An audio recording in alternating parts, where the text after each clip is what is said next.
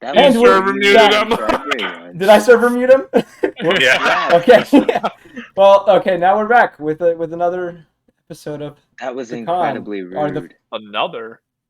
as in What do you Another one. mean last another? week. Last week we did the Wild West. This week Did we're we? doing Scales of Fate. Scale of Are Fate. you sure? Yes. Yes, I'm Almost 100% like sure. Hey, last week's episode was very emotional for us. Wilhelm, big But boy. as we're saying, so this is technically the first episode of the Scale of Fate campaign, No, mainly due to the fact that the previous episode got lost in time. that's a Literally. lot. I'll remember But- you. Let's talk about what happened in the previous episode real quick. I know some of you have some like fantastic notes. Others of you Oh, I didn't don't have take any notes whatsoever. Hi there. How Yeah. you doing? Like him, he didn't take any notes. Would you Hi. like me to read Ito out is my Ito notes? is still muted for me. I don't know if he's been saying anything. No, you're good to unmute him. Okay, no, I'm muted. That's about what I expected from him. But last week's Yeah, episode, okay. we started with a vision of all of you having, or the same vision that all of you had, of seeing each other getting ready to do battle against some dark force that ended up wiping out the entire party before you guys heard a voice tell you to meet the others at the Adventurers Guild within Morian Bay. Yep. And while you were in Morian Bay, you guys all met each other, as well as meeting Jabbers, the Kenku Bard, who followed you guys out into the woods when you guys were getting ready to go investigate the dragon's lair of the dragon that had disappeared, and the Tabaxi rogue by the name of Trinket, who robbed Journey before paying her back when you guys returned to town. And then while you guys were on that mission, there was a little bit of tension between certain members of the group. As in Belrock and Magnus were not seeing eye to eye, and Belrock was hitting Magnus with a couple of insults here and there. And it as well as Calder getting a mark put onto his hand after touching a sacred rune that was on a wall that he only saw, and he saw a vision of the dragon messing around with an item that made it seem that it was going through time before it shattered into crystal, which you guys ended up collecting, most of you not knowing that the crystal was once a dragon. Dirty. Now we're coming to the following morning. We're going to start. Wait, someone saw that and revealed it to us, I thought. No, Calder never said I anything. didn't reveal it. I just saw it. You guys What ended a up collecting the douche. crystal, and he was like, "Yeah, that's a good idea." What we saw was the man with a pocket watch. Yeah, in you that guys. area. He That's what I knocked us all forgot to out say. and gave us all a vision of our past, and then he opens the rift and runs through it. Yes. That's right. I didn't get everyone's vision, but I got my own. Which Yeah, you each had a vision of your own everyone. past. If you guys want me to, I can reread them.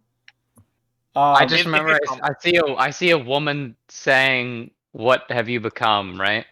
What Like happened to touching you? my I think it face was. and saying, like Also- touching my face and saying, "What have you become?" or something. Yeah. I don't know. Also, we did have a situation. Fuck, I'm just gonna post this the way it is in the chat. You guys got a letter in that night. We just got a letter.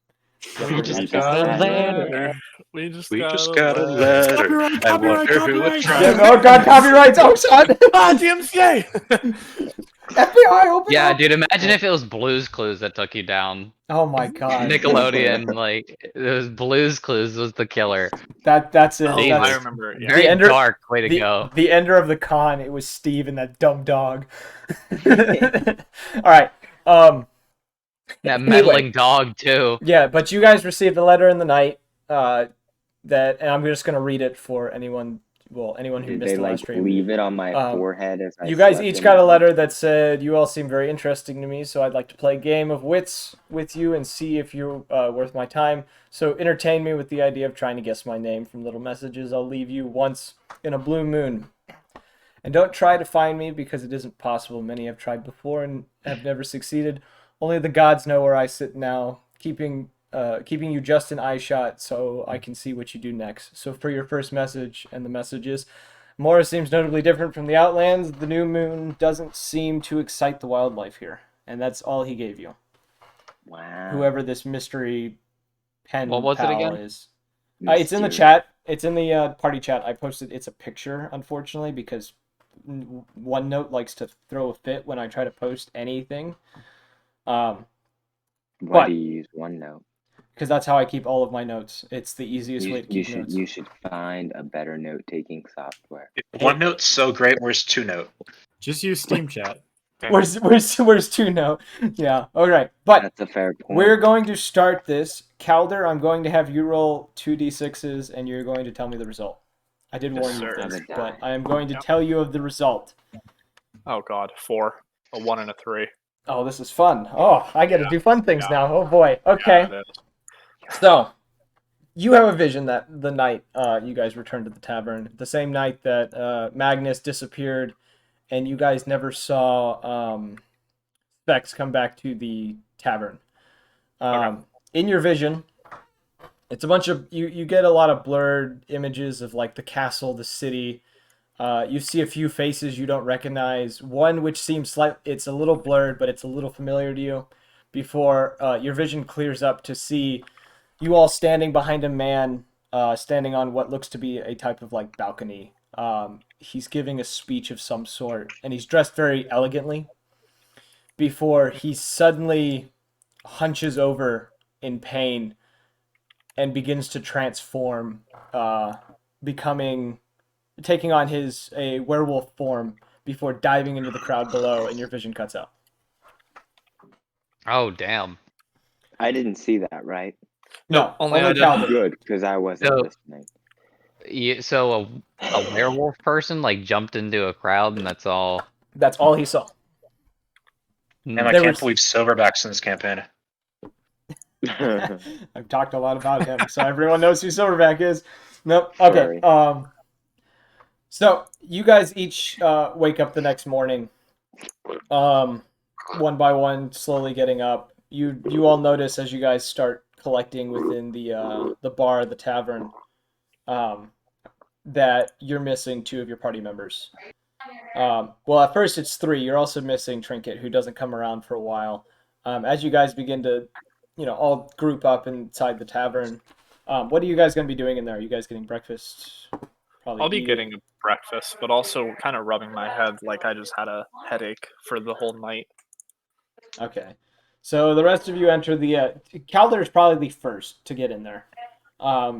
Clearly not getting the best of sleep because of his vision. And because of that, he's sitting in the bar, kind of relaxing while you guys come in one by one. I'll also order a tea, like one of the magical herbal teas if the guy has it. That might help. Can I get a chamomile, please? So he does inform you they don't have tea. This is a tavern. I doesn't have have tea. headache. He does. God, yeah, I want milk. He says he could like the only thing. He can give you milk. You can have milk. They got milk at the tavern. No, I'm lactose intolerant. Take poison damage. All right. Roll your Constitution save. Yeah. Roll a Constitution save with disadvantage. Oh, you rolled a 1. Oh, you die. No. Immediately. But you Maybe guys if all, you're more tolerant of lactose, this wouldn't have happened. yes. Rethink your This character is next time. clearly your I need to be fault. taller of lacking toads. But so you guys, I guess what is each of you doing as you guys are coming into the bar, each one by one? I don't know who comes in first. It's kind of up to you guys. What time would your character get up? Type deal. Wait.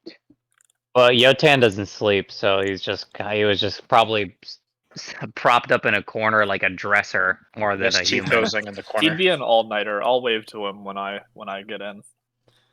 Yeah, I would have just been chilling in the corner. All right. Like an actual piece of furniture, like not moving, not even breathing, just fucking standing there.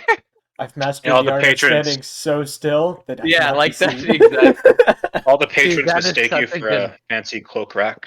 Yeah, He's got cloaks all over him when the morning comes. No. All right. that'd be good. So when you see Calder Roll wave roll to a stealth check. you, roll up. stealth checks. See if anyone. No. Do you Yeah. guys? So what do you do when Calder waves to you in the morning when he sits down? I just move and you see all these coats fall off me.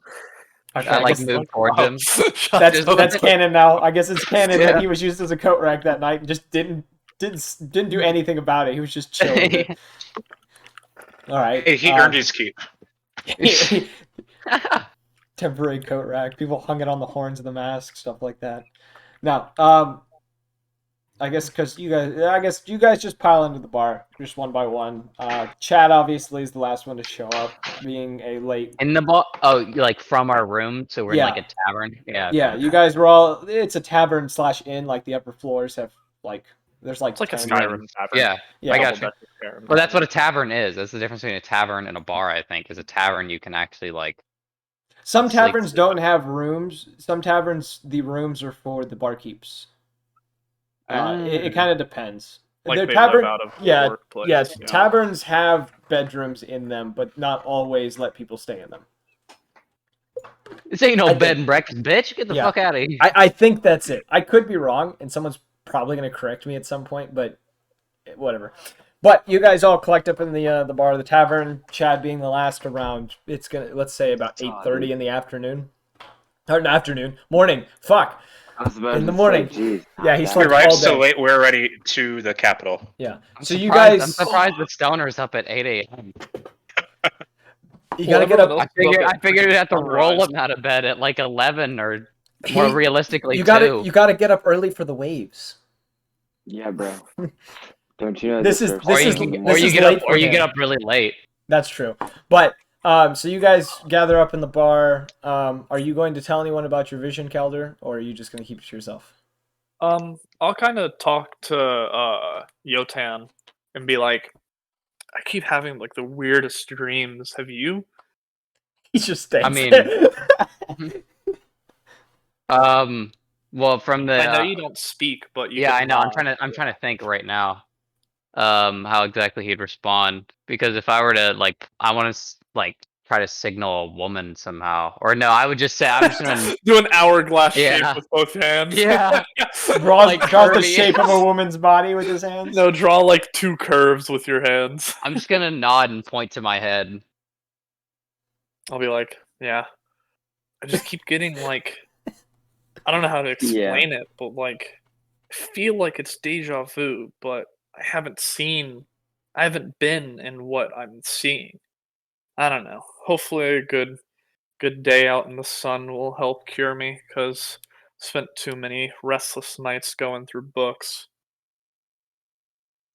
And I'll just go ahead and eat my food and get ready.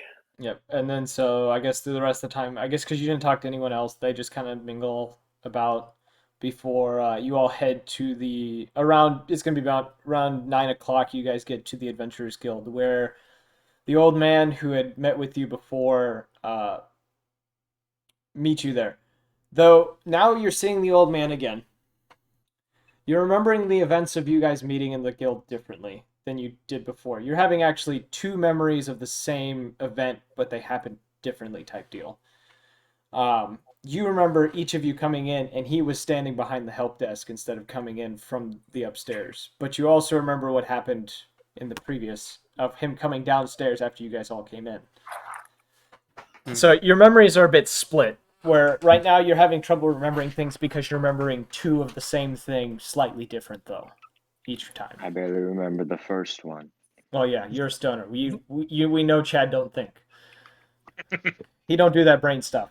But- Thinking hard. You guys get to back to the Adventurers Guild, and he smiles when you guys come up, and he says, "How'd you all sleep?"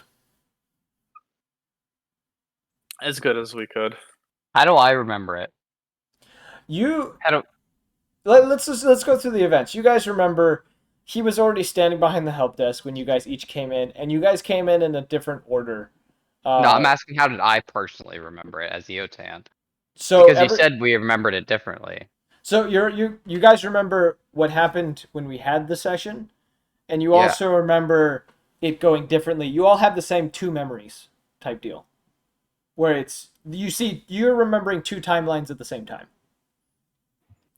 that Okay. lead to the same point. It's Alright. it's altered memories. You guys are having a bit of Well, confusion. no, I just don't. as I'm to- just wondering what the relevance is all. But go ahead. I'll be I right mean, back. I'm sure we'll figure it out. Yeah, this is going along with the fact we lost the episode and the fact that there's some time shit going on.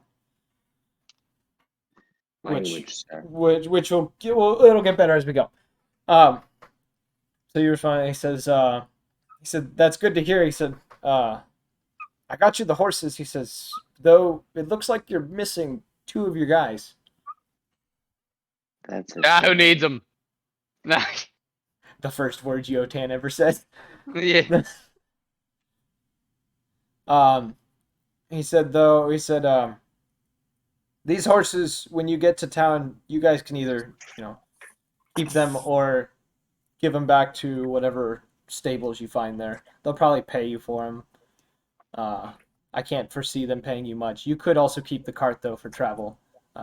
Places What is will take it happening? in. I He- apologize. He gave you the cart and the two horses. You have a cart and two horses. And for the so this party. fits all of us Yes. sitting, or we have to have some walkers. No, you guys could all pile up in the back and two people in the front.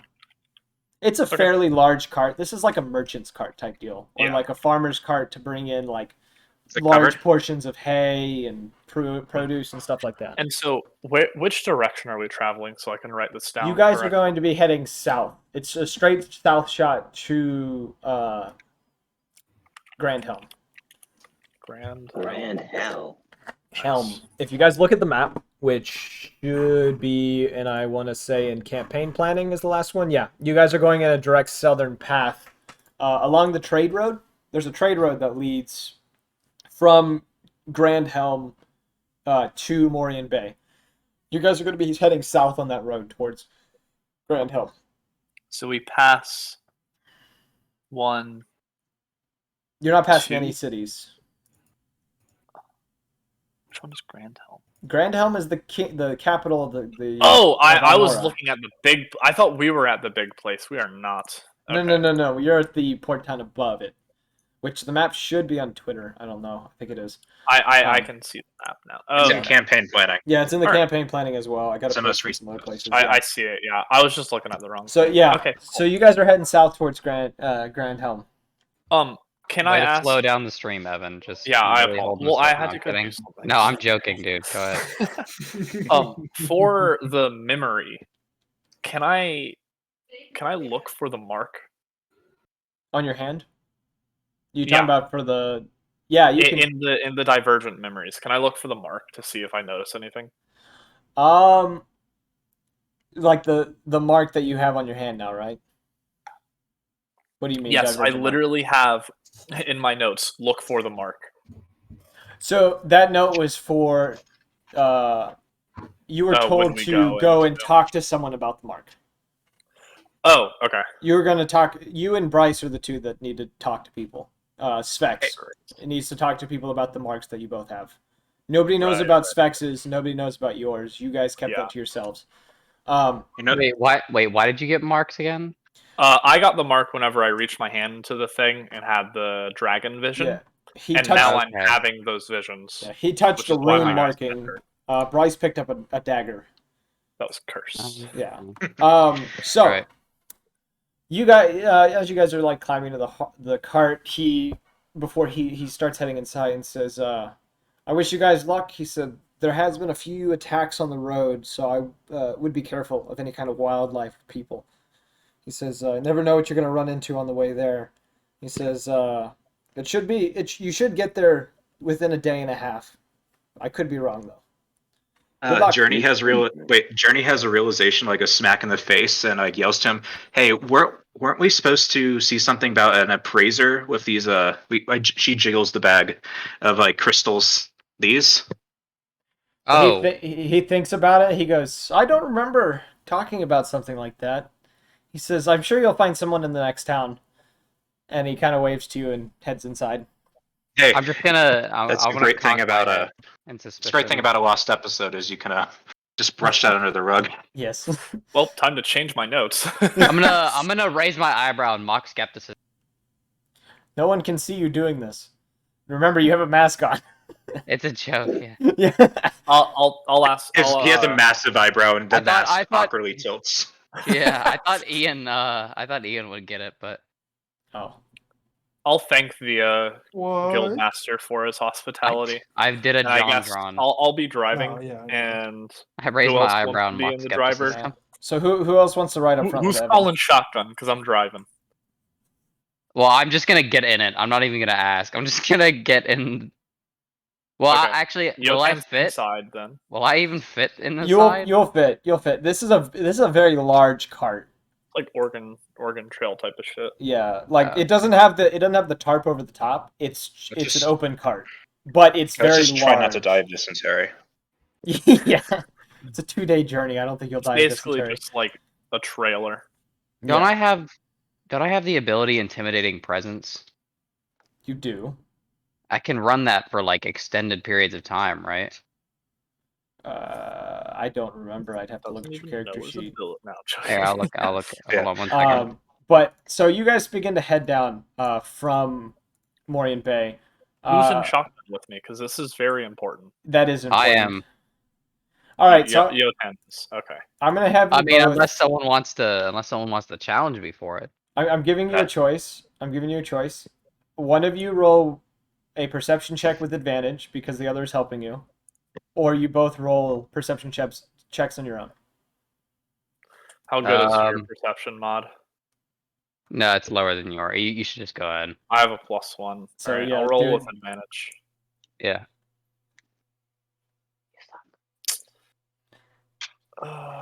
13. Okay. So Yeah, that's you guys are Wait, doesn't heading that- down. I What? thought advantage means you roll again. Yeah, he did, rolled I rolled twice. 8, Oh, okay, my 13. bad. Yeah. So I you should've guys assumed that, I'm retarded. you guys start your journey into the plains between the two cities. Jabbers is in the back, probably playing music with Journey. Trinket is trying to do little card tricks, play games with people, stuff like that. Everyone else is trying to sleep and they're being annoying. Come on, I'm guys. smoking and playing my ukulele, Tyler. You guys travel for a decent amount of time. Not really Or seeing not. anything. You can play your ukulele. You're good. Yeah, that's right. They're just having a little rehearsal back here. Yeah. There's And one- say that. Sorry. What? I was just gonna say there's one song Yotan can play, and it's on a pan flute somehow. Somehow he plays it like Majora's Yeah, Mask. somehow he sees. Sure. Somehow he can play the pan flute. Okay, Magic. but so as you guys are going, you guys don't see anything as you're really going until about. Or no, your first day goes uneventful. You don't see anything. You see a couple of things of wildlife.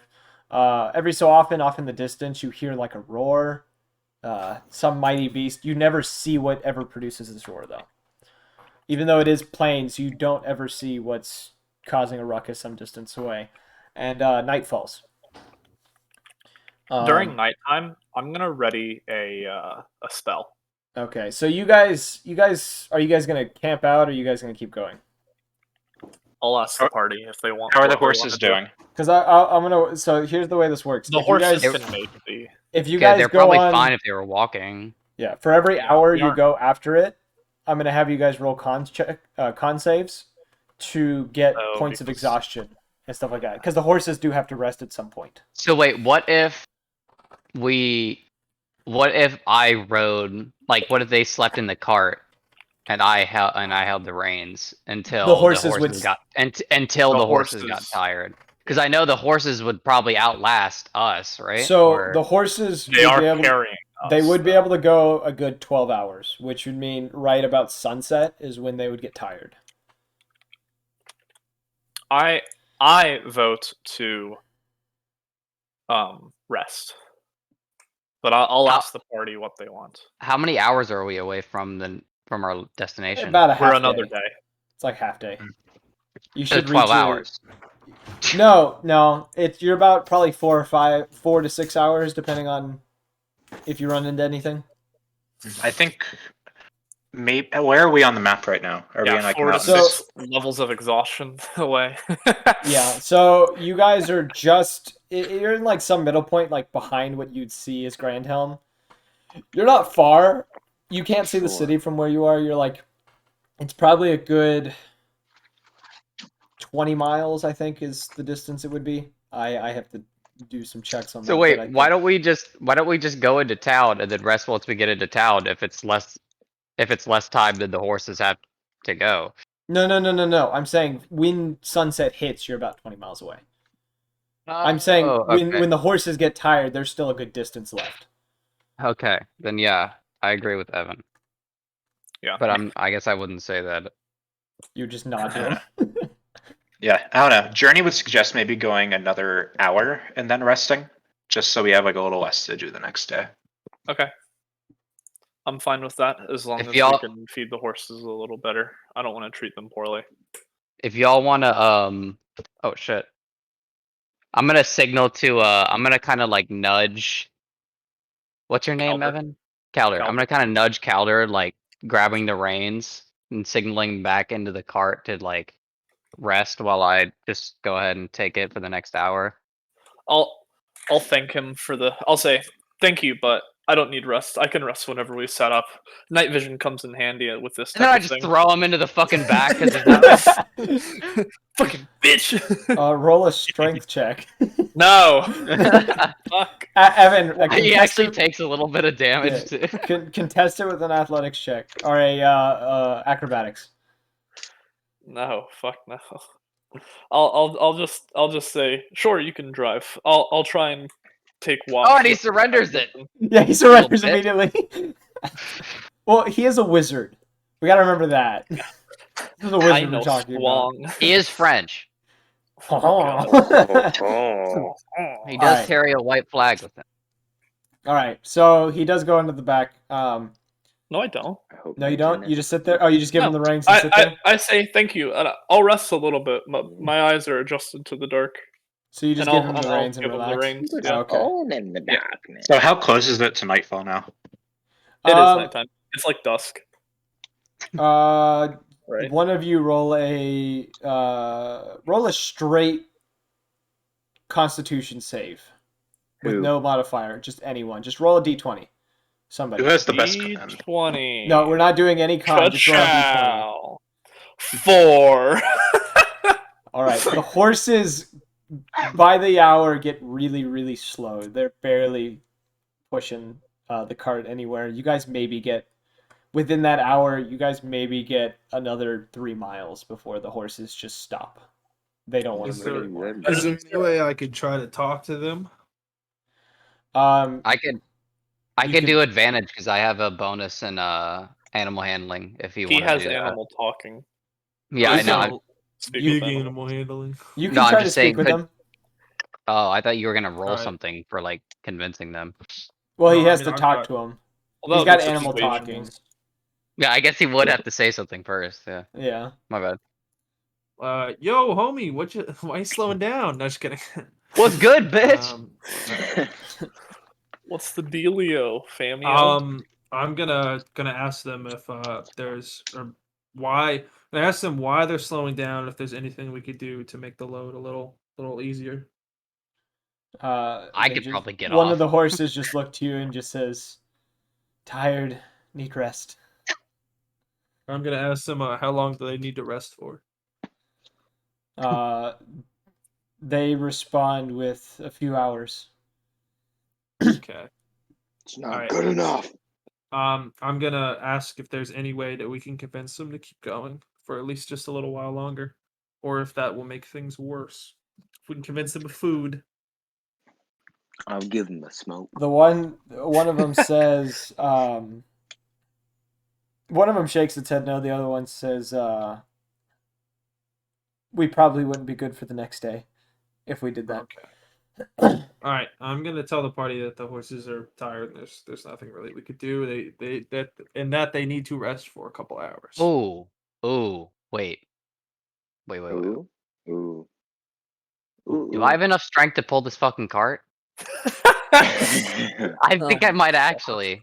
No, I don't think we can fit the horses in the back.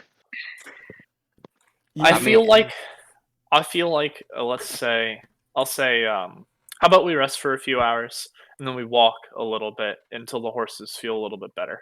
I'm really trying to make this in a work. couple hours. Sounds good then. I'll start setting up camp. All right, so What's the area around us? So you are in a grassland. It is a road, like a dirt road, and then just grass as far as the eye can see. And it's not like super tall grass everywhere. It's like a lot of it varies between like ankle high and then like over your head high at some places. But where you guys are at, around the road, it's just kind of low. It stays relatively low around the road. So you guys have a pretty good area that you can build up a campfire, tear up some grass, and make a fire type deal. Okay. Maybe we want to set up camp deeper into the grassland so we can't be seen from the road. Yeah, but we shouldn't risk lighting the grass on fire. And I mean, we also don't need to grass set a produces fire lot if of we just smoke. use some blankets, if we're immediately going to sleep and not cooking any food. What environment are we in? Is it Grassland. grassland? And it's about late summer right now. Is there anywhere like close by that's a wooded area? No, you are in the middle of the grasslands. It is nothing but plains and grasslands. Is it moist grass? No, it has not hit the dew point yet. Is it moist? I'll say. What would that imply if it was moist? I'm The dew genuinely wondering. The dew point hit because there'd be water droplets on the grass. Question. No, I'm asking what that is. Like I'm wondering. I could literally light a miniature controlled forest fire Wait, at that so point. what you're asking what the dew point is? Yeah, what is that? That's when you get the water droplets on the grass. Like that's when the temperature drops to a point. Well, I know what dew is. I'm saying what would it matter in this situation? It's just because it'd be more difficult. Dry grass is easier to light on fire. Yeah. Oh, okay. Yeah. And the dew point hits a certain time of night, so you haven't hit that temperature threshold to get it. Tyler, is it the wet season or the dry season? You're in the end of summer. Really. Yeah. Are we above an aquifer or nearby a lake? An aquifer. Look at the map. Look at the map. Are there any places? How would I know about the aquifer though? You wouldn't. There is no aquifer. Not that you know of. All right. Well, I'm gonna ancient Rome. Oh my God. I'm gonna go off and go hunt, but before I do that, I'm gonna cast alarm on the campsite. Actually, I'll save it. But I'm gonna go off and hunt. Okay. So you go off. We are agreeing that we're gonna take a short rest, right? I assume. Yes. Yeah. I'd say maybe what if we rest for like 5 hours? So a full rest is 8. If you do 8 hours, that would get you because you would get up around 4 in the morning if you were to do a full 8 hours. That sounds fine to me. We don't technically need a long rest, but I think the horses. Yeah, we haven't expended any spell slots. Yeah, it's around. Well, you went another hour, so it'd be more like 5 in the morning. So it'd be an hour before sunrise. Would be about when you guys would get up and go. The horses would be better, though. You know, that sounds fine to me. So, yeah, we'll long rest. I will prepare a detect magic. Yes. And a just gonna flaming detect me casting alarm. and flaming sphere. Okay. Okay, wait. So are Umlac, roll a survival check to see how successful you are in a hunt. 9. Okay, you go out into the grass. You only catch maybe 3 rabbits this time. You're not as successful as you were in the woods. And when you come back to the site, they have a small fire built. Jabbers is asleep in the back of the cart. Trinket looks like she's playing with something somewhere off in the grass. Yotan started eating the horses, just like. Can I ask the horses if they're hungry? When you approach the horses, they seem to be picking on the grass that's around the cart. Okay. They're horses. When you guys stopped and like got set up, Trinket actually unhooked them from the cart and then hooked them to the cart so they can't wander too far, but they're not holding the cart anymore. Yeah. Okay. Cool. So, all right. I'll cook the rabbits, and then right as we are about to go to bed, I'll cast alarm. Okay. So you guys, is anyone going to keep watch? I will. Oh yeah, he doesn't sleep. So. Instead of an actual fire, I'm just gonna have produce flame cantrip and also control flame cantrip. Just cast it. Do you need to concentrate on control flame? No. No, it's just okay. No, it's produce flame is no concentration, and control flame is instantaneous for the effect. I'm basically gonna produce a flame, set it on the ground that's nowhere near the grass, and control flame, I'm gonna half the area of light that is used, and that change lasts for an hour. And I'm also Okay. gonna change the color to black, so it's a black flame. All right, so you guys settle in for the night. Yotan kind of sitting off to the side. Is there any way I Um, can like cuddle with the horses? Not cuddle with them, but you know what I mean. Like coddle them. You can sit next to the horses. Can and I just roll chill. the Well, fuck like, the can I? horse? Well, like, is Can there I any way fuck I the can make horse? them like You give know, them some I kind of haven't advantage spoken. tomorrow from like encouraging Good. them throughout the night because I have better animal handling. Like I can, I don't know. I'm gonna say no. They'll be fine by the morning, and they will get you to town. I haven't spoken for almost this entire session, but dog, you're doing what to those horses? Check the chat. Roll for, Reality. Oh my god. So roll for friendship. so Yotan, roll a perception check for me. Oh fuck me! I just went down to my garage. So Okay, run here's back what I'm gonna do upstairs. from now on too. I'm gonna warn you. I'm going to be asking for a lot of perception checks. Not all of them are going to be something. That's fine. I should have brought my phone down. Is there an My app for this? passive perception is You 11, get the by the D&D way. Beyond app. I can roll for Wouldn't I you. have an Perception is 11. Wouldn't I have an advantage on Mine's this? 15th. No bro. one's Wouldn't I have up. a? No one's up Well, with no, you. because the I light. am. What? The I'm light? up. No, What because the fuck? well, no, because his fucking didn't he make some kind of special fire? Yeah, so I made a black flame and Actually- it produces half the light. Actually, technically, you would have disadvantage due to it being Whoa, dark hold and you on. having no dark Do vision. I have? I Oh have yeah, dark vision. potentially. Yeah, you don't have dark For vision. Don't try to change the system here. Okay, So, so what do I roll? You want me to perception roll with disadvantage. perception? Twice take the lowest. One. Well, I got a 1, so Okay, Oh, you don't. God. You in the night, you kind of get lost in the memory of that girl, taking in every detail that you saw from it. wait, hold and on. Am I a fucking idiot? Trying your 11? hardest. That was 11, not 1. Oh my god. It said well, 1. It said 1 on the dice. I swear to God. well, okay, so I'll do this. Said one Let's twice. change that.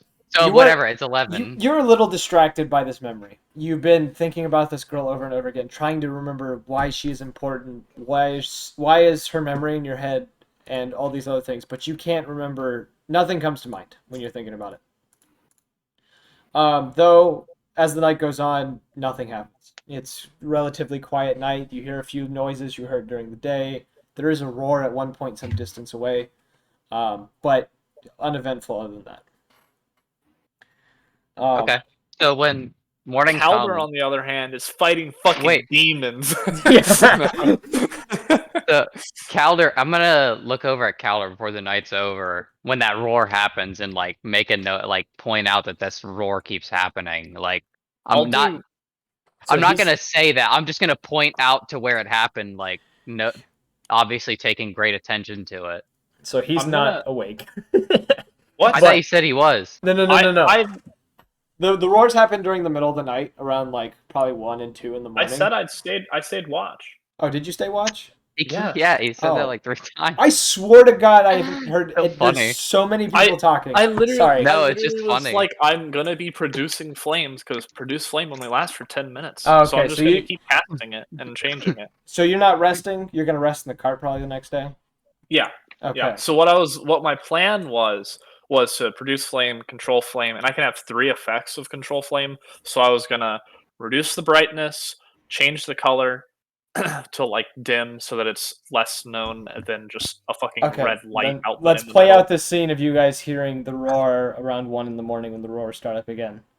So you hear. Okay, you hear so the this roar happens. Yeah, it echoes. It's a powerful roar. The only thing you can describe it as, it sounds bigger than a bear. You don't know what it could be though. Ah. Can I see you? You just Wait, fucking nut. Who's this? Who hears this, or is it all of us that hear this? No, it's No, only yeah, everyone's Calder and asleep. Yotan. Everyone's asleep. Alright. Oh, do any of us hear the really loud sigh of irritation? No. But so what I'll do is I'll like see him like point and make note of it, and I'll cast Control Flame, and I'll just like I'll use the effect to make a creature appear in the fire, and I'll be like, it's just a lion or one of theorizing? the beasts. Yeah, and I'll just like make it flicker through a bunch of like large alpha beasts of the grasslands and be like, it's no worry, and I'll like dissipate the fire and then cast Produce Flame and edit it like I normally do, just to reset the flame. And like playing with it. Yeah, like I have almost perfect control with this fire. I could pick it up, throw it in between hands, fucking juggle it if I wanted to, like set it down, extinguish it instantly, do all. He's doing the scene from Narnia. It's like when the satyr is playing the pan flute with the fire doing all the stuff. But yeah. But so the next morning comes around. It's uneventful. You guys start waking people up around just before sunrise. The sky starts brightening up just a little bit. And you guys start waking everyone up and getting everyone back into the cart. Who is gonna take point on this? Who's gonna be in the front of the cart again? If no one else wants to be, I was just gonna be resting in the front, just like sleeping on the side, because Yotan was gonna drive. Yeah. Okay, so you guys pile back into the cart. Make me walk. Yotan. Oh, what are you gonna say? Journey wants to ride in the front. I think Journey would be on the back because she has dark vision, and it's just kind of right before dawn. Yeah. And just kind of like have her her hand crossbow palmed in case like anyone comes up on the rear. So you're gonna help with watch? Yeah. Okay, so same thing as before. Either both of you roll a perception check, or one of you rolls with advantage. I got a 21, so I would do both. You do it. Yeah, roll separately. He already rolled a 21. So we're rolling separately. Okay. Yeah, you roll one. Okay, I got 14. Okay, you guys have pretty. It makes sense if we're on opposite sides of the cart. Yeah. Right. So yeah, the day goes on. Jotun, you begin to start noticing stuff moving around in the grass around you. Something large that is like moving around, and you keep hearing the roars from the day before. But they seem a little closer than before. And then around probably 9 in the morning, about probably 3-4 hours before you would hit the town, there's a figure that stands before you on the path. On the ground, they have a glaive stabbed into the ground next to them. In one hand, they have a shield, and in the other hand, they have a helmet or a helm that they're holding. And as you approach, what are you going to do as you approach them? They're just kind of standing in the middle of the road, kind of taking on that like boss battle type stance of like white stance. I'm trying to see. Oh, intimidating presence is at the 10th level. Damn. Maybe I could use them. Well, I'm gonna wake up before we get so close to her. I'm gonna have woken up Calder, and Calder probably would have noticed at this point. Yeah, because I have night vision 60. Holy shit. Yeah. And it is sunny now. It is sunny now, though. I will say. Okay. It's 9 in the morning. So what is he gonna say? Because I'm just gonna hear what he's gonna say, and so you're stopping the cart some distance in front of the dude. Well, no, I'm saying this is like before we're like, because we can see him a long distance before we ever get within an arrow shot. You're talking to Calder. No, I'm asking you. I'm saying we would probably see this guy before he was even within an arrow shot of us, right? Yeah, you guys can see each other. He can see you guys from a good distance away. From a good distance away. You notice him about when you're about 300 feet from him. Okay, then I will stop. I'll stop right there and 300 feet. And wake me up. Yeah. I could use my thaumaturgy to increase the I guess volume of my voice and use intimidation. I have 20 charisma and +6 on intimidation if we just want to get this guy to move. Yeah, so well, don't just intimidate him out of the blue. Let's. That's actually why I see didn't what go he's- for that. I Yeah, have +7. I'll say, Yep. because I can sense Oh, we your should, magic. yeah. If we just Since I double sense intim. your thaumaturgy, I'll be like, hold on, don't do anything rash. Let's see what they're up to first. Yeah, We and don't from- know if they're hostile from the or not. distance, You want to roll a? Oh, sorry. Go from ahead. this distance, you can't identify what he is.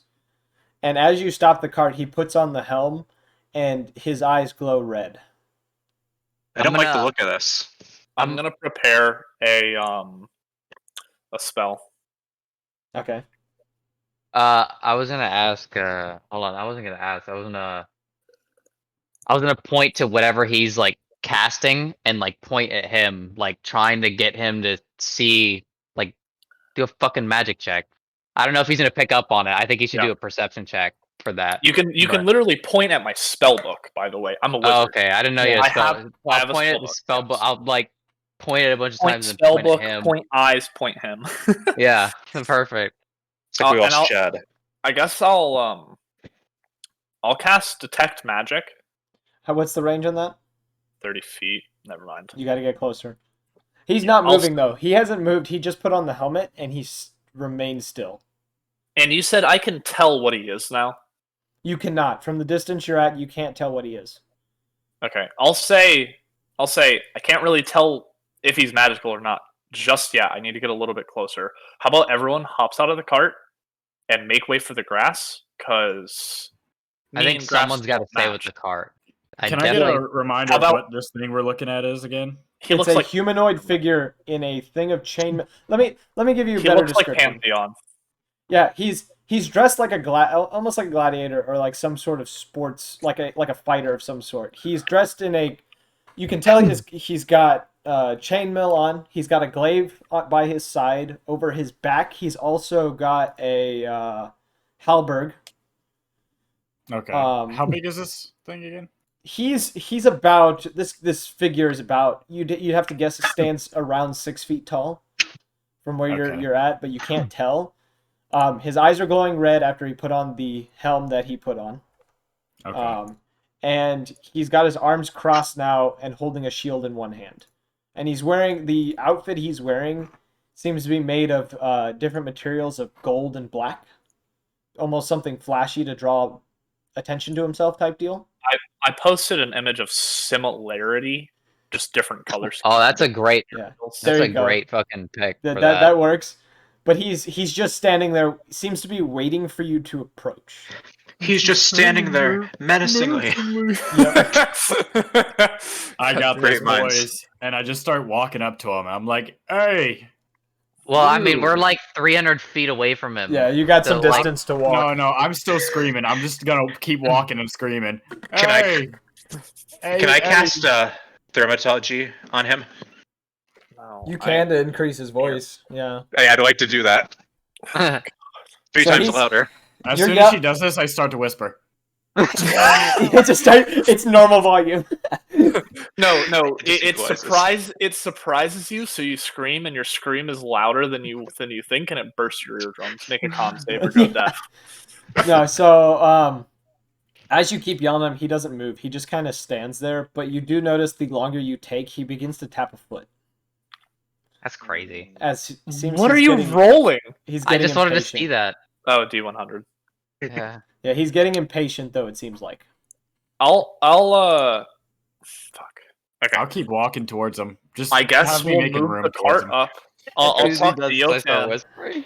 I'll tell Yotan, hey, move the cart up. Just be very prepared to hop out and Well, fight for the horses. I really think someone else should drive. Okay, I don't know how to say this, so Okay. let me think for a sec. Let me think for a second. I'm just gonna get out of the cart and like, what is the name of the? Are you a huntress? What are you? Belrock. Me? The one with +6 intimidation. I'm a bard. A bard. You're a bard with +6 intimidation? Hey, bards Yes. are charismatic. Intimidation's a charisma based thing. That's very weird. Yeah, So- I have 20 charisma and +6 to So- intimidation. Well, a lot of Actually- people either switch out intimidation for either strength or charisma. It's Well, I also- situational. Well, It's my situational. intimidation's based on my strength, so that's probably why mine's so high. I'll say, I'll kind of pick up on can I just pick up on what Yotan is trying to say? Yeah, the fact he just kind of throws. So Yotan, in his motion, kind of drops the reins in your lap and just jumps out of the cart, walks towards the person. Yeah, I'll say, Umlak, since you can speak to these horses, how about you drive so that they can respond better? You're Bard. What's your name though? Journey. So I'm just gonna kind of like grab Journey by the shoulder to try and like get him to come with me. Her. Jeez. Her. I'm sorry. Her to come with me. Okay. Misgendering in my DM session or my dungeon session. Are you not gonna happen. playing her, or are you a? Hey, Well, Celtic, did you check in the party chat? Yes, I've been seeing. I'm assuming. Thank you. I'm assuming that Balrock is still just walking at them. Oh yeah, how much distance have I covered? So Balrock is about 30 feet from you guys. Like he's by the time you. Yeah, I was gonna say we're behind him, but we're. Yeah, by the time Yotan jumped out of the cart, Balrock's already got about 30 feet on him. So I know we're behind him, so I'm gonna try. I'm just trying to get the 2 intimidation characters to get an intimidation roll when we're in range against this guy. Okay, I got a plan. We'll all stand side by side and start snapping intimidatingly. I heard the gangs do this. That's funny. All right. I will ask.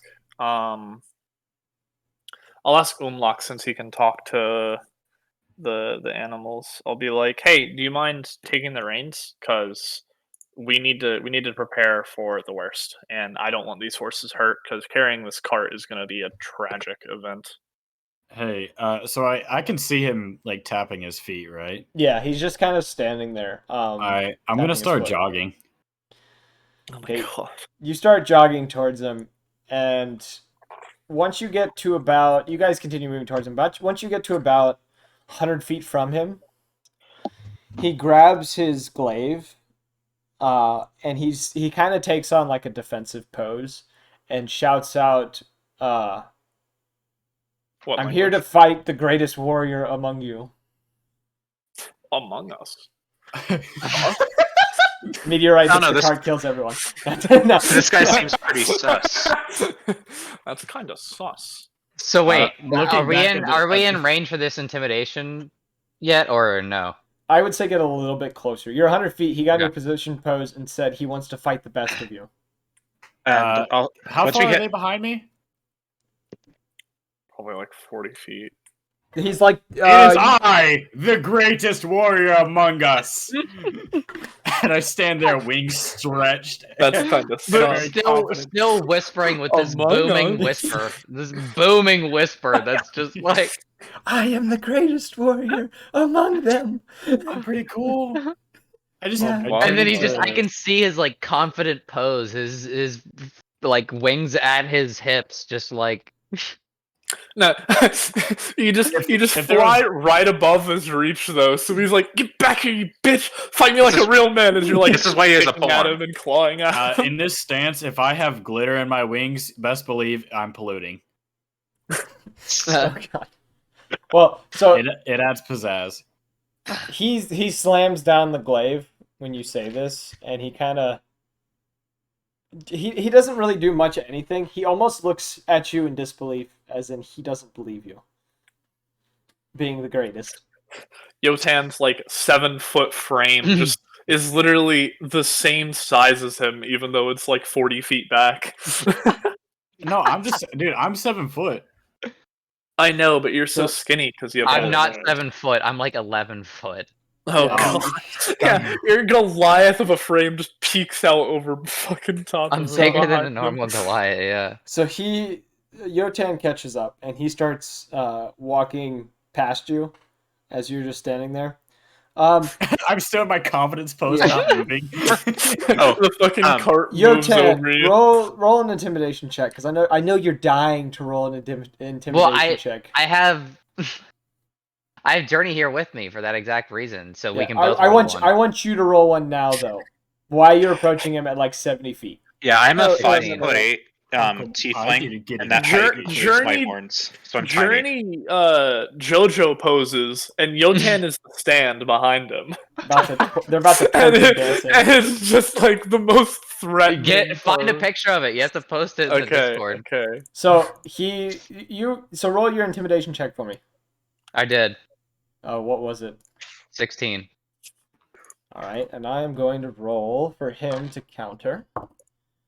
This is the Okay. perfect image. So he's staring at you, and around the point you get about 50 feet from him, the red in his eyes disappears, and the helmet falls off his head.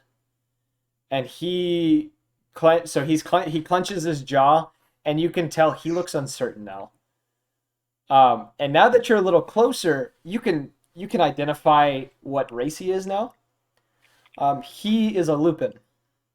One of the, and if anyone doesn't know what a Lupin is, it is the wolf folk that I created for the Wild West campaign. It is a Lupin standing before you wearing chainmail, who's holding the glaive and the shield.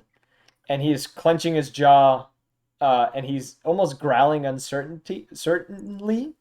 I'd like to use a deception check to really kind of hype up our bird friend. Jotun's the one in front. Hey, yo, hold on. Can I just fly up and just Eldritch Blast him? Just right there. So not quite yet, because just because of the distance you're at. But It's at 120 feet. That's the no. range. I want to. So Jotun, you want to keep approaching him, right? Yeah. I want to hold on. I'm trying to see where are exactly. I'm trying to look for Misty Step. You said Where Lupin, is it? Lupin. Misty Step. What level was do I with- get Misty Step at? Yeah, just It, spell like that. look in your features. I forgot we built your character Features, from the I ground up, so see it it. doesn't want to. Reckless. I don't see it. Here. I don't think you have it yet. Here, I'm gonna. Yeah, let me you look started it up with real quick. Vice Grip. That comes at level 6, I think. You So said I- Oh, he the was a Vice. Lupin? No, the Vice Grip should be your. I think. But yeah, I'd No, like to. no, you can do it at. I want to say it should be the next level. Oh, We're 4? almost there. Hey, Yeah, Tyler. Yes. Okay. Sorry for keeping asking, Well, but I should we add noticed this he's a into it. Lupin, which is a wolf folk. Yeah, wolf folk Yeah. type creature. Okay. He's looking uncertain though now that you're approaching him. You're approaching me. You can, and now that you see him closer, you notice, and I'll give you his description. He is black fur, and he is Dude, looking that's at literally how I fucking imagined him. you. You imagine black fur, Yeah. and then he God, is you guys looking should at date. you, with almost, you can see almost fear in his yellow eyes as he's staring at you. But he's unmoved as you slowly approach him. We're saying Belrock is our chosen one, right? Yeah. Fucking Okay. Yotan. I'd like keep to. going. So I'm just doing whatever, and Yeah, they're he's- doing their thing. Go I'd ahead. like to use a deception check to say that. So we're saying Yotan is our chosen one now. Yeah. I'd like to say that his touch can burn creatures with weaknesses to silver. Like roll he's a been deception cursed. check. What type of armor did he have on? I apologize. Chainmail. I'm just writing this. 18. Chainmail. He's been cursed. The individual opens his mouth to say something, but nothing comes out, and he takes a step back. Can I, He is- can you- I also make a deception? I'm your hype woman. Yeah, you Can now notice he is shaking. You can actually hear his armor vibrating due to how badly he is shaking as you're approaching him. I really badly just want to say, like, oh, he's not our champion. I pick up Jabbers. I'm like, he is. His talons are cast from silver. He got an accent. He's more machine than bird now. Dude, why does my And then, so you get about 10 feet from him, Jotun. And you watch as his glaive and shield fall from his hands. you're almost And- in melee range? 5 and more he- feet. And he collapses in front of you. And begins wailing as he begins pleading Well, for you his mean life. whining like a dog, like a Pretty much. Like he starts pleading. He goes, he starts rambling, and some of it you don't catch right off the bat because he seems to be switching between languages as he's talking. But he mentions that he realized who you were, and is pleading for his life. Oh. I'm just gonna pick him up by his clothing, like lift him, and like just kind of cock my head in confusion. So as you Just grab trying him, he throws his hands up in front of him as if to block his face. As he's Remember, I said you can like do magic hand things. yeah, he's whimpering as he's like curled up in a ball in your grasp, like floating off the ground. I like lean into counter. I'll be like, I could have done that. I'll say I'm Okay. cocking my head in confusion, like trying to get him to explain. That was kind of the I'll reach out my hand sorry. like Andrew, I'm about like in the I'm D&D close to right now. Yotan and tapping on his shoulder, but I'll reach out my hand and cast Mage Hand to go forward, And and I'll tap on Yotan's trying. shoulder, and I'll be walking forward to like meet up with him, and I'll be like, Okay. put the child down. He doesn't look harmless. Like he looks So harmless. you can tell this is not a child. Well, he is a child. You can tell I mean, he's just An out of adolescent. he's just Like, I don't into know, he's adulthood related. because this race. Would it be history? so I don't want. I can roll history. I'd say roll a history check because then you would know. There's You just would like know here, I'll see call how you much you when know there's about this like a race. where I'm 10. dealing. 10. Damn it. So you know this race, they mature at an early age. You can't tell how old this one is, You know what? Hold on, give me. but you can tell that he is just either entering or has just gotten into adulthood. Give me like Yeah. 2 minutes. Okay, let me call you right back. He's talking to someone else. Oh. Yeah. So I'll say to Yotan, come on, put down the All right, I'm here. Sorry. the Lupin, because I'll know what race he is, and I'll gather his belongings, his shield and his glaive, and I'll hand it to him and be like, sorry if you soiled your garments, but I know this man can be a little threatening sometimes. So he doesn't respond at first. He is just in a ball. He is laying there whimpering to himself as you guys are all now bringing the cart and everything towards him. He's just sitting there on the ground. Everyone except for I'm kind of like I'm a little intrigued right now. Is all I gotta say. He said some shit. He realized who I was. What does that even mean? If you can't He handle made me the put him heat, get out of down. the kitchen. yeah. So it's like I'm just saying, like I'm very interested right now. So I don't know. I feel like I should be doing something to try and find out. Well, What it's he knows. clear what's going on. So, yeah, And I walk up behind the group and I'm just like, No. he marveled at my greatness. You kind of got in front of it, and that's why he's not dead in shock and he got a little behind. But it's clear I am the champion among the group. And as you say that, you hear a roar in the grass on your left. And you hear me audibly shit myself. I will, on reaction, because I have a spell prepared, cast Flaming Spear. All right, roll the attack with disadvantage because you didn't see where it was. You just know the general vicinity. Well, You spear a merchant who just like sneezed or something. it's a 5-foot sphere that appears in any That's not a spear. That's a unoccupied javelin. You're space. like A long-tated sphere. I will cast it the depth that I think the creature is in, and I will move the sphere in a circle, like in a cyclone, lighting the entirety of. Is it a save? It's like an area. Yeah. Is it a save? No. It's I mean, like it's like for an the attack. expanding AOE. Yeah, it is. It's like it an is a expanding save. AOE. It's a dex save. It's a dex save? Okay, let me Yeah. roll for that. Alright, you notice as you place the sphere down, something darts away from it, with unnatural speed as it shoots away from it. You try to follow it and it disappears in the crowd. It goes Into the 30 feet. this thing was no. I mean, when you were moving it, it was keeping pace and keeping ahead of it, and you couldn't catch up to it. and then it disappeared again. Okay. Well, Doesn't the- after I move it around, I'm gonna put it up in the air, like above me. I think 10 feet, just so that I can have it and I don't have to use another spell slot. But I can still move it around. Grass has to roll a dex save now, right? No, the grass is a little bit on fire too now. You have caught some of Yeah. the grass on fire. I did I spawned it and then did like an ever bigger spiral. Like I spiraled around. That's what I was asking. It. Is it like a slowly expanding AOE or like? No, so it's a 5-foot sphere of fire that I can control 30 feet. Yeah. So I moved it around in like a spiral to like try and catch the creature in that zone, but I couldn't keep up with it. when this happened, you guys weren't paying attention to the Lupin in front of you, who immediately stopped his whimpering when he heard this roar, grabbed his things, and darted off about 30 feet from you guys before 3 spikes came flying from the grass. Calder, Jotun, what are your DCs?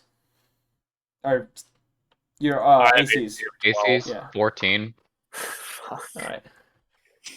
All right. Are they poisoned? No. Both of you take 9 points of piercing damage as a spike comes flying from the grass and sticks into both of you. While the Lupin managed to deflect his and stumble down into the onto the road. I'm gonna use. I'm That gonna dealt use. a lot more than half of my health, so I'm gonna be knocked down onto my knees and also So disable. yeah, my that concentration of the went sphere. into your chest. We'll say Yeah. that. It's stuck into your chest just it below cancels my sphere. just because below the heart. Who got disabled? All right, I'll be right back. I have to take this phone call. Yeah. I'm just gonna say. Everyone roll initiative. Well, hold on. I need to say something about the damage I'm not about to take less of. Wait, hold on. I'm just gonna use Stone Endurance as a reaction. I can reduce damage dealt to you by 1d12 plus 4. How many So times a day can you do that? once per short rest. Okay, so that was your one. Okay. Yeah. So let me. Nah, never mind. Never mind. I'm gonna hold on. I'll take that 9 points. So Seems sus, the way you said that. seems no. I was asking. I'm curious. I didn't know. I'll take the 9. Yeah. So I took a spike to the chest or something. I think due to your stature, probably to the shoulder would have been appropriate because it's not going to down you immediately. It probably did good damage, but it didn't hurt you. I'm missing some rolls. Who hasn't rolled yet? I rolled already. Yeah, I got yours. I've rolled. I need Ian's. I need What are we rolling? chat. Initiative. Initiative. You're rolling initiative. Looks like Chad's away right now, Chad's 7. away. so you'll probably have to roll 4. We'll say Chad's still in the cart. And then I got to roll for Trinket. Don't we all roll to like see who has action in the fight, or are we doing it That's based off who's initiative. closest? We're rolling. So initiative. you're all nearby when this starts. The pre-fight stuff was because I had that spell prepared. Yeah. Because of we were traveling. Oh. Okay, so Time and to I got never to roll trust for Tyler's these things. NPCs ever again. Well, I was just asking in general if it's initiative based or proximity based. It's initiative. So initiative is just how quickly you can respond. You may not actually be able to do anything, even though you rolled good initiative, because you're too far. So initiative is big. So first is Journey. Journey got fastest initiative. She responded fastest to the threat. What are you gonna do, Journey? Well, I think I would like to cast invisibility. All right. Journey just healing hands on the 3 HP mage. Hey, I'm going to go. I'm going to go do that. I just want to be an invisible healer. You're right beside us. So you actually, you know what? Biden. You know what? I will do healing hands first. I think It's literally Calder, Yotan, Journey, and Balrock up in the front, and then like 10 or however many feet to the cart It's the rest of the party in there. I really got to find a way to do a map that I can like stream to you guys. Just MS Paint but- it.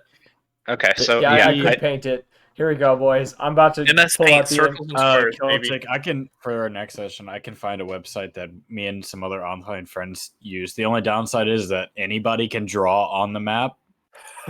You know what though? That's perfectly fine because then you guys can, if you haven't the alignment for like the squares probably won't be right, but it is a genuine map if you want to upload it. I can ask my friend. Yeah, on how I we do that. can. Yeah, I can try to do That would be Let's see awesome, here. actually, because So then we can like draw what we want to do. There we So go. us And folks- I'm gonna go into the stream real quick and fix the screen so you guys will be able to see a beautiful MS Paint. So we're going to do this. I'm going to get Draw the road. Yeah, I'm gonna get the road made real fast. So we have our road, which is like this path like this. We're just gonna call it that. Ready. That's perfectly fine. This is gonna be the world's shittiest map because I don't have any programs. Bam, grassland. Fuck yeah, we've done it, ladies and gentlemen. We got them. All right. I'm actually Now- yellow-green colorblind. What's with this gray map right here? Shut the hell up. Okay, so I'm gonna get little black dots made. So the loop-in is about here. That's way too small. Let me try this again. The loop-in's Small about flat. here. Here's Do numbers. Yotan, Calder. Do numbers. Do numbers. Son of bitch. I need to just Do find what it. numbers? Roll initiative. No. Like Oh. number us out so that we know who is who. this is not no gonna one's work gonna because I can't What do you move mean? shit on this map. That's the You problem can right erase now. and then draw it. Yeah, I could. I don't want to do that though, because then it's gonna take longer. You mean like on the map? Okay, fine. then? Just do dots and Yeah. then we'll figure it out. I'm All gonna right, show everybody, how we're gonna to. take a quick commercial break. Yeah, fucking hell. Start looking for that map design thing because I will use that as quickly as I can. I don't even care Okay, right so now. I what? just- Okay, so let's what's going on? Let's see. So, Yotan's here, Calder's here. Journey would be about probably here. How far away are we from the cart, like feet wise? The cart is right here. Here's the cart. Okay. This is I your think cart. for my action, then I would like to run back to the cart, take cover, and then use healing word on who got downed again. Calder. I like to use healing word on Calder, which has a range of 60 feet. You know what I need to do? I need to prepare Photoshop. That's what I need Yeah, to I do. was gonna say Photoshop or So, Illustrator. You can use layers. I'm gonna roll healing Actually, word. I can do that. I can do that now while we talk about this. So, you guys kind of have an idea of where you are. You're all generally grouped up in the middle of this road. Okay, Calder, loop- heal yourself 9 points. Oh my. That's a good heal. So yeah, I imagine back to max HP. So he healed you for what you got.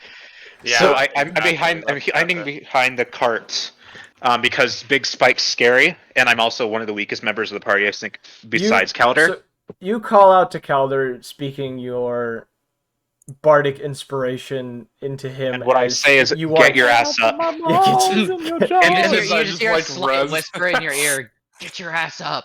Yeah, and then the spike just shoots out of his chest. Yeah, you Yeah, see it just it'll like be like wait. a splinter. It's not like a good healing. It's like a fucking fucked up Rick and Morty healing where it like rips it out of him and then it like slowly heals him in a really messed up way. I was gonna say Wolverine, where it's like oh yeah, it kind a of very pops painful out. healing. Yeah, like you're groaning in pain as this healing, but then there's like a warmth that comes over you not long after, And fire damage too. and you feel significantly better. You feel like you never took a spike to the chest. Wow. Wow. Now, the next person in the order is Jabbers. Hey, Celtic. Hey. Celtic. If Hey. you want to take like a quick 5 minutes, we can all just like join this thing because I almost do you have got it it? up and ready, but I want you to be like the owner of it. Yeah. Yeah, and I got a perfect map for you. Did you send me a link? No, because I hate you. Yeah, That's- all it is just God. roll20.net. Go to Oh. roll20.net. It's Oh, just the word Tanner pulled it's that up. roll, and then yeah, I've I don't- literally been you sending just it go to to- him and he's not responded. I don't have an account made. it's okay. Chat. You just create an account real quick, create a game, and then use this map. I'm gonna put Okay. it in the party chat. Because tell me, this should Okay, that's the wrong image. I'm so sorry. That's not what I meant to send. What did you send? it- Please let me see. He said the same thing Dollar before. store. Okay. It's supposed to be this one. Here, hold on.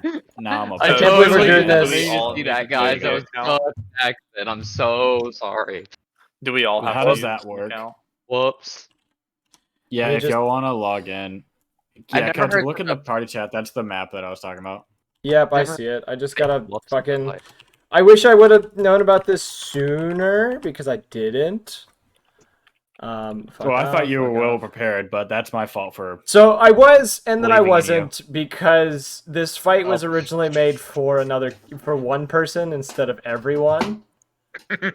But the certain individual didn't show up, so I'm now improvising out my ass because I had stuff planned and I needed to do it. But there's no trees.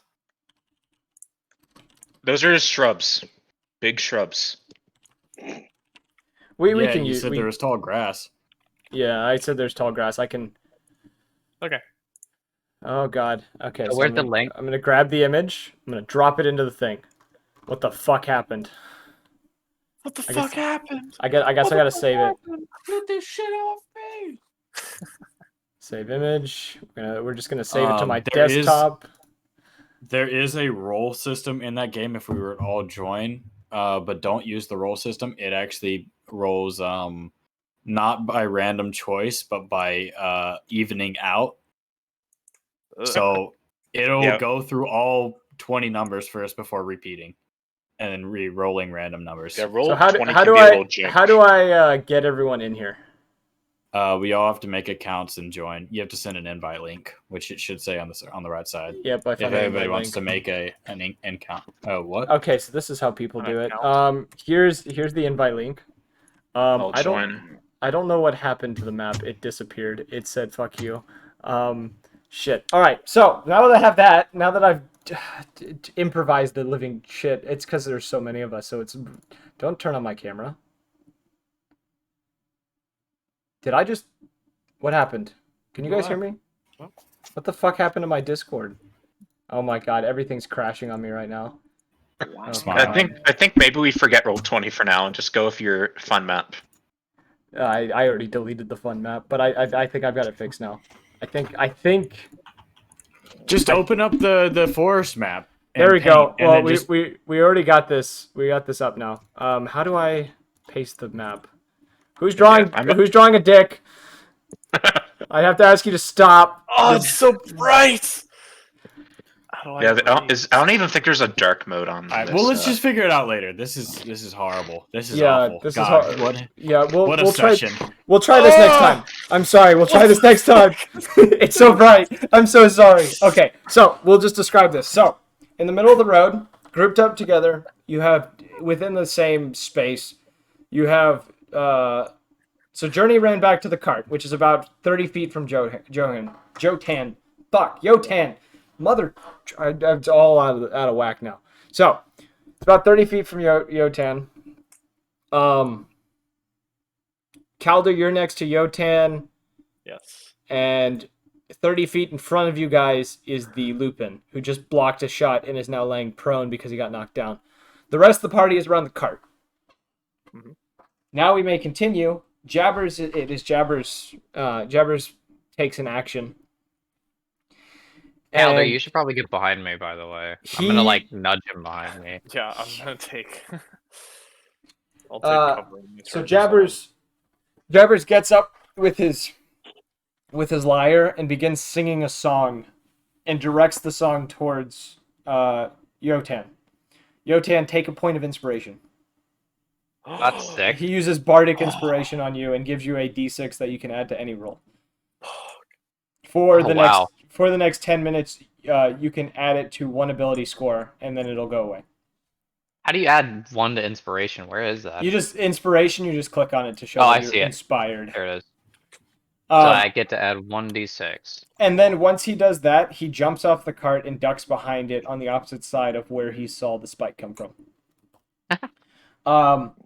Next is the creature, which now reveals itself. You see the grass violently shake before out comes a Manticore. Oh, That is sick. rushing towards. It rushes straight towards Jotun. Maw, gaping open, claws swinging through the air as it comes at you. What is your it DC? my AC? AC. Sorry, I keep saying DC. AC. 14. 14. It manages to bite down on your arm as you throw an arm up to block yourself from getting hit by it. It inflicts 7 points of piercing as it bites down on your arm, and then it's going to try to claw you. The first one miss. Wait, what are you trying to say? Is this a large creature? Yes. Oh. So the first swipe misses. You manage to kind of block its claw, while the second one manages to dig into the side of your leg, inflicting another 6 points of damage. Okay. So I guess I roll. So it's my turn, I guess, right? Yeah, and Okay, you are good. grappled. It has its teeth around your arm. You are grappled at the moment. So I do have an arm free though. Yeah. Right now. So I'm gonna like, where exactly can you grab a manticore where you can like hold it? Let me Time to see. post another picture of a manticore. Yeah. No, I'm looking at it. That's happened to you often. You could grab it. You could grab one of the spikes around its mane. Does you it could have grab- wings? Well, no, or it's gotta be. wings? It's gotta be a point where like, where I could actually do something. So I guess I could grab its knee. Yeah, you could You know? grab a leg. Yeah. I'm Do you gonna want grab it a to have leg. wings or no wings? Oh, Yeah, it does have that's wings. This true. is a winged Does have beast. wings? I'm gonna grab a wing. That's true. Or actually, Okay. is there? Wait, are they close enough to where I can grab them both with one hand? Because I'm a big boy. I got some baseball No, mitts. you can't, because you aren't this big. Keep the party chat. That's the best picture I could find. He's got a hold of one your left arm. You can, if you roll a strength check against him, you can try to grab a hold of his wing. Okay, so I guess I could do a strength check. Yeah, it's, contest of strength. 15. 15. You go to grab a hold of this creature's wing, and it swings its head, preventing you from reaching its wing. Okay. Kind of almost knocking you prone as you stumble backwards, knocking Calder back.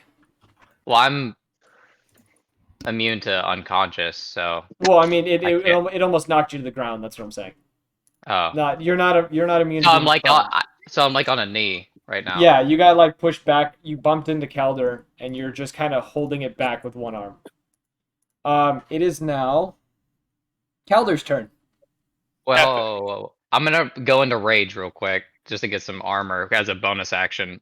Well, you're not taking actions yet. It's not your. You haven't. Okay. It hasn't gotten to your turn yet. Yeah. Alrighty. What I'm gonna do. Wait, wasn't it just my turn? No, I you got rage. attacked. Yeah. You got Yeah. attacked. Oh. You rolled a save. Okay, my bad. Yeah, true. Okay. I misinterpreted that. I don't actually see your roll for initiative. What did you roll? Did you roll initiative? You didn't tell me to. My bad. I completely forgot to. I told everyone to roll initiative. I'll just throw you in the order after Calder. I forgot. I forgot to roll initiative for my wolf. By the way, Tyler. We'll put him after you. I forgot you have a wolf. Okay. So, can I theoretically see where the enemies are that threw the spikes? The enemies? It's just the Manticore that threw it. Damn. Just Yeah, the they shoot Manticore? spikes. Idiot. It's I should have just- used that D6. Yeah, as of right now, all you know it is just the Manticore attacking you. Alright, cool. Well, that's pretty simple. I will then cast. Oh, what's better for this? Hold on.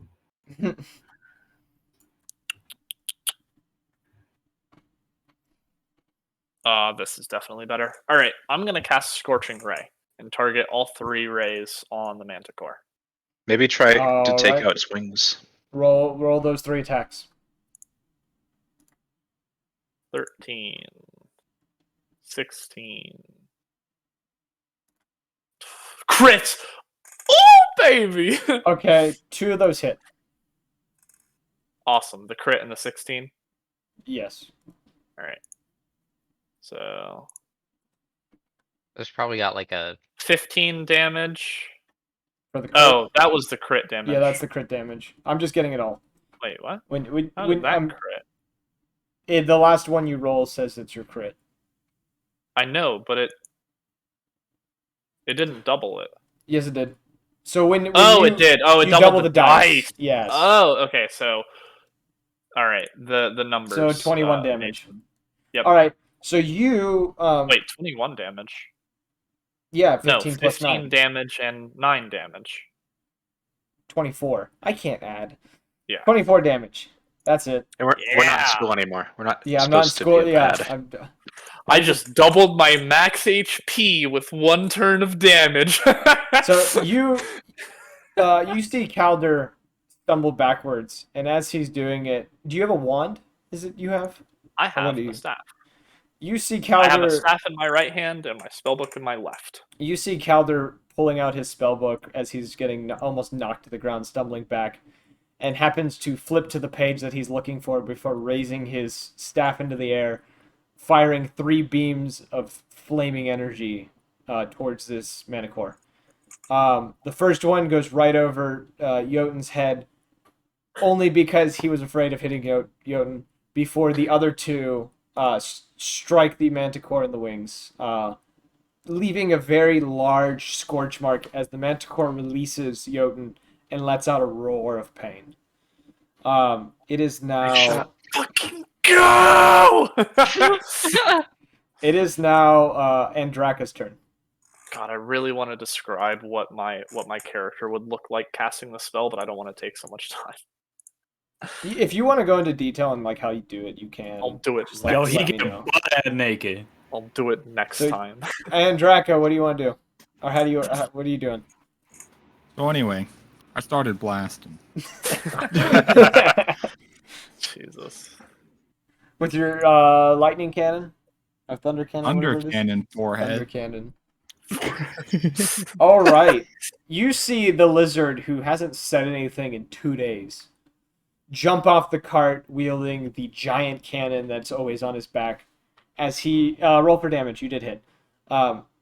As he begins to wind it up and lets it blast out a wave of thunderous energy, slamming into the side of the Manticore.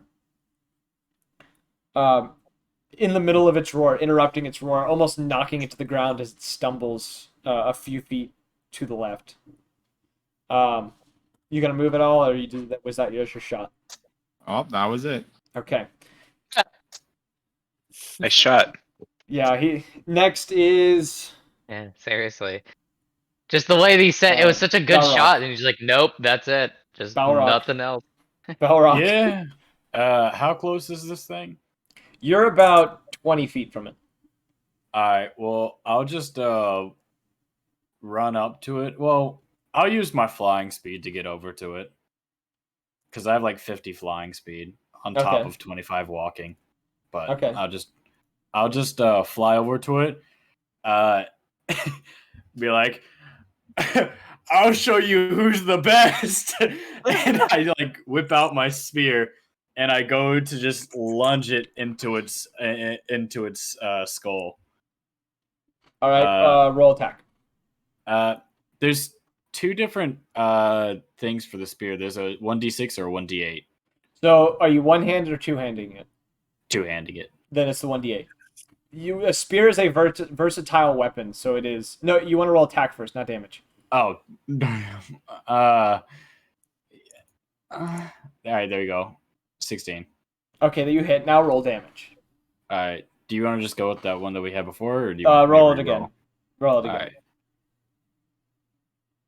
All right. All right. 5. So you come flying in, trying to jab your spear into its head, and it sees you and tries to swing at you with its wing. As you manage to expertly maneuver around its wing and stick the spear into the back of its neck, causing it to roar again as you fly over past it. Hog Rider. The last Fucking great. Oh my god. Umlek, it is now your. That should have been my No, one it's word Jotun. this It's entire Jotun's turn. session. Sorry, it's Jotun's turn now, and then it's Rider. Umlek. Okay. So. So first, I'm gonna enter rage, Okay. and then so I'm gonna. Yeah. So is And there then anything special about your raise? Let's get some flavor text in here. Is it anything special, or is it just like you just kind of like swell up? Oh no, so okay, I got it. Yeah. My Let's bad. get some flavor text in for some. Yeah.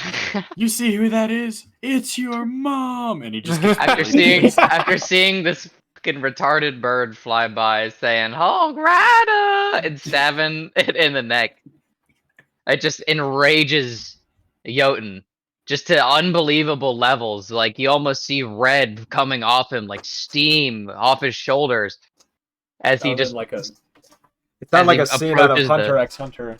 yeah, You're as talking he like giving off an aura, like a red aura.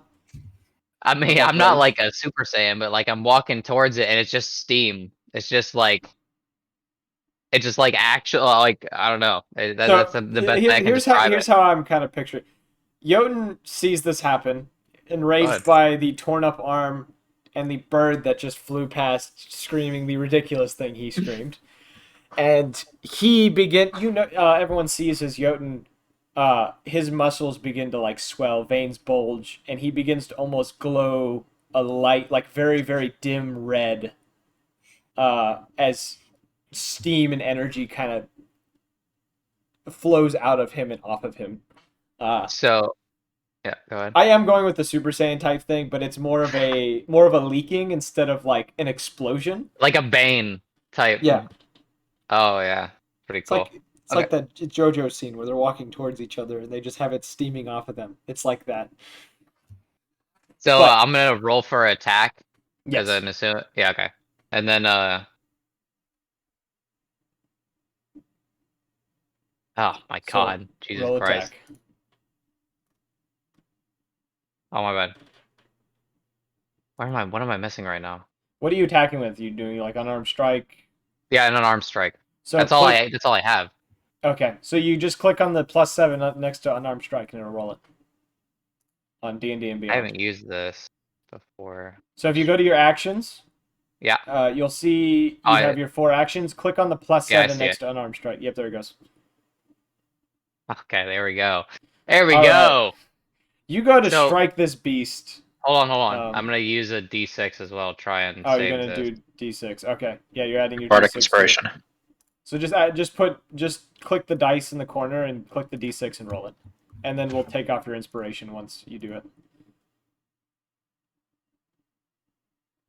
Oh my god, this is pathetic. So yeah, so you go to punch this creature, and you casually walk towards it and swing your fist at it, and it, having recoiled from everything that has happened to it, manages to kind of maneuver itself, even for its size, seeming to be an unnatural speed as it growls at you and faces you head on. Now it's Umlik's turn. Right. I don't exactly know how to. It's a manticore we're fighting. Yeah, we're fighting a manticore. All right, and can I roll like medicine to see how beat up it is? Yeah, I'll let you do that as a bonus. All right. But it won't take your main action. Oh. All right, I got a 5, so never mind. There's blood, Cool. but you don't know anything about that. So I had a question with my javelin. Do I have to go retrieve it, or is it like a? If you throw it, you have to retrieve it. Yeah, that's what I thought. What about my spear? I assume the same. Yeah. All right. So you tie like a rope to the end. That's You what I could, was you thinking. could, you could, as an action, you can tie a rope to your spear because that would take time. Yeah, I'll just do it after combat. I was meaning to do that. How close am I to the manticore? You're about 20 feet. You're in the cart still. All right, I'm gonna just roll for a longbow attack, I guess. Does a 22 hit? No. Yes, it hits. Yes, that hits. Roll It's damage. like fucking what? Uh, I deal 8 damage. All right, you get your bow ready as you watch as Jotun goes to punch this manticore, missing his swing, releasing the arrow moments later as it drives it into the side of its head a little bit. It stumbles from the hit, lets out another roar of pain, and just as it does, outbusting from the grass is another manticore rushing the lupin. So now there's a Now second. there's 2 of them. This is Yes. getting out of hand. we need to focus Um, on the first one. So, and as this happens, you see Trinket, who I'm not kind saying we of shouldn't react, but yeah. who kind of disappeared into the grass when this fight began. You see her bound out of the grass and jump onto the manticore's back and attempt to use her rapier on the manticore. And she goes for 2 strikes on the manticore. He did what to the manticore? She's on the back of the manticore. She rapiered it? She's using her. Yeah. So she's striking it with her What rapier, kind of which I'll just session are roll you the. running? I'll roll the damage on D&D and Beyond so you guys can see. My wolf Plus- has to attack as well. Yeah, we'll do that. So she does 16 damage to the manticore. She jumps on its back, driving her rapier into its back as it begins to try to shake her off. We'll let your wolf attack real quick. All right. And this it's- manticore is looking very bloody at the moment. It gonna run up and use bite. And it gains additional bonus to attack and damage rolls equal to the range's position bonus. Okay, cool. All right. +4 to hit. All right. Damn, I wish I could fucking roll. Can I roll for it? Let's see. Nope, can't roll for it. You just roll, I guess, regular dice and then just add your Yeah. thing to it. What is the +4 to hit? All right. So a 19, then +2, so That hits. 21. Okay, that 21 to hit, and then roll damage. Fuck's damage. It should be whatever its bite is on its. Yeah, it's description. 2d4 plus 2. I couldn't find it. 2d4. All right, then 7 damage, and then give me a second. It's got something on bite. Oh, and damage rolls. Oh, okay. So that'd be 9 damage, and then if the target is a creature, it must succeed a DC 11 Strength saving throw or be knocked prone. The manticore, he stays up. So your wolf goes in and starts. It gets a bite into its neck. It comes out right underneath it and starts biting into its neck. And as it attempts to knock down the manticore kind of swings its head, revealing large chunks of flesh that have been removed from the wolf. But it throws your wolf a good 10 feet, which it roll an acrobatics check for the wolf real fast. All right. Hold on a moment though. Extras wolf. He's got a. What is it, acrobatics under Dex? Dex +2. Yeah, Dex. Yeah. All right. You got a 7. So your wolf goes flying. He stumbles upon landing and then is knocked prone. So your wolf, he's unharmed, but he's prone at the moment. Okay, cool. Shut the fuck up. What is happening? Ito. Ito sending dumb shit or laughing at- something? Yeah. No, sorry, I tripped. Okay. When Yotan made that unarmed strike, did he remember to add his strength modifier and proficiency modifier as well to the 1 damage? He didn't do damage. He Oh, went to yeah, I strike never and hit. missed. Yeah, I never hit. Oh, I just saw a custom roll of a d6 and I was like, what the hell? No, that was the inspiration. He had added his inspiration, Oh. which it doesn't Bardic have anymore. inspiration. Yeah, okay. The other manticore who just jumped into the fray is going to try to attack the lupin, which expertly blocks the attack as the claws scrape against, or he blocks his first attack, blocking the claw, and then he begins to jump side to side, avoiding each claw strike as the manticore frustratingly continues to swing at him as he's kind of just bouncing around. Dance, furry dance. And then he, you notice that this Lupin that you guys had seen crying only moments earlier has a new seen confidence out of nowhere as he is darting around at a speed that you didn't think was possible for, anyone. And he is going to spend a superiority dice to do that. And Hit me. And you notice him rush the Manicore, his glaive ready, swinging it underneath the Manicore. As he, let's see, I gotta roll for the Manicore. He swings his blade underneath the Manicore, and he actually sweeps the legs out from underneath this Manicore, knocking it prone as he runs That's a lot of past legs. it. And it falls face down in the dirt, letting out a loud grunt as he darts into the grass behind it and disappears. And now it is back to Journey. Top of the Okay, order. I would like to shoot the Manicore closest to us using my hand crossbow. Okay. Let's see. Do I hit? I got 10. You do not hit. You fire your crossbow, and you just aim high as it kind of ducks down a little bit. The arrow sailing off somewhere off into the grass. Then I'll use my bonus action then. Okay. What are you gonna do? Unsettling words. I can expend one of my bardic inspiration tokens and choose one creature that I can see within 60 feet. Roll the bardic inspiration die, and then the creature must subtract the number rolled from the next saving throw it makes before the start of my next turn. Okay. Roll that thing, and then you just Roll that thing. Yes. Where do I roll the d10? I'm the d6 again. You roll a custom. Just do custom dice in the left corner. There should be a dice thing you can click on. The dice thing. That you Mistakes can. were made. You said in the left corner. Bottom left. Oh, bottom left. Sorry, I should have said bottom left, not top left. And where does it say this? It's just the dice icon that you can click on. Oh, I'm dumb.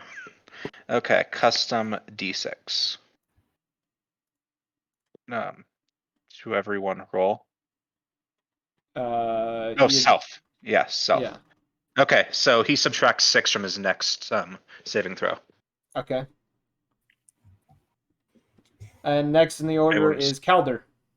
So if anyone wants to put the hurt on him. Okay.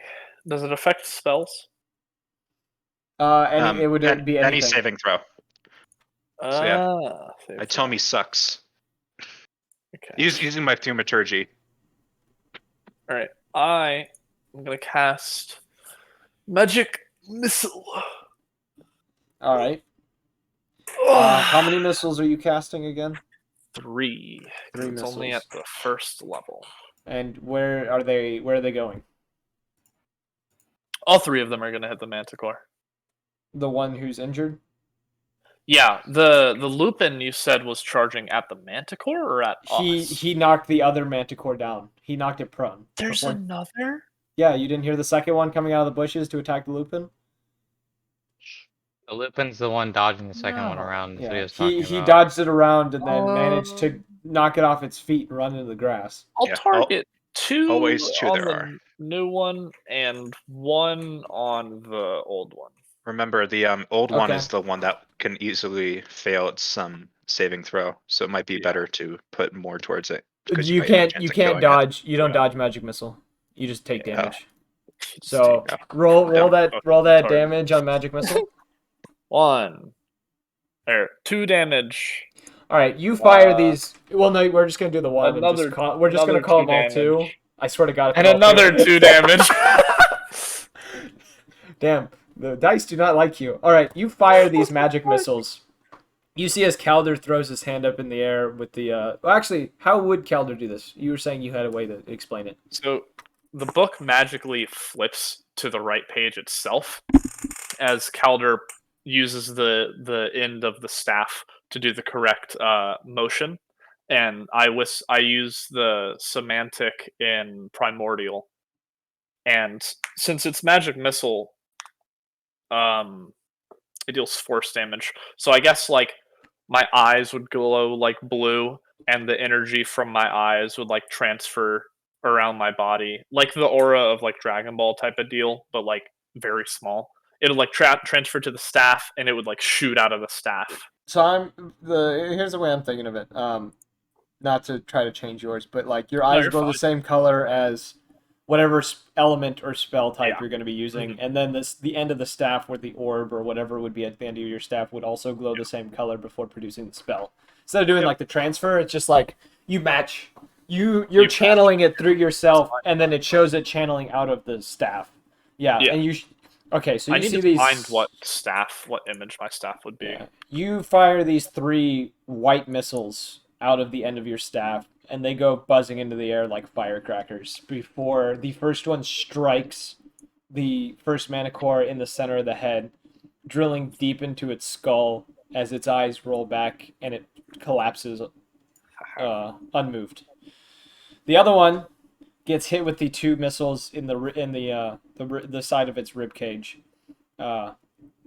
Growling angrily as it lays prone on the ground, still recovering from being knocked down by a glaive as deep cuts are in each of its legs from being swept out from underneath it. It is now Aldraka's turn again.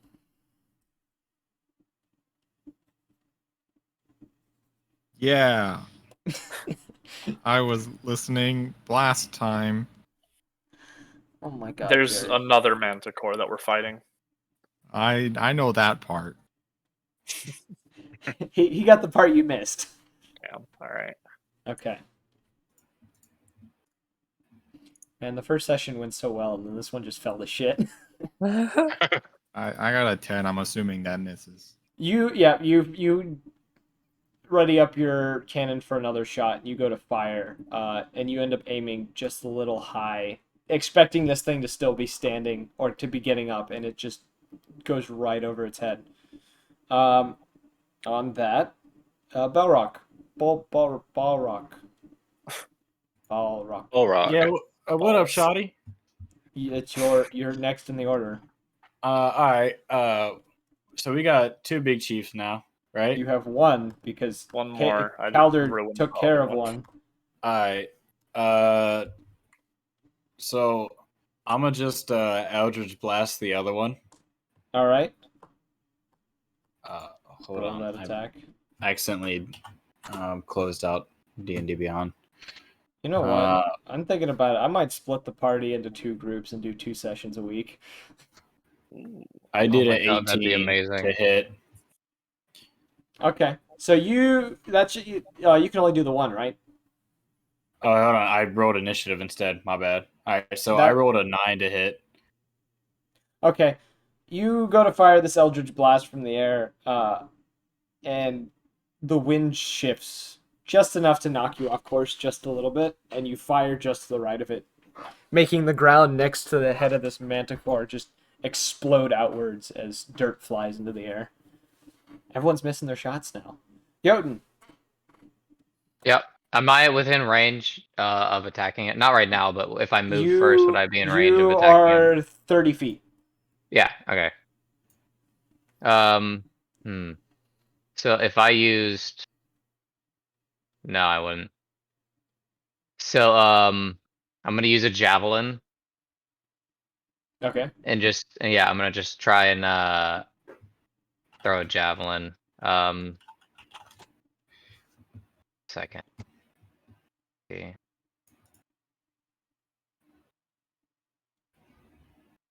Chad's just unconscious in the cart. That's what I'm assuming right now. Okay, yeah. I'll just throw a javelin at him. Okay. I gotta roll my bad. I didn't mean to roll that So first. you go to throw the javelin, and you accidentally, not realizing the strength that you have, chuck the javelin just high, and it goes past the. Everyone's missing their shots right now. Just goes high of the manticore, actually ricocheting the spear off of its horn and flinging it some distance into the grass where it kind of disappears. Umluk.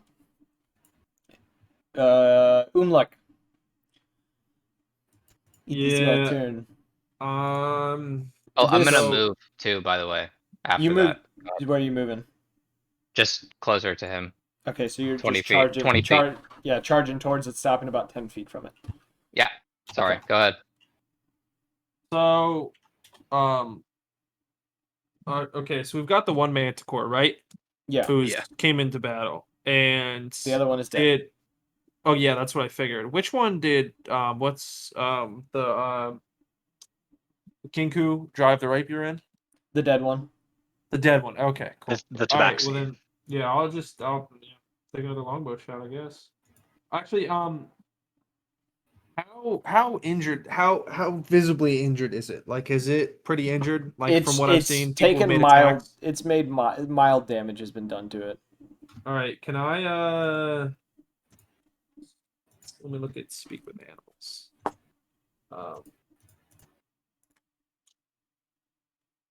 Yeah, can I try to use speak with animals? Or like animal, I don't know if I want to try to use animal friendship because we're kind of fucking this thing up. So technically, this creature does not fall under an animal or a beast. It is a monstrosity. Ah, gotcha. All right, well then I'm just gonna shoot the thing. Yeah. Okay. Longbow. Okay. 14 does not hit. Actually, it just hits. Oh, 14 hits. Wow. It just hits. All right. So roll your damage. 7 damage. Okay.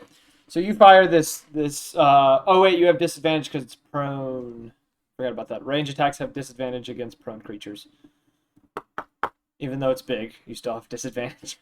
It's big and not moving. How is that a disadvantage for a range?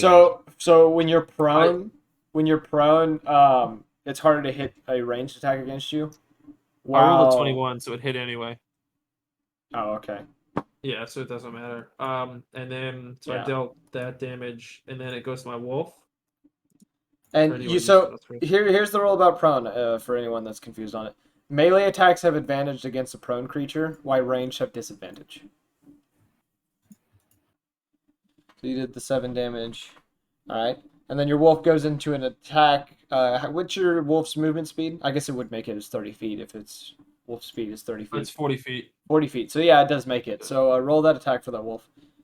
Alright. And take advantage because it is prone. Yeah.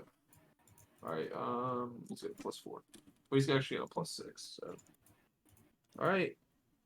Oh. First one is a would that be a 20? Or actually that'd be a 22. 22. So yeah, it's gonna hit regardless. See if it crits. Yeah, so you hit. Roll normal damage. Alright. So your wolf. I'm just gonna explain why you're rolling damage. The wolf charges towards this manticore, seeming to have this fearless energy to it, as it goes for its hind legs and starts ripping into whatever flesh it can get its maw on. Tearing a good chunk of flesh from the manticore, who roars in pain in response. Jabbers at the side of this comes out from behind the cart with his sling, swinging it around before launching a rock towards the manticore, inflicting 9 damage as he nails the manticore in the side of the head. It is now. Why are your Your characters are just killing it. Like they're built. They're experts in what they do. Apparently built different. Yes. And with that, Trinket pulls out a longbow and goes to fire at the manticore. And nails an arrow, which I'm just going to roll for my characters. She nails it in the hindquarters, the same place the wolf struck, and does 6 damage to the manticore. It is now back to Journey's turn. Okay, I'm gonna cock my hand crossbow, hand crossbow again, and fire it. Okay. So, 19. That's a hit. Roll damage. 8. Okay, so Journey, who's still some distance away from the manticore, fires another bolt, which you guys just seem to be riddling this thing with bolts and arrows now. You said 9 damage? 8. 8 damage. Okay. And as it takes this new bolt, it begins it almost looks like it's panicking as it is now drenched in blood. It gets to its feet and takes off into the air, getting some distance into the air before throwing spikes at the 3 nearest targets. Actually, could I use my bonus action? Yeah, what's your bonus? I'd like to use my actually no. I'd like to use my cantrip, which is what's it called? Sorry. Oh, you guys? Okay, cool. He dropped off, not me. I'll use my cantrip, Vicious Mockery. Okay. So it does psychic damage. And so I'll roll that. Can you do Vicious Mockery as a bonus action? It's a cantrip, so I can use it as a bonus action. Okay. Because its casting time is 1 action. If it was more than 1 action, I couldn't use it as a bonus action. So I guess roll a wisdom save. Okay. Which I need to look at the mana core stats again because I'm jumping between windows. What's the saving DC? 15. You begin. What are you gonna say to it? I'm gonna call it a coward. Because it's running away, it's trying to run out of distance of our melee fighters. It engaged us and it's running away. Like, what it the engaged hell? us in stealth. So and in stealth, now it's running away like a coward. Yeah. It's you see its partner has fallen, and now it's taking to an area where it thinks we can't hit it. when you see this happen, you see its eyes widen for a moment. The slits kind of tightening as the pupils shrink before it shakes off the words you say to it and proceeds to throw the spikes at your comrades that are close by. First, it's going to throw a spike towards Jotun, which misses. It throws another spike at Calder, which also misses as Calder jumps out of the way of it, expecting the attack. And the last spike is thrown towards Trinket, who manages to duck behind the other dead manticore, causing the spike to stick into that one. And now it is back to it's Calder's turn because Journey just went. Yeah, Calder's turn. Penis. Oh my god, Bryce is back. Sorry. Hello. Oh, he could join it, couldn't he? I mean, we're only a little. I mean, he maybe not this fight, but like after all the garbage and the after the fight's over, he I join us. I was gonna have a session for his character later, but that's right. Okay, so I'm gonna cast another magic missile. Oh, I forgot to cast it last time. All right, all 3 of them are gonna target the manticore. All right, roll that damage, my guy. 2. All right, so you fire 3 more magic missiles, same size as the ones you launched previously. 6 damage. That's kind of crazy that keeps doing that. That's kind of cringe.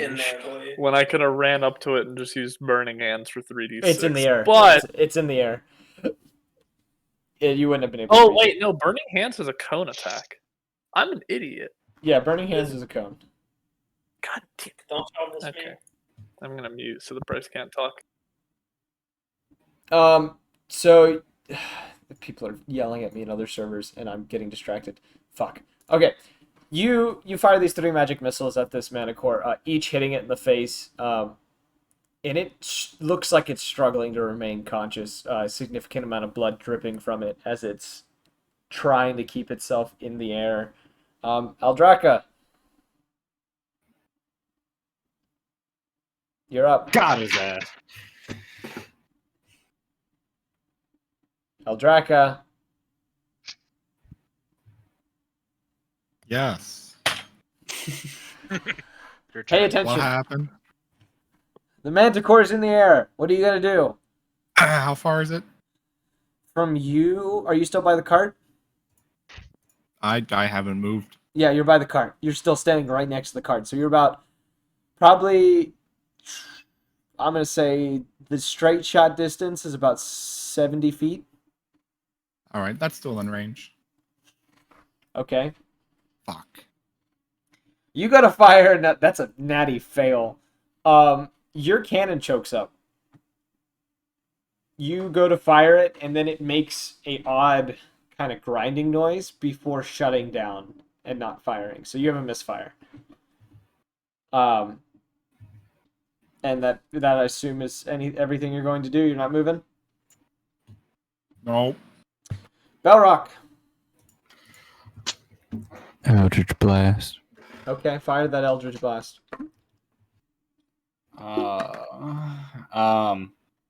Yeah. You know.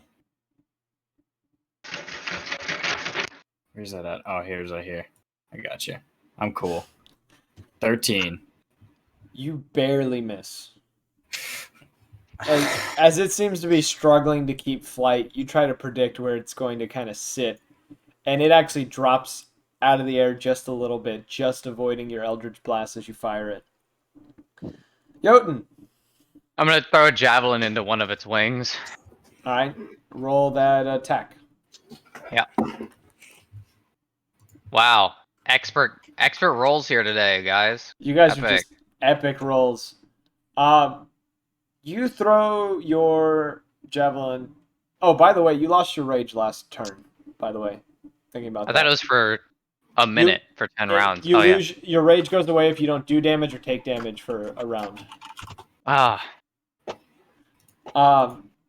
So yeah, you throw your javelin, and as before, you kind of just miss your shot, just barely missing the manticore as your javelin flies somewhere into the grass. Umlik.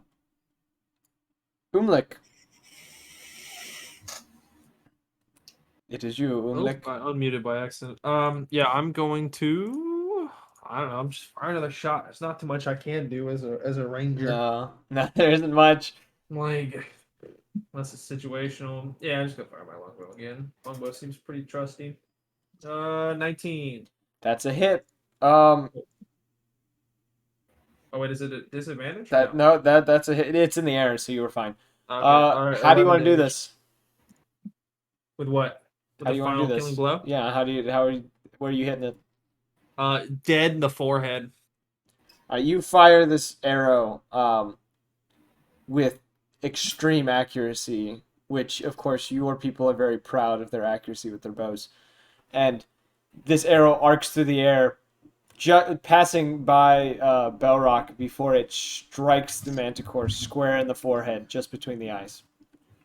Oh. And you see, as the creature, you see its eyes widen before the light fades away, and it grows stiff and falls to the ground. Pupils roll into the back of its head. Yeah, and you watch as it drops the 20 feet in the air that it was and slam into the ground with a mighty thud, and is dead. Oh, yeah. You are out of combat. Cool. I guess Journey would uncrouch from behind the cart. Say, anyone else wounded? Heals? Anyone need heals? No.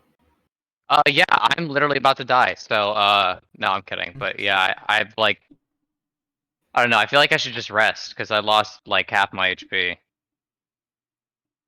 I mean, if we're going to do a long rest, I'd recover my spell slots anyway. So I mean, we're literally right outside the town, right?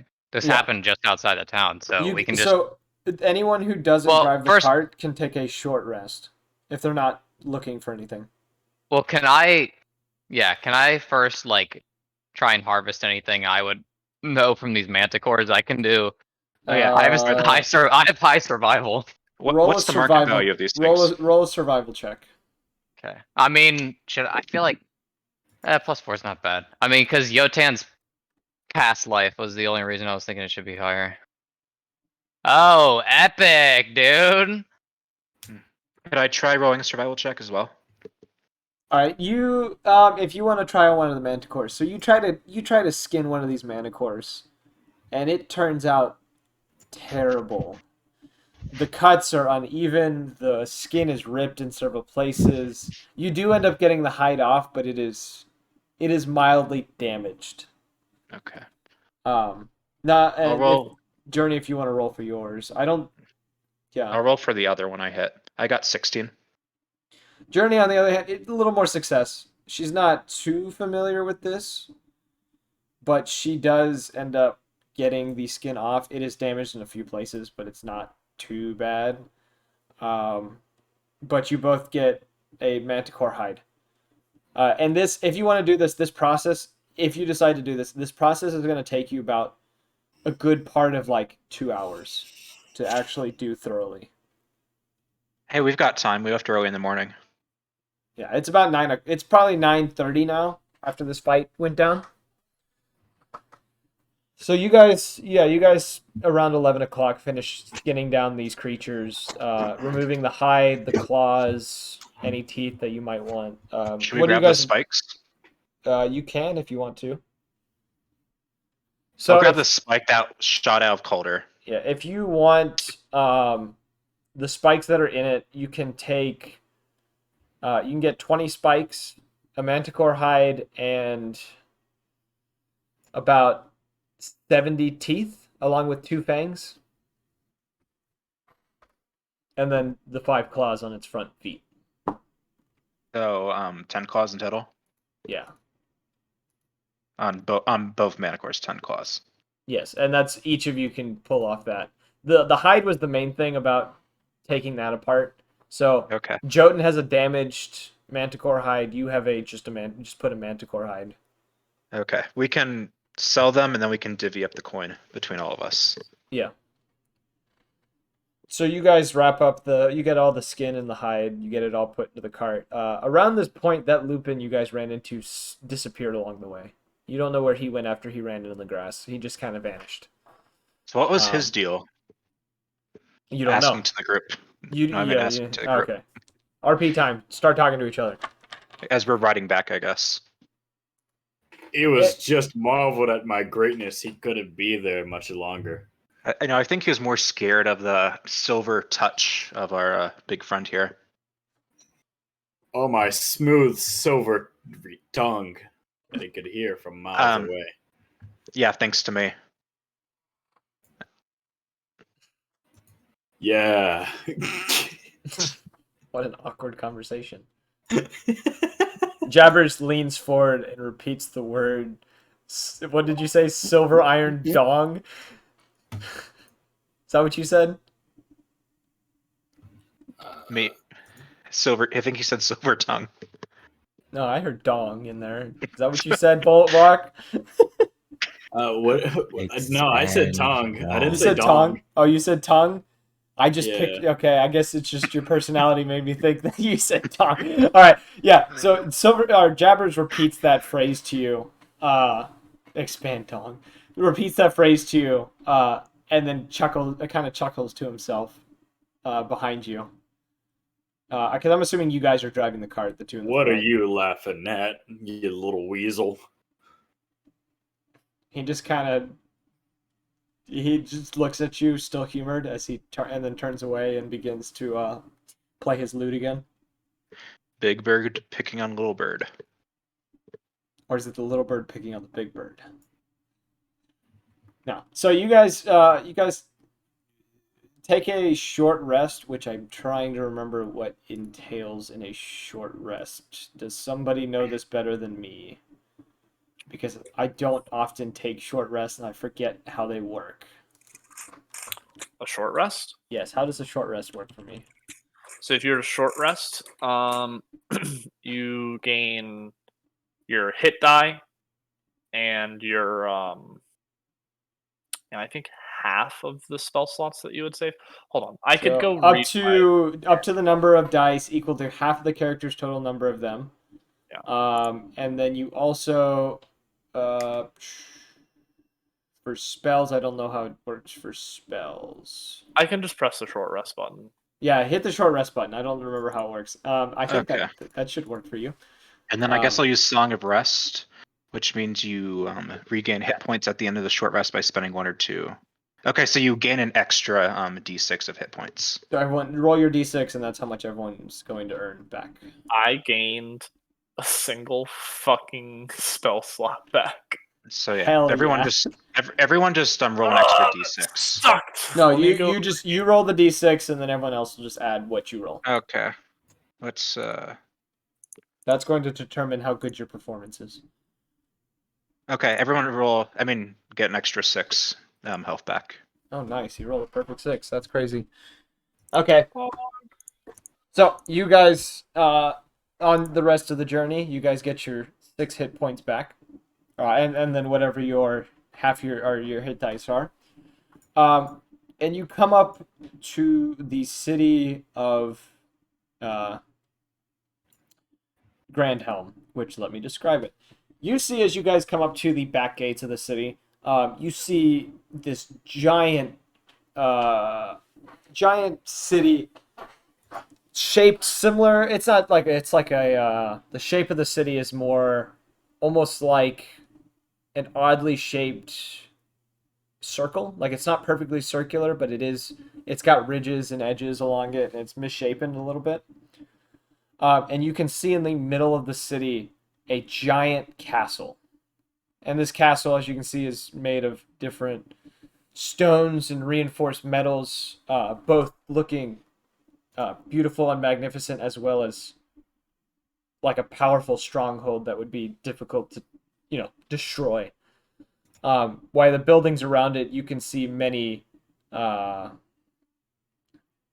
the colleges. You see a lot of richer homes that are around the castle, stuff like that, as you're entering the city. You do also notice as you enter the city, there are guards everywhere. There are king's guards everywhere. And these guards range everywhere from, you've noticed, from wielding different weapons like long swords, bows, and some not carrying anything on them but a staff or a wand or a spell book. Each dressed in the same kind of garnish and like attire, but some having armor and others not. You also notice as well, this city seems to be bustling with all forms of life as you guys kind of make your way into town. You even see, as you guys are heading just into town, you see a group of goblins and kobolds talking to one another in a side alley, seeming to be doing some sort of trade before scurrying off in different directions of the dark. Where are you guys going as you enter town? Where are you guys wanting to go? We want to go pawn our wares, so we don't I was have like gonna say, stinking meat to go to going around the with us around town. Yeah, we should head to the trade district. I'll ask one of the guards for directions. Yeah, I'm sure I can negotiate. Just a Okay. good You price. approach. You guys come up to a set of guards. One of which looks like some sort of heavy. He's heavily armored and is carrying a very large sword with him. While the other one is a smaller individual who simply has a book hanging from his side and a wand hanging from the other side of his belt. As you approach, they both turn towards you. What do you say? I'll say, hello, I'm looking for the trade district. We just came into this town. The smaller of the two nods and points you in a direction. He says, "You go straight down this road, take a left. You should end up hitting the market and the university district. There's a lot Thank of you. good, yeah." He said, "There's a lot of good shops and things for many travelers who come through here." Thank you so much, and I'll head back. He nods to you as you guys continue on. I'm gonna prod at Calder and then point back where the wolf was. Try and see if they know anything about him. Like, I'm gonna nudge Calder, point at the guards, and then point back where the wolf was. Yeah. I'll say to Yotan, kind of like under my breath, I'll be like, better not rustle up any guards. I don't want all of these people trying to interrogate us for information. Let's just keep this to ourselves for now. Okay. Oh, alright. And you guys make it to the marketplace. Dread, I'll get with you in a minute. He just got in. Oh, nice. I do have a little thing that I do want to play out with Dread, anyways, and I will do it in a minute once we get to this market. You guys enter the marketplace, and when you get there, you do find Magnus actually wandering the marketplace, and with him is the Lupin that you guys encountered before. And we're going to cut to what happened to Magnus in the time, because he showed up at a perfect breaking point that I could do this. So, the rest of you, if you guys want to mute and just kind of hang around for a minute, we're going to go into Magnus's story real fast on what happened to him. Should I take this down in my Are notes? we in this? Are we You in can. the same? Are we in the same? I do village? have a question. When we do sell whatever, it is possible we can get ripped off, right? You can haggle, yes. Haggling is a thing. And there is No, always... the reason I'm asking is because as a haunted one, commoners will extend every courtesy to me and do the utmost to help me.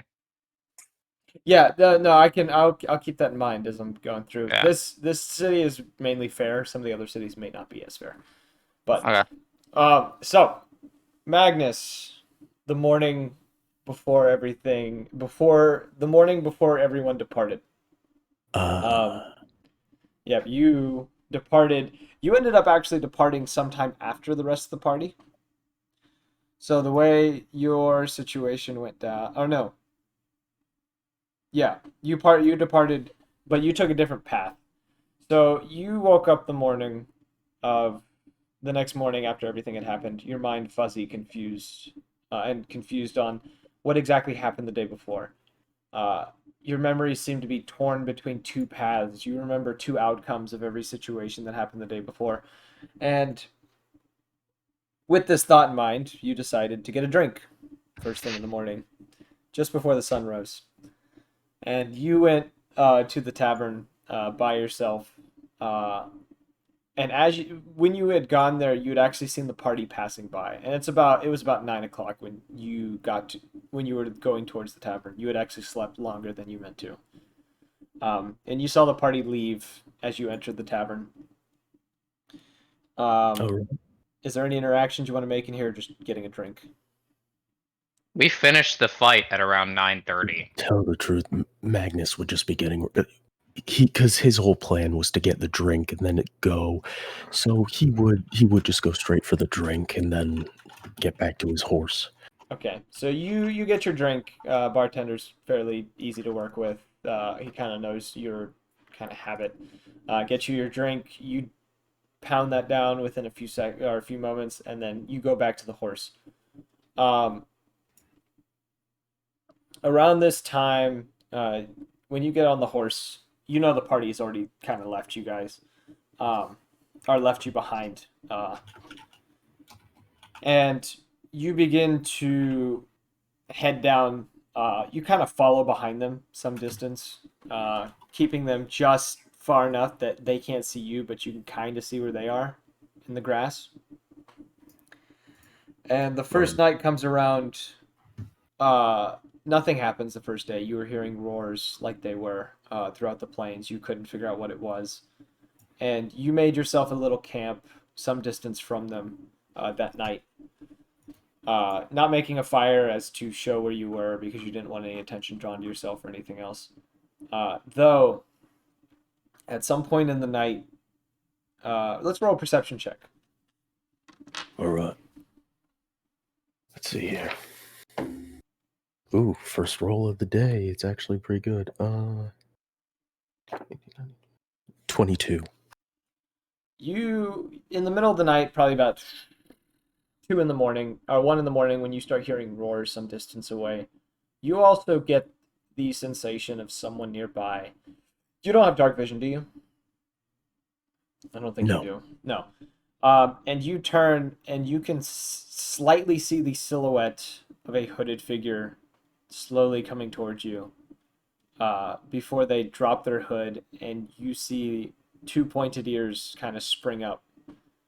And then you hear Trinket's voice saying, "Have you been following us?"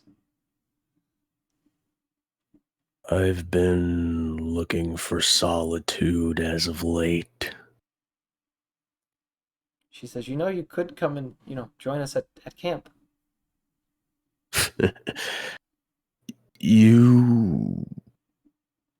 You understand the call of what all of us hold within, as you are a feline creature. You understand the call of the monster, don't you? I don't think I'm tracking. We all have hungers and vices, and it's only when we deal with our vices in which we can enjoy others' company. So, like paranoia? It's so fucking weird trying to get Magnus's point across with a 9 to charisma. He just kind of sits there because the build of a tabaxi in general is not something that scares Magnus enough to warrant even getting his axe. He just says, "If you wish, you can sit with me, but I chose to leave alone because my mind was too busy at the moment."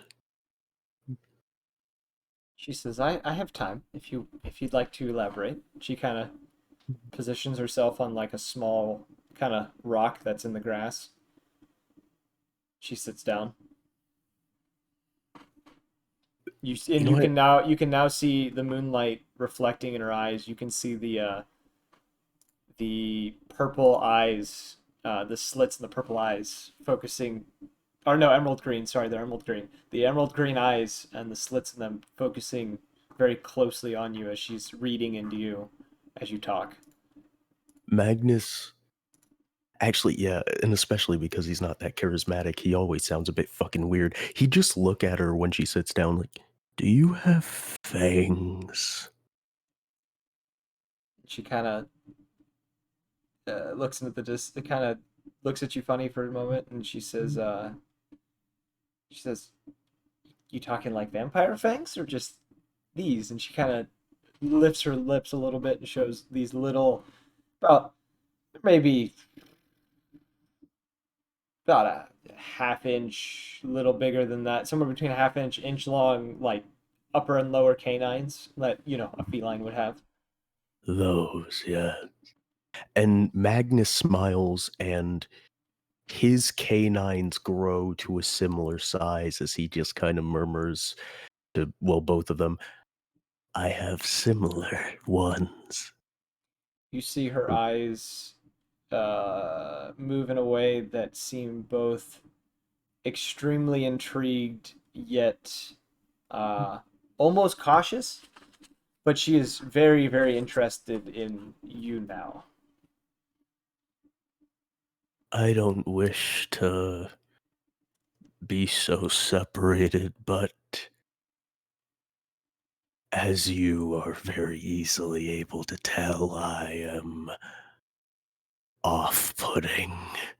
And when he says that, he'd probably like jerk his head to look over his shoulder for a second before a tail slowly sprouts from his tailbone. She kind of leans in forward a little bit and she says, "Fascinating. You are very, very fascinating." I lived with witches, small one.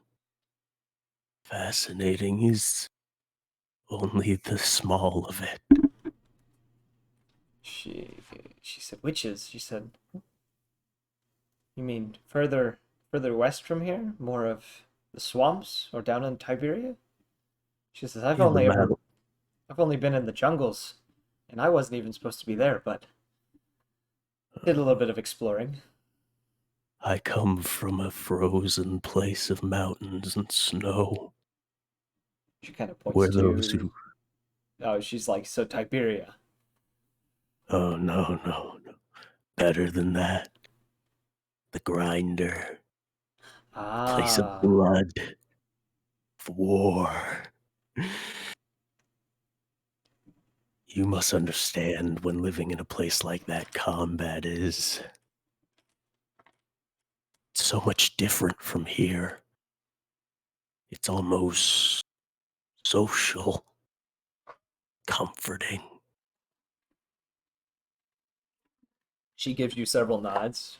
She says, I think we can get along in the future. I think we can do each other a lot of good. You are a sneaky kind of fighter, are you not? Your build accentuates that. You could say that. There is much... How do I say?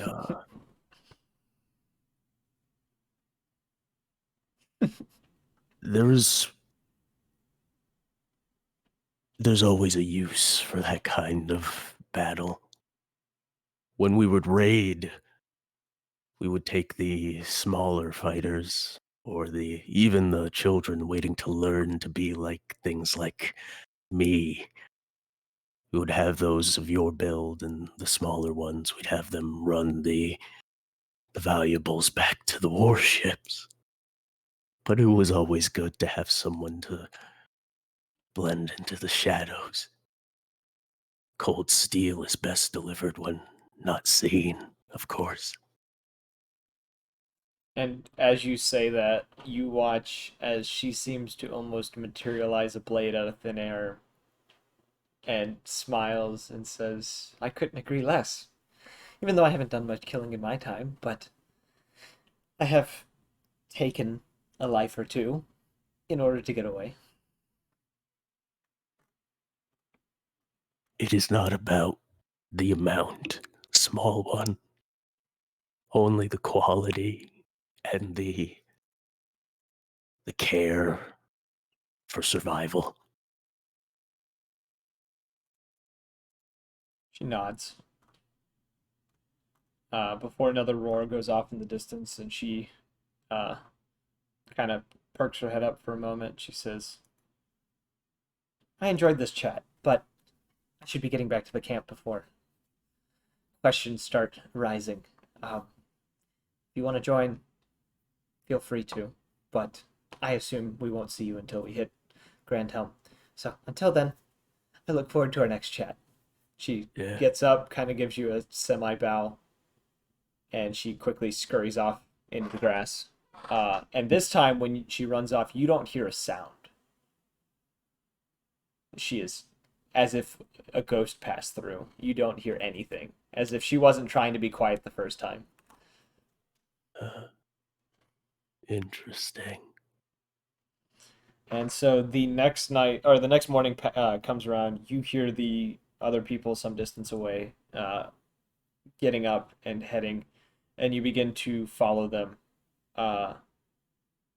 But you see them stop and decide you are going to go around. So you head into the grass and start heading towards the city. Some time passes. You hear the roars in the battle that's been happening before you hear something moving around in the brush.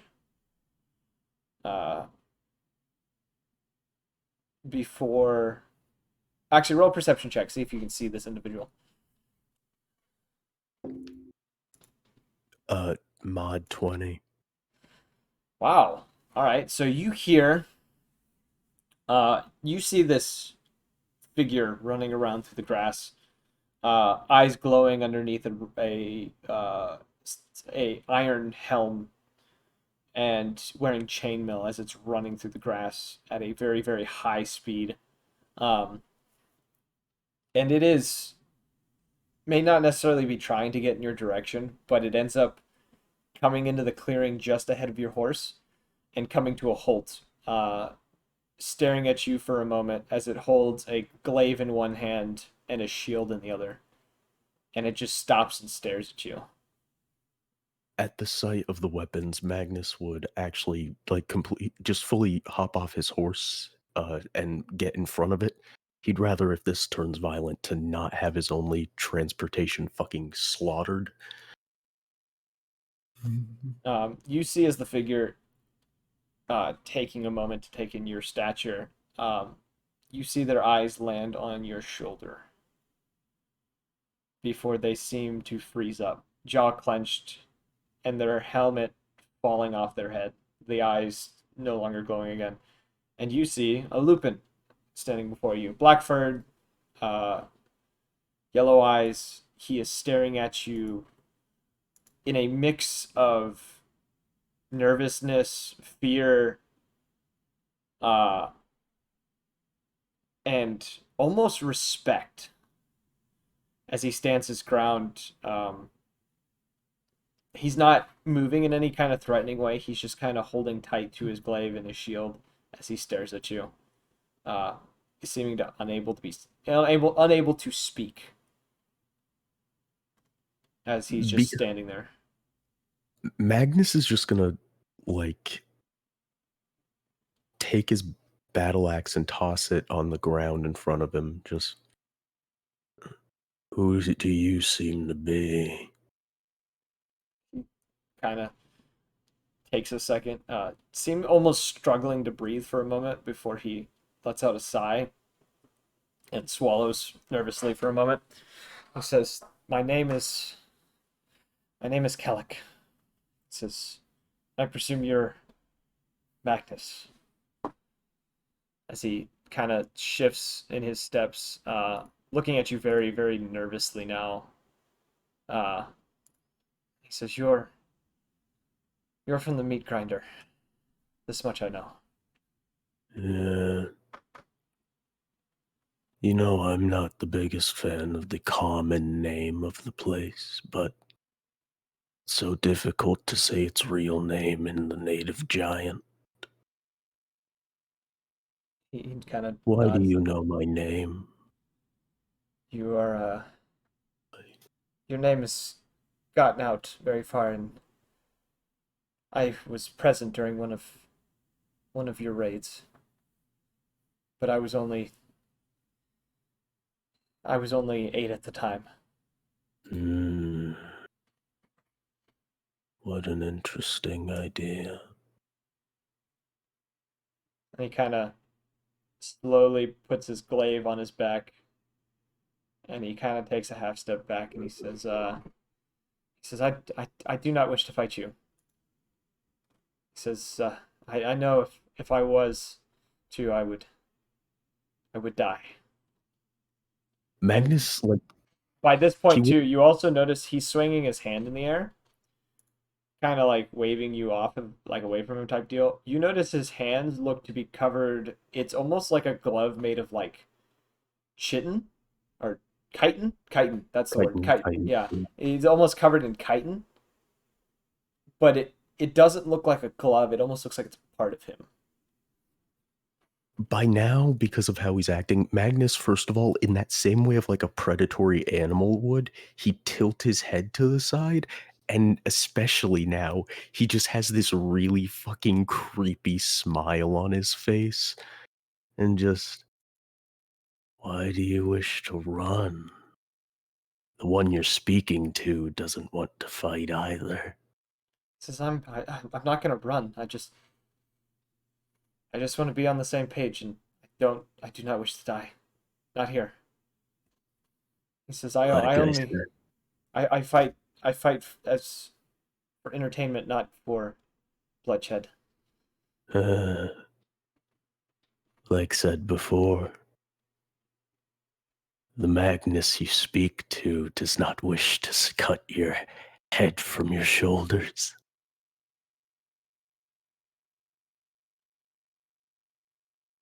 He doesn't respond. He just stares at you nervously. His hand kind of falling to a position where it's like somewhat behind him, but it's not. It's kind of like by his side, but like he's touching the Hellberg that's also over his shoulder now. He's just touching the bottom of it. Mm. As he seems nervous, as if you were to pounce, he would strike. Showing that he doesn't want to fight, but he will if he has to get away. Magnus just very, like, lazily uses his foot to drag his battle axe back to him so he can put it away and just... I need to be somewhere, and you have not tried to stop me. I have no reason to hurt you. He nods and he says, Are you heading to the capital? It would seem so. He would nod. He nods, and he then puts two fingers into his mouth and produces a whistle. And you see, as a horse wearing a thick thing of chainmail comes out from the grass and stops by his side as he mounts onto it. He says, if you don't mind, I'd like to come with you. Just to hit town. I see no reason why not. He swallows nervously again and gives you a nod, waiting for you to mount your horse. Yeah, it's just... Man on a fucking mission. He's getting back on the horse. He's starting to go. All right, you two ride into town,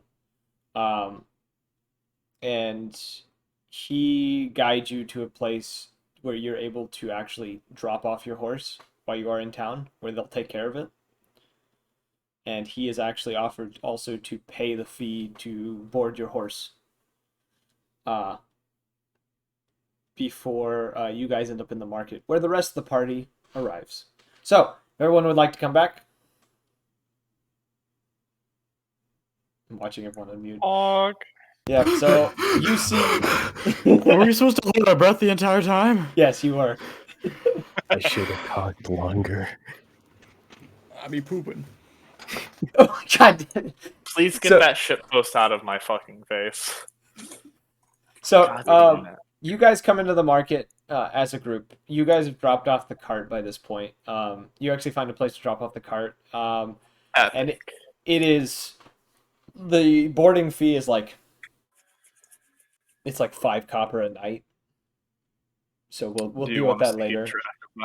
I'll just say you guys just put down like 6 silver or something, and then that'll be good. How many get my free room and board? 6 silver is not that much, bro. 3, 4, 5, 6. Hey, Haha, 1 silver per person. I like money. A lot. I am broke.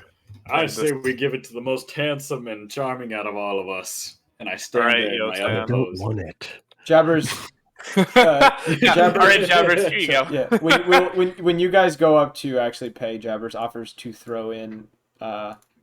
He holds up 4 silver as kind of payment. We're going to the market. Shit. Oh, that's sweet, No, Jabbers. that's where initiative. That's where we're going. Stop it! Stop threatening my bird. There's only one bird in this. Jabbers is a bro. Stop threatening my bird. All right, so you guys now enter the market now with the cart put away. You also bring your skins with you as well. And I'll say, just for sake of time, when you guys get to the market, you do end up selling the skins for. So the damaged one, you managed to sell for about 10 gold coin. The undamaged you get for about 20. Okay, so hold on. So far. I'm looking to potentially go to a weapons or armor smith to see if I can get anything out of these. We'll get to that. I want to get everyone talking to each other real quick, and then we'll kind of decide where people go. Okay. I need to ask Journey something. So you guys so I'm just saying this for I'm trying to save time about you're selling the skins, then you go and talk to Magnus and them. So we have 40 spike, 140 teeth, 4 fangs, and 10 and so 20 for the claws 40 in total. spikes, take 40 gold. It was 1 gold per spike, and then for the claws, it's 20 gold for a set of 10, so 40. I know I should have looted. Okay, so 40, 40, 30. Journey said she was going to split is or this something. at with like people, just like a regular I think. market? Yeah, this is like a marketplace. This is like so when you enter the city, you are in a giant it is a giant, almost like a courtyard, and on So one side of this courtyard is the schools of magic that have like libraries, shops that they sell through the school, stuff like that, and then on the other side it's like merchants, like smithers and leather workers and. Where are we selling like the fangs and everything at? Where would this be? It would just be like a common merchant shop, like a kind of like a everything kind of place. Is the merchant a female? Doesn't matter what race. I'm gonna say no for this one. We'll get to a female at some point because I feel like you're gonna. So I'm gonna go ahead with this anyways. Oh dear God! I'll give you a chance to change. You can't. No, you can't deny Daniel. It'll just happen anyway. So I walk up to the regular merchant. I'm like, hey, Journey, and I wave her over. I was like, and I point towards the counter. I'm like, show the fangs, show the teeth, show everything, show the pelts. And I'm gonna say the person you're selling to is a golden dragonborn male. All right, we're gonna run with that one. Okay. I'm like, I lean on the counter. I'm like, all this stuff, we had to slay these things ourselves. It took a lot out of us. It'd be really nice to kind of up the price since we're putting our lives on the line for these things. It'd be nice for a little bit of compensation rather than somebody just stealing said items. We actually put our lives on the line. Look at him over there, and I gesture like the entire group just like very vaguely. I'm like, look at that one. We're all just standing like doing just dumb shit, just like I'm just reading my book. Does that speak coercive teamwork to you? No. Some other guy comes in, hangs a coat on me, just like. Is that meta now? Like you just become a coat rack when you stand still for too long? Yeah. Do you want me to roll a persuasion check for this guy?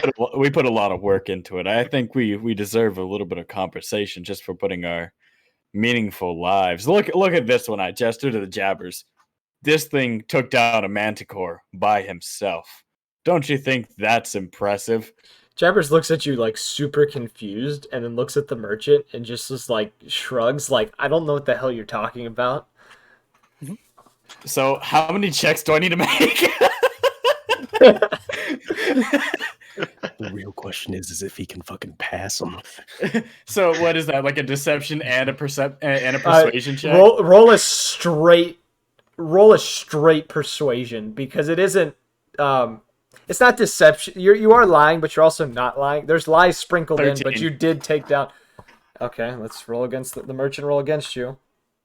He looks at you, and he looks at the stuff. He looks at your friends doing idle animation some distance away. I'm literally like Skyrim, like where one just walks over to the grinding wheel. No. I'm literally doing the club penguin dance. Like the wiggle and then the spin. I'm like, so he looks at all the stuff and he kind of sits there and he nods for a second. He says, "Fine," and he pulls out what looks to be a rock, and he says, "I will give you this rock of detection." Well, that's the deal. Can I insight check it first? Actually, roll an insight check. Yeah, like he's always making a deal on what's not his property. Natural 20, baby. Damn, he rolled a natural 20 as well. How should I? We both get naked. Roll again. Let's roll again. All right, go again. For insight again? Yeah, for insight again. Both get naked. 20, but dirty. Damn. You realize, you look at this rock, it's just a rock. There's nothing special about this rock. It's just me that realizes nobody else knows this, and I'm like, you got yourself a deal. Give him the teeth, and I grab the rock and I start walking away.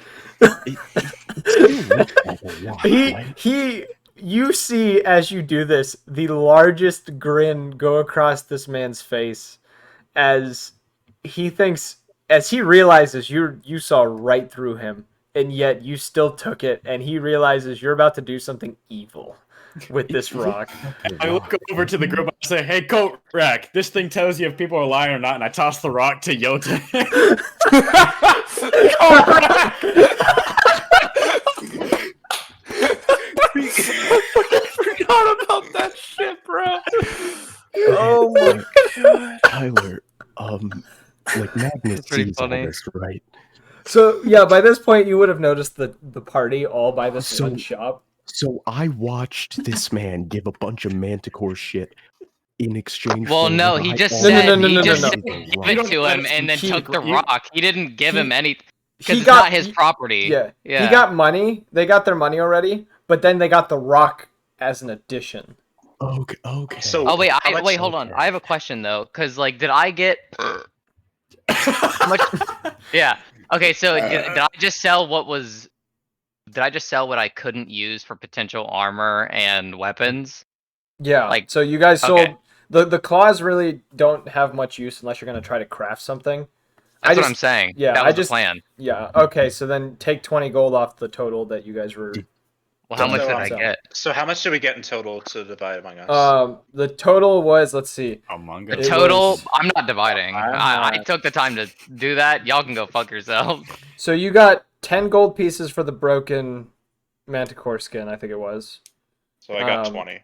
Yeah, you got Also, 20. You got 20 gold for each of the spikes, unless you're not selling those, and you would have gotten 20 gold for the claws. It was 20 for each set of 10 spikes, right? No, it was 20 for each set of 10 claws, and it was 1 gold per spike from the Manticore. Okay. And did the spikes have any? Do the spikes and or hide have any value in crafting? You kind of ruined the hide to do any kind of crafting unless you were an expert. Okay. You don't know you have no info on how to do any of that. Okay. The claws you could stick into like a club or something, but oh no, I know the claws, but what about the spikes? They're like barbs. It's like the equivalent of like a crossbow bolt, but it's barbed, and it's like it's like a sea urchin tail, not a sea urchin tail. Yeah, I'll just sell the. How many do I have? 20? You have 20 spikes. So yeah, I'll get 30 gold total from this if I keep the claws. Okay. So how much was the set of 5 claws? So I threw the rock to Yoten. Does he need an insight check it, or do I need to roll a deception to like screaming at him that hey, this thing tells you tells lies? Why does he need to roll deception? I wouldn't not believe him. Like the guy just said that, and he threw it to me. If you want to fight him, you can on a roll like that. But if you don't, then no one needs to roll anything. Like I have +4 perception. I can just by catching it and seeing it in my hand, I would probably.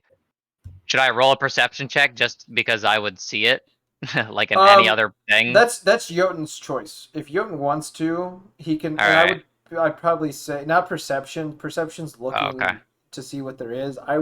You would have to roll like investigation, insight, or arcana to actually understand this rock. By the way, this item was inspired by an Instagram post. Thank you for whoever posted this. 13. I think I know what post that is. You know what post I'm talking about? So you can't tell, really. It seems like just a rock to you, but based on what you heard, it could be more. You're not sure. This dude got a rock of gravity detection, brah. It's the weather rock! I know what you're talking about with the weather rock. It was just called the Rock of Detection. That was it. I'm just gonna put it in Calder's hands. I'm just gonna put it in his hands. Like I'm gonna like push it up against his chest and then just stop supporting it. So it's either gonna fall to the ground or catch Arcana. I immediately do an Arcana check on the rock. Yeah. The All right, goat is roll still a con hanging check. off me when I'm doing this, by the 19. way. It's a rock. Yeah. I'm just gonna be like, it's a fucking rock. I'll be like, wow, this has more magic than I can even read. Or it's just a normal rock. Well, it's yours now, Yotan. I'll like slip it in his pocket. Journey will turn to the seller and ask him, "Are you trying to swindle us?" Like, I want to do an intimidation check All right, because roll I'm a intimidation 5 against foot 8 him. tiefling. Can I including give the horns. Journey a help action by standing behind her shoulder and giving this dude the death stare? So you're not quite there yet. You're some distance away. Oh, okay. I mean, Yeah, technically, idiot. Jotun could do it. Yeah, I could. But he So just got a roll- magical rock that's more yeah. powerful than the mage that Well, I ruined don't think it's Manticore. magical. Like, I don't So- know if it is, but I mean, I gave it to you because I didn't know. I'm 23. He says, he kind of shakes his hands and he says, no, I'm not cheating you out of anything. He said, these are the prices I give to anyone who kills a manticore. You'd be surprised how many actually come in with these pelts. But do they get this? And I hold up the bag that has the rock, but it's just the holding the bag with the rock inside. You have no idea what I'm talking about. It's literally just me holding up Jotun's bag on his side. You took his bag? No, I didn't take his bag. I'm literally just holding it with the stick on him. Okay. And the like, rogue was caught by himself. Wait, but the guy doesn't know what it is. He just sees that there's like something heavy in this sack. So wait, are you gonna try and flip this on him? Are you gonna try and like sell the rock back to him without him knowing? I could do a deception check. So him, who's been watching all of you very closely, he kind of sees this and he goes, "Are you? I know that's the rock I just gave you. I watched it get placed in that bag. Are you gonna buy anything?" Who? Y'all. Got him. It's just that easy, dude. It's just that easy. I want to do a deception check to sell this guy his rock that he saw got put into that bag. Roll with disadvantage. How do I add disadvantage to my roll? You roll twice, take the lowest. This is the worst. This is the reason that campaign Wait. gets stopped. We should try and convince the bard to put on a performance to like trick him. Okay, so that one would go up to 14 because of my thing. Wait, no, ignore that. No, that would be 19 because Oh, I if forgot. it's 9 or below. You're just good at everything. Cause fuck, why not? Yeah, it's All right. that like what silver tongue or whatever. Anything below 9 would go up to 10. So He still shakes his head at you because I actually rolled a natural 20. And he says no, I'm not buying anything back from you. He says, if you're not gonna buy or sell anything else, I'm gonna grab please the leave rock my shop. out of the bag. What is he selling? Just general supplies? It's general supplies. And just club him over the head with it. Just start, oh wait, hold. Okay. He's got Hold a on. few arcana stuff like here and there. It's like little like common yeah, items okay. and stuff like Had that. to try. Yeah. So What race is he again? Dragonborn? Okay, I'm gonna start carving like the Era Cochrane letter D on the rock. I'm like, now this is a magical rock, and I turn around with the same rock, but it has like a poorly drawn D in it. He looks at Journey you just kind of unamused. flashed, covers her mouth. He looks at you unamused and he says, "If you're not gonna buy anything, just leave my shop, please." Or I'm I'll gonna have the guard. I'm gonna approach him and like hold out my arm to like symbolize that I would like for him to hold his hand out into my hand. He kind of shakes his head and he says, I'm not doing Your this." hands. Come on. I'm gonna roll an intimidation check if he doesn't. Oh my fucking god. Roll your intimidation check. Okay, fine. There we go, 18. Now put your goddamn hand in my hand, bitch. That's crazy. He didn't You rolled roll. that No, I rolled an 18. No, so he looks at you. He's very, very frustrated now. He is not very happy about any of this. I don't give a crap. I'm waiting for him to put his hand in my hand. He reaches into the little He mad. cabinet. He tried to scam us. What is this? He didn't scam you. He gave you. He told you. He gave you the money that. It's He I'm gave just you doing a, that normal bird thing where like birds like dig in their feathers and then I start coughing up one. he no. So here's how the situation went. He gave you the money that was the value of the stuff that you had, and then he gave you a rock with it because he wanted you to leave. Yeah, but he still lied. He lied about the rock. He gave you your money. You got your money, but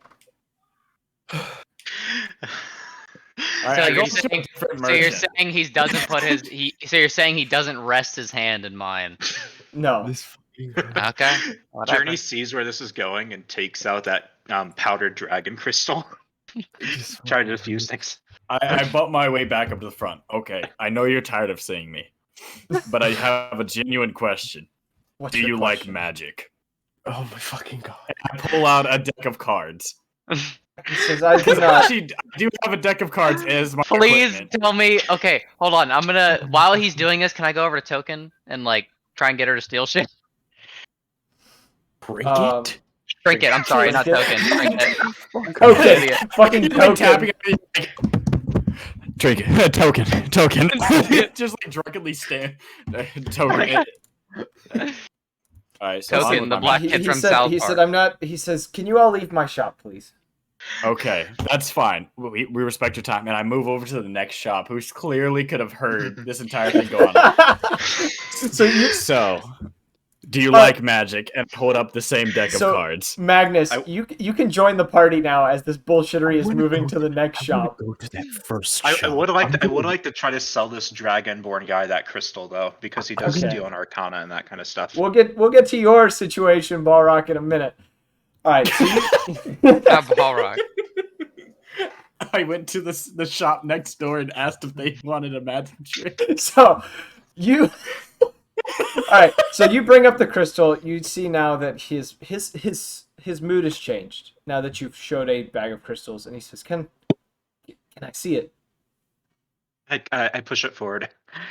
And he opens the bag and he pulls out a few of these crystals before reaching into a pocket and pulling out what looks like almost like a magnifying glass, but it's like it's like what you like an appraisalist would have, like the little like tiny magnifying glasses that kind of have like a kind of like a cone shape with the tip cut off type deal.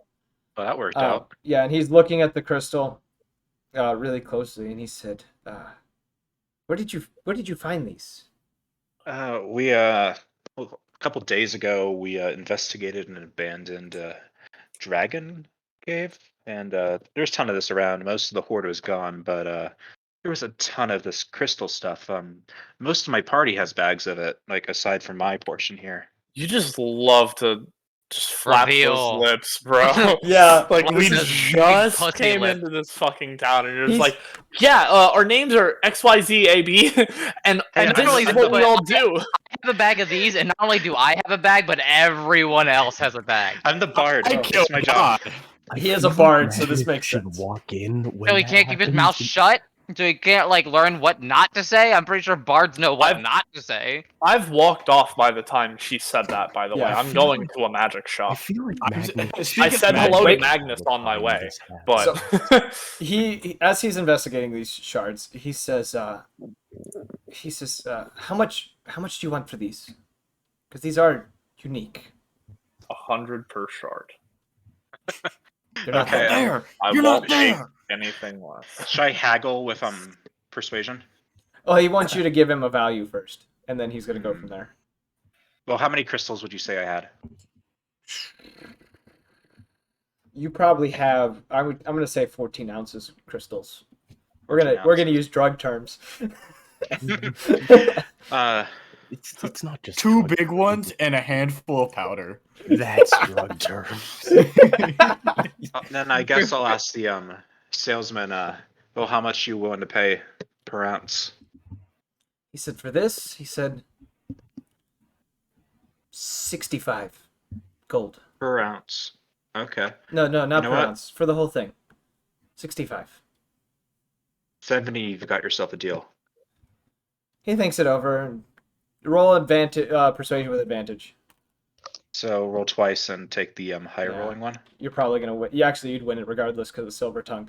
So yeah, he thinks it over. He says, "Yeah, this That'll do.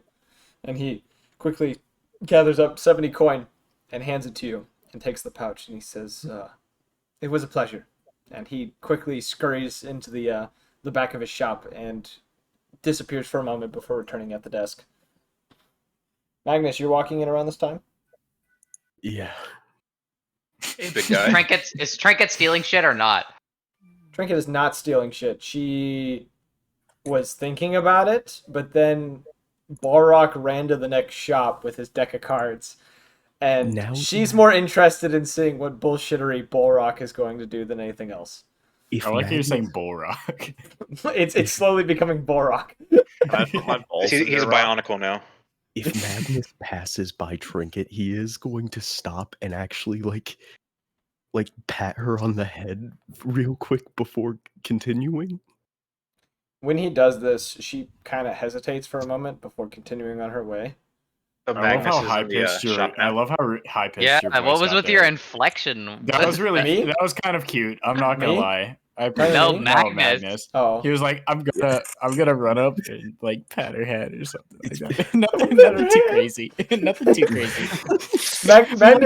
Magnus has a secret soft side, okay? We like to have fun around here. There are people in this house who are fucking sleeping, so I gotta like whisper slightly. What house? We're in a market. The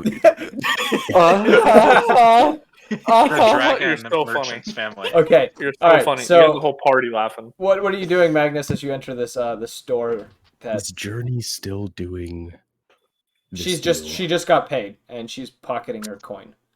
Magnus is gonna wait. Actually no, because this starts off pretty easy. Magnus is gonna walk up and just ask, "Where are your knives?" So you guys have your conversation. I'm gonna make a quick bathroom run, only because I've been needing to go for like an hour. So you guys RP for a minute. I'll be right back. Oh, I guess I'm gonna speak to Journey before asking about the merchant's knives. It's just I thought you were asking about my knife. Yeah. no. I was gonna ask the merchant. So I got this yeah, dagger here. Magnus would stop first to speak to Journey. What was I gonna say to Journey? It was Magnus would just probably look at Journey and just, "I am surprised you're still with the group of odd creatures." Why you say this? I'm just slapping a deck of cards on the Yotan's just gonna turn his head and just stare at you as you said odd creatures. Well, Magnus looks back at Yotan, just, "You as well." As this little misadventure's proven, there is gold to be made here, and well, Do you have spoils of a battle? yeah, we kind of a couple manticore on the way to town. I was gonna, Manticore. yeah, I stripped one clean. I was gonna divvy it up among the group. Clean, heart and all. Well, maybe not that clean, but if you're interested in that stuff, I can point you the way. Another time. So yeah, I was Another gonna time. divvy up the coin. Figure, you could By have this, some. by this point, the merchant has come back to his desk. Magnus just stop, just sees the merchant is back and just, "It is nice speaking to others again after whatever time," before walking past her to speak to the merchant. He I kind probably of gives mentioned- you a half-hearted smile and he says, how can I help you, sir?" "Where are your knives?" He says, "Depends on the kind of knives you're looking for." Hey, y'all continue. Don't pan to me real quick. I'll be right back. Okay. So we're gonna go to Balrog. magic trick. No, just kidding.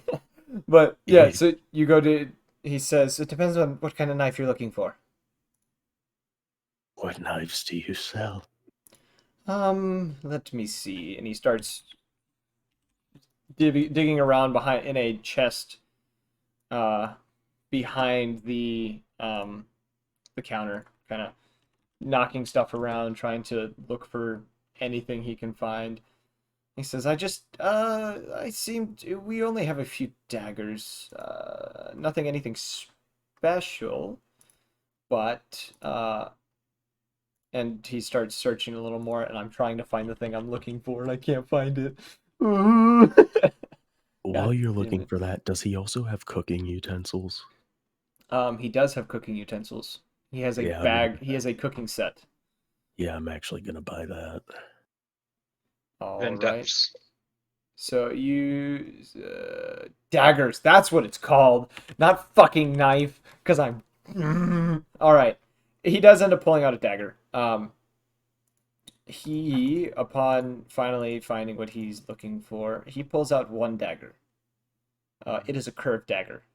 This dagger, it almost looks sacrificial. Has like what almost looks like two serpents twirling up the back of the blade, with a green emerald green emerald embedded into the blade at the bottom of the blade itself, where the guard would be, but there isn't one. It's kind of just straight blade to guard. I'm back. And you notice this emerald has a green line running from it all the way to the tip of the blade.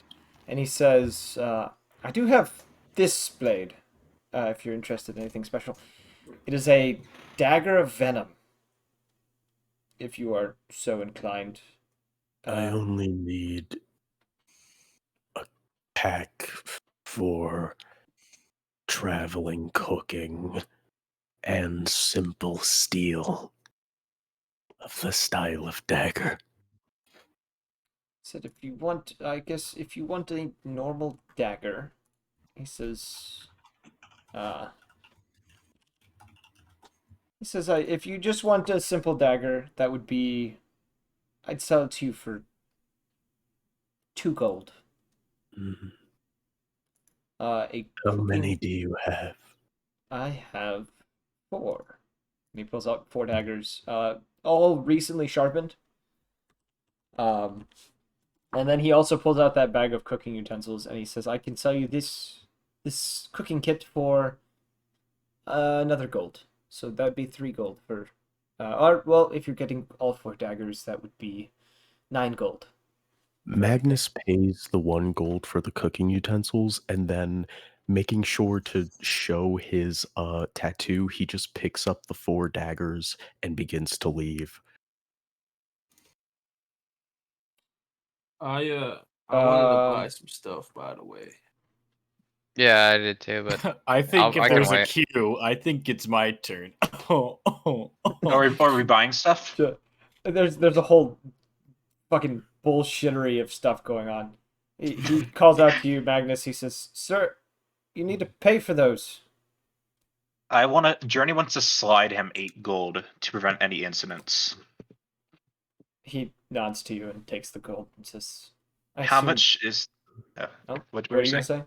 No, what were you saying? He says, I assume he's a part of your group. Maybe. He comes and goes. Anyway, how much is that nice knife the big guy turned down there? Oh, the dagger of poison? Or venom, I mean? Yeah. Oh, I'd be willing to part with this for, don't know, 50 gold? Is a bit of a rarity. Just poison? It does inflict poison. And I'll read you what it says. As an action, you can cause thick poison to coat the blade. The poison remains for 1 minute or until an attack uses this blade to hit a creature. The creature must make a con save of 15 plus, or take 2d10 poison damage and become poisoned for 1 minute. And if they pass that save, they don't take any knife damage, right? They take the knife damage. They don't take the poison damage. So it works like a regular dagger, where it's just and you can throw 1d4. daggers in the system, right? You cannot. You can, yes. Okay. You can throw. You know what? Can I haggle him down to 40? He thinks it over, because I know you're gonna. Well, let me just roll to see what he would get, because I know what you're gonna get in a minute. Yeah. He kind of bargains around. He says, "You know what? Because you've been more delightful than the rest of them, I'll sell to you for Magic. You just hear that next door. Okay, so you buy the dagger from him.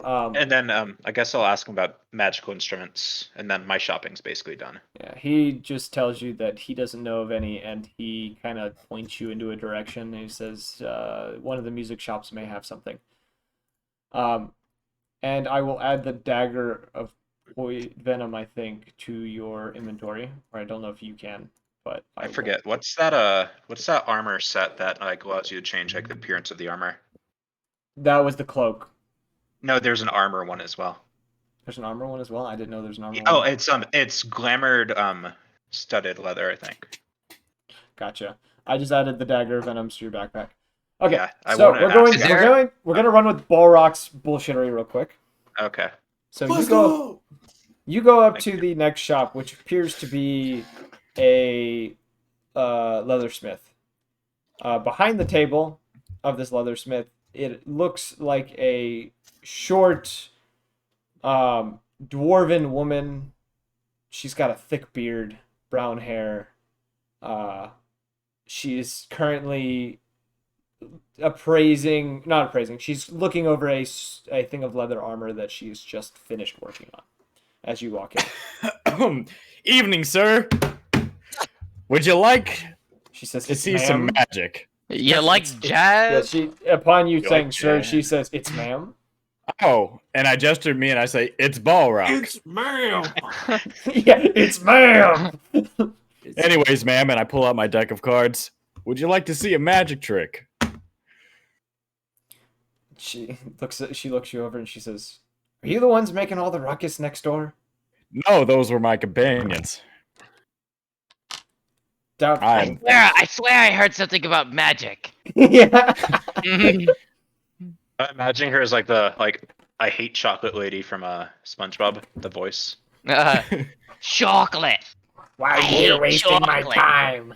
No, how about this? How about this? I give you a magic trick with these deck of cards, and if not, I'll buy 3 items from your shop. Magic. Sound like a deal? I hate magic. Fine. I'm doing the All voice. right. I'm dedicated to the voice. All right.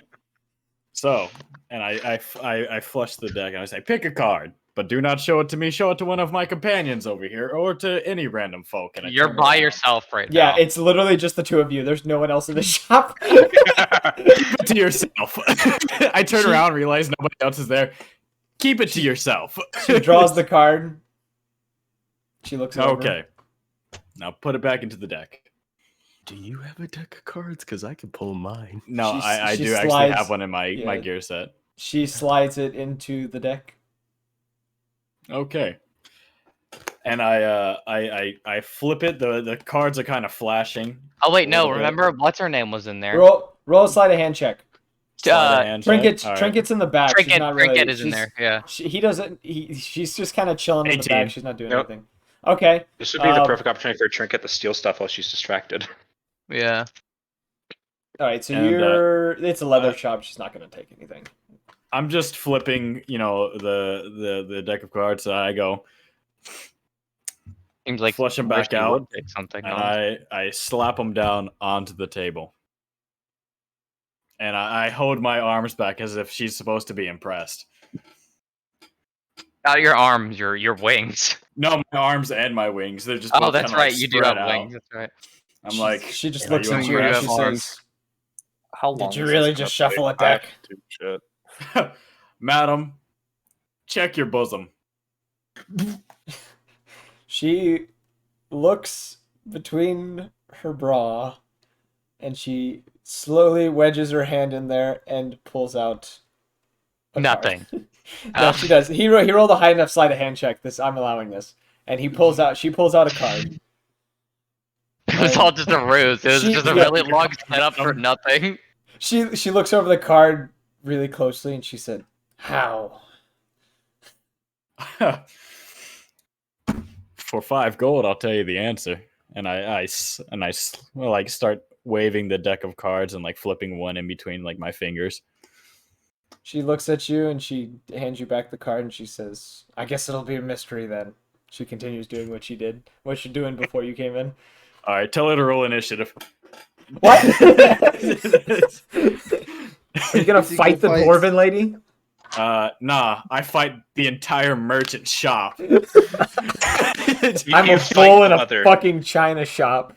Are you gonna run? Are you gonna do the mob thing of just like, oh, you didn't pay your fucking protection fees?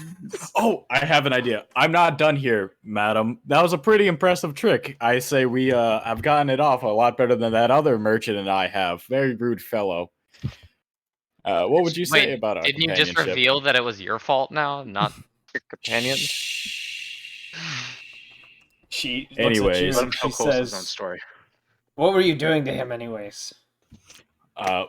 Buying and selling. That's all I can really disclose about my exposés here. Anyways, Yeah, I have sure. this. What can you buy from this? And I I just have the rock that has the Ocokran D letter on it, just poorly carved in. I was told it was a rock to his of deception. paperweight? How did you get it?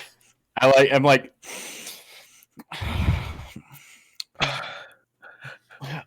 shit, and I point behind her and I start running. All right, you both hit the shop, and she just looks disappointed. Plus, you're trying to trick a dwarf with a rock, and dwarves are really good with rocks. That makes sense because I used paper and paper beats rock for my card trick. All right, now we're gonna go to Caldrin, or Calder, I mean, who fucking abandoned the party to go shopping for books or something. Can he pull a card out of bosoms? I was gonna say, can he do his turn and then like, I'm gonna start walking towards him, just while he's doing his turn, if that's all right. Calder, yeah, you can head Yeah. over to where Calder went. Okay. Yeah. Okay, so what are you doing, Calder? I'm going to the mage shops or like a psychic shop or fortune teller. You go to one of the mystical. schools. You go to one of the schools of magic. I can't think of which one it'd be off the top of the head, but you go into one of the shops, one of the more kind of everything type shop, everything magic. Behind the counter, you find a high elf, dressed in a robe of many fashions. He's dressed in a robe of many fashions. Currently with golden trims, and it's a very elegant white robe. Oh wow! And he's wearing this small little golden. It almost looks like ivory gold crown type deal. As he's messing around, he's looking at some sort of.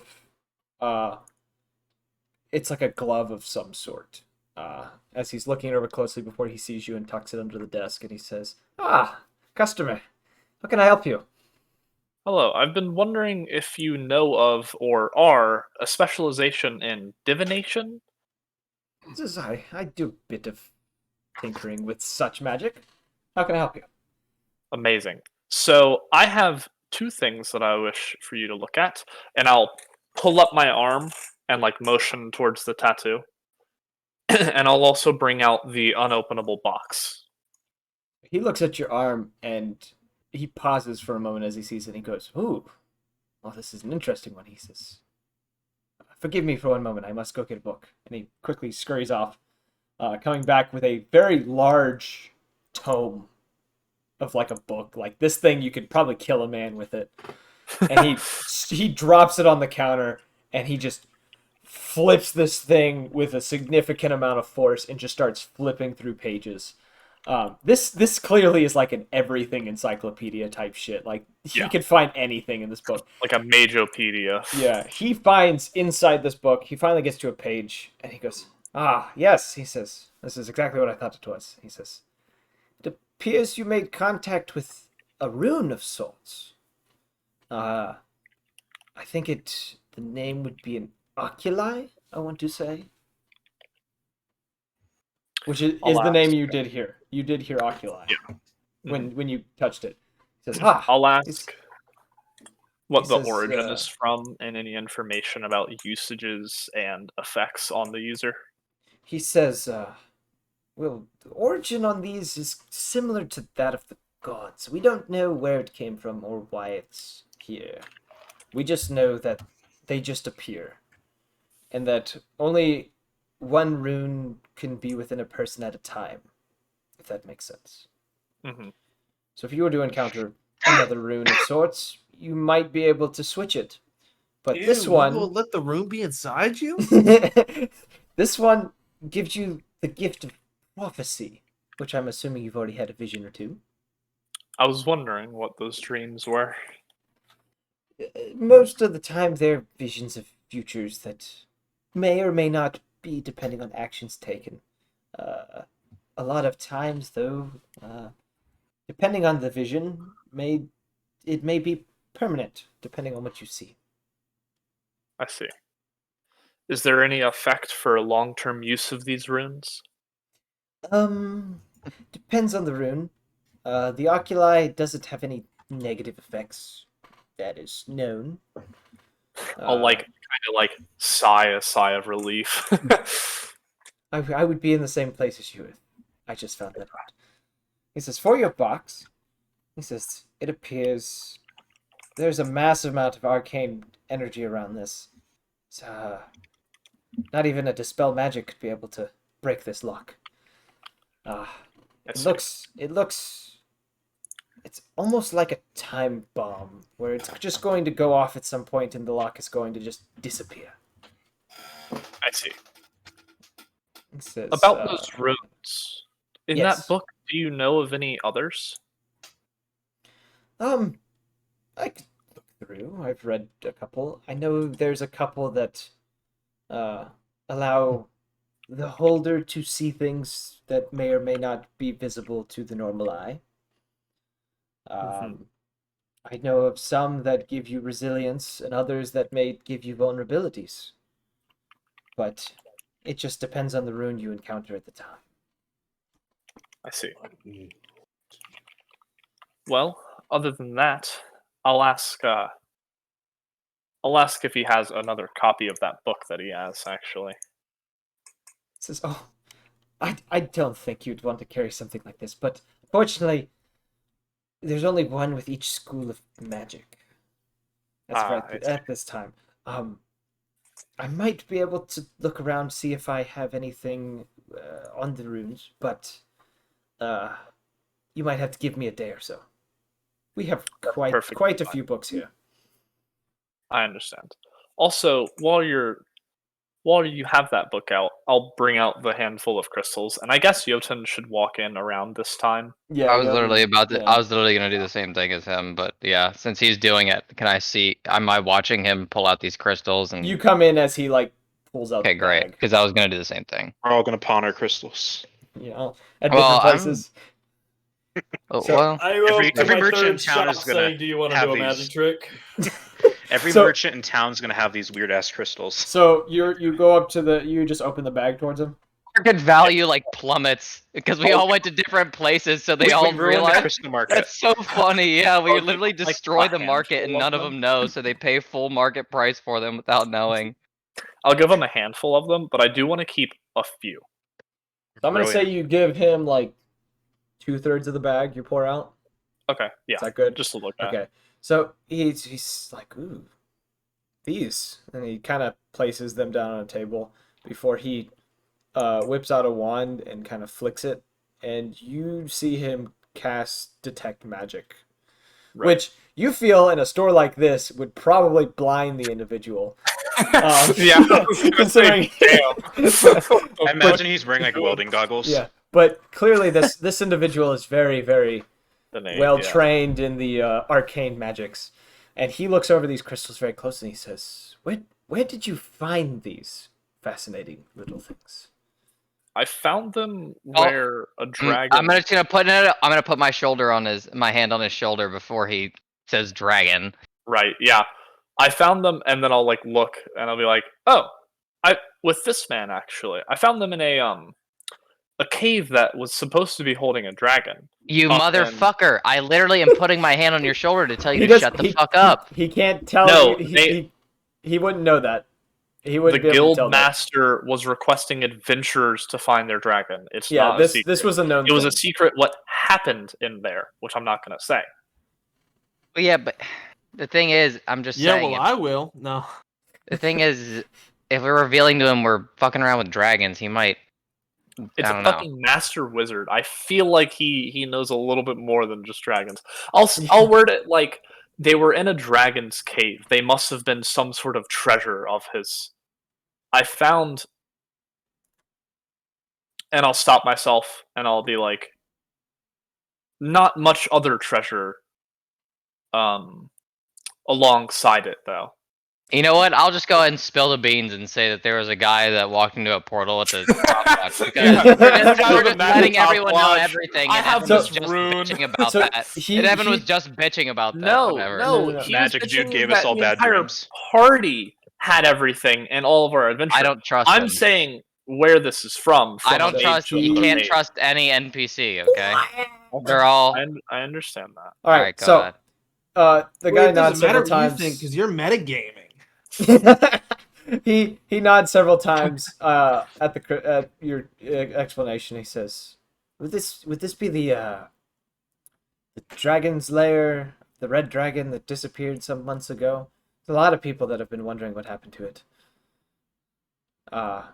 No one's actually gone to the cave yet, so the fact that you guys have gone is, well, it's wonderful. Now we know that there's nothing there, but that does relieve some people that travel around that area." So the wizard doesn't even know. He didn't know the dragon disappeared. He know it disappeared. They don't know the fate of it. Nobody knows the fate. I'm saying that no, even isn't it in the crystals? No. The crystals are some sort of like thing that happened. Oh, that I know it of. turned into crystal and then shattered, right? I That's know right. of that. Yeah. Yeah, I know. I don't. I was just like, I'm surprised the wizard didn't notice that. He must not have I'm done still going through what he's saying. He's looking at it. He says, "These crystals, though. You said you found them in that cave." He said, "Yes, sir. It would make sense. They're imbued with draconic magic, quite a bit of it. It would be difficult to tap into these, though. I'm gonna have to do some research. How much do you want for them?"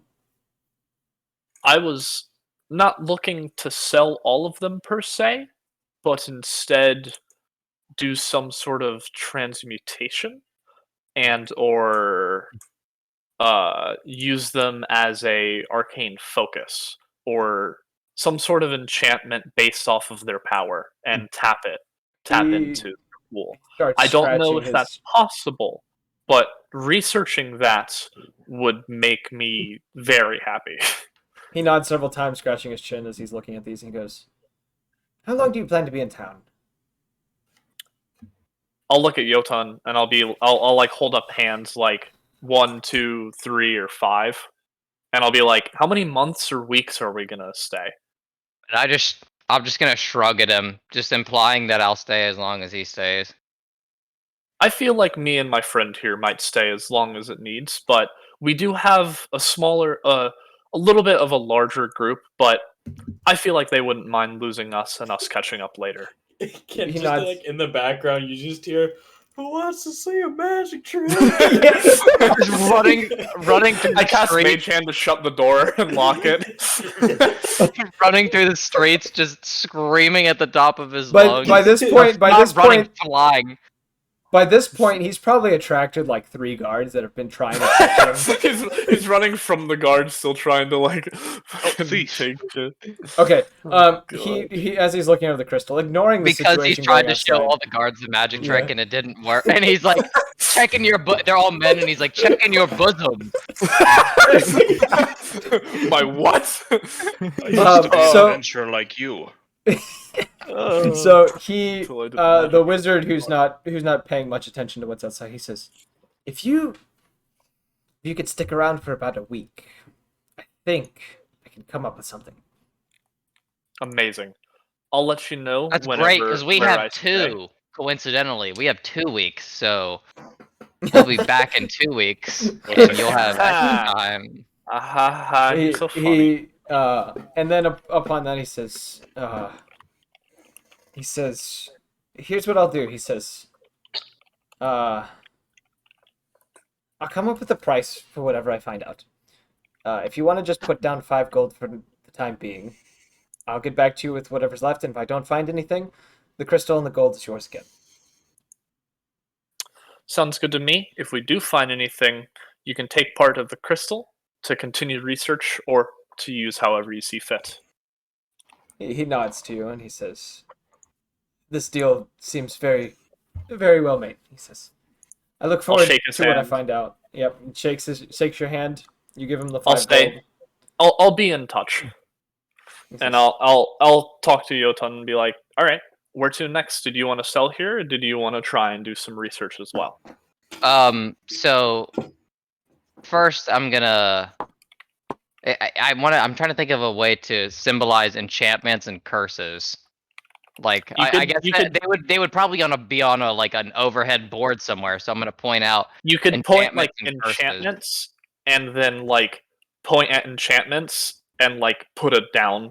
Like literally, your sign language I can understand. So just let me know what you want, and I'll like enchantments understand and it. curses. I'm trying to find like a curse of like a curse So of binding. here's what I picture, because you guys have kind of developed this unspoken language between each other. You take your finger and you take out your blade and you draw symbols with your finger on the blade, and then kind of do a hammering motion as in to install.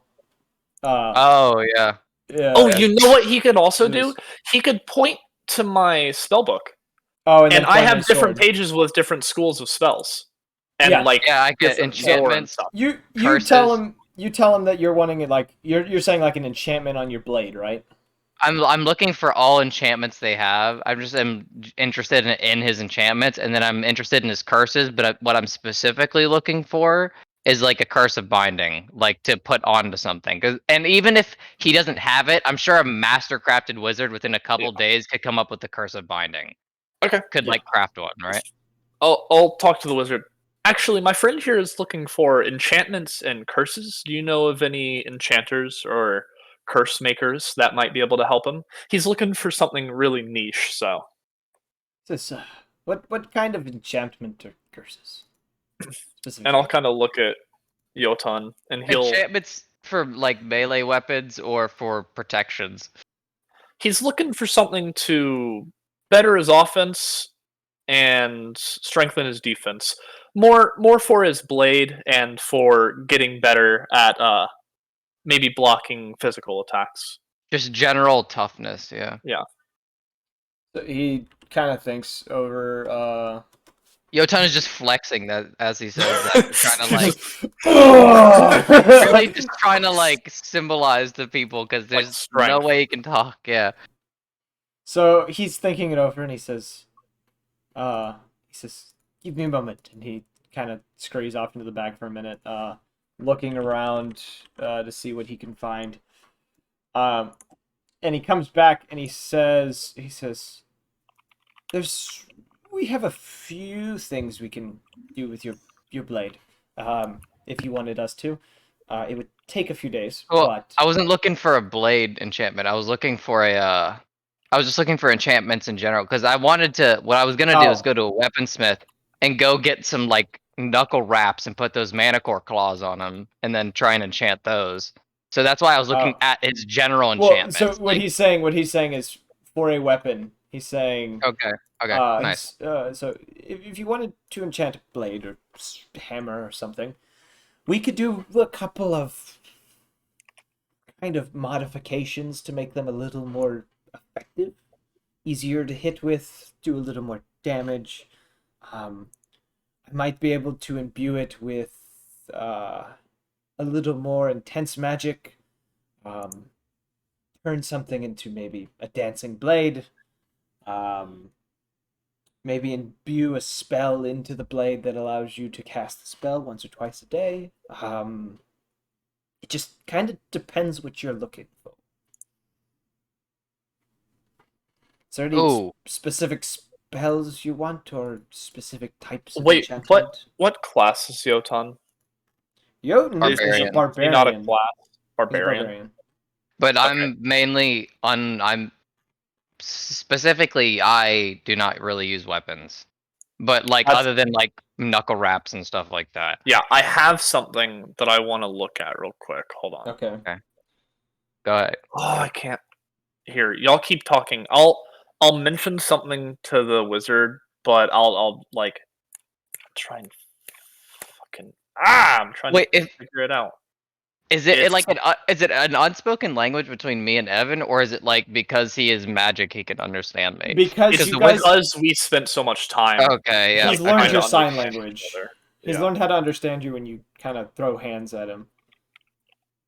And then so I'll ask him about the curses while Evan's looking up this.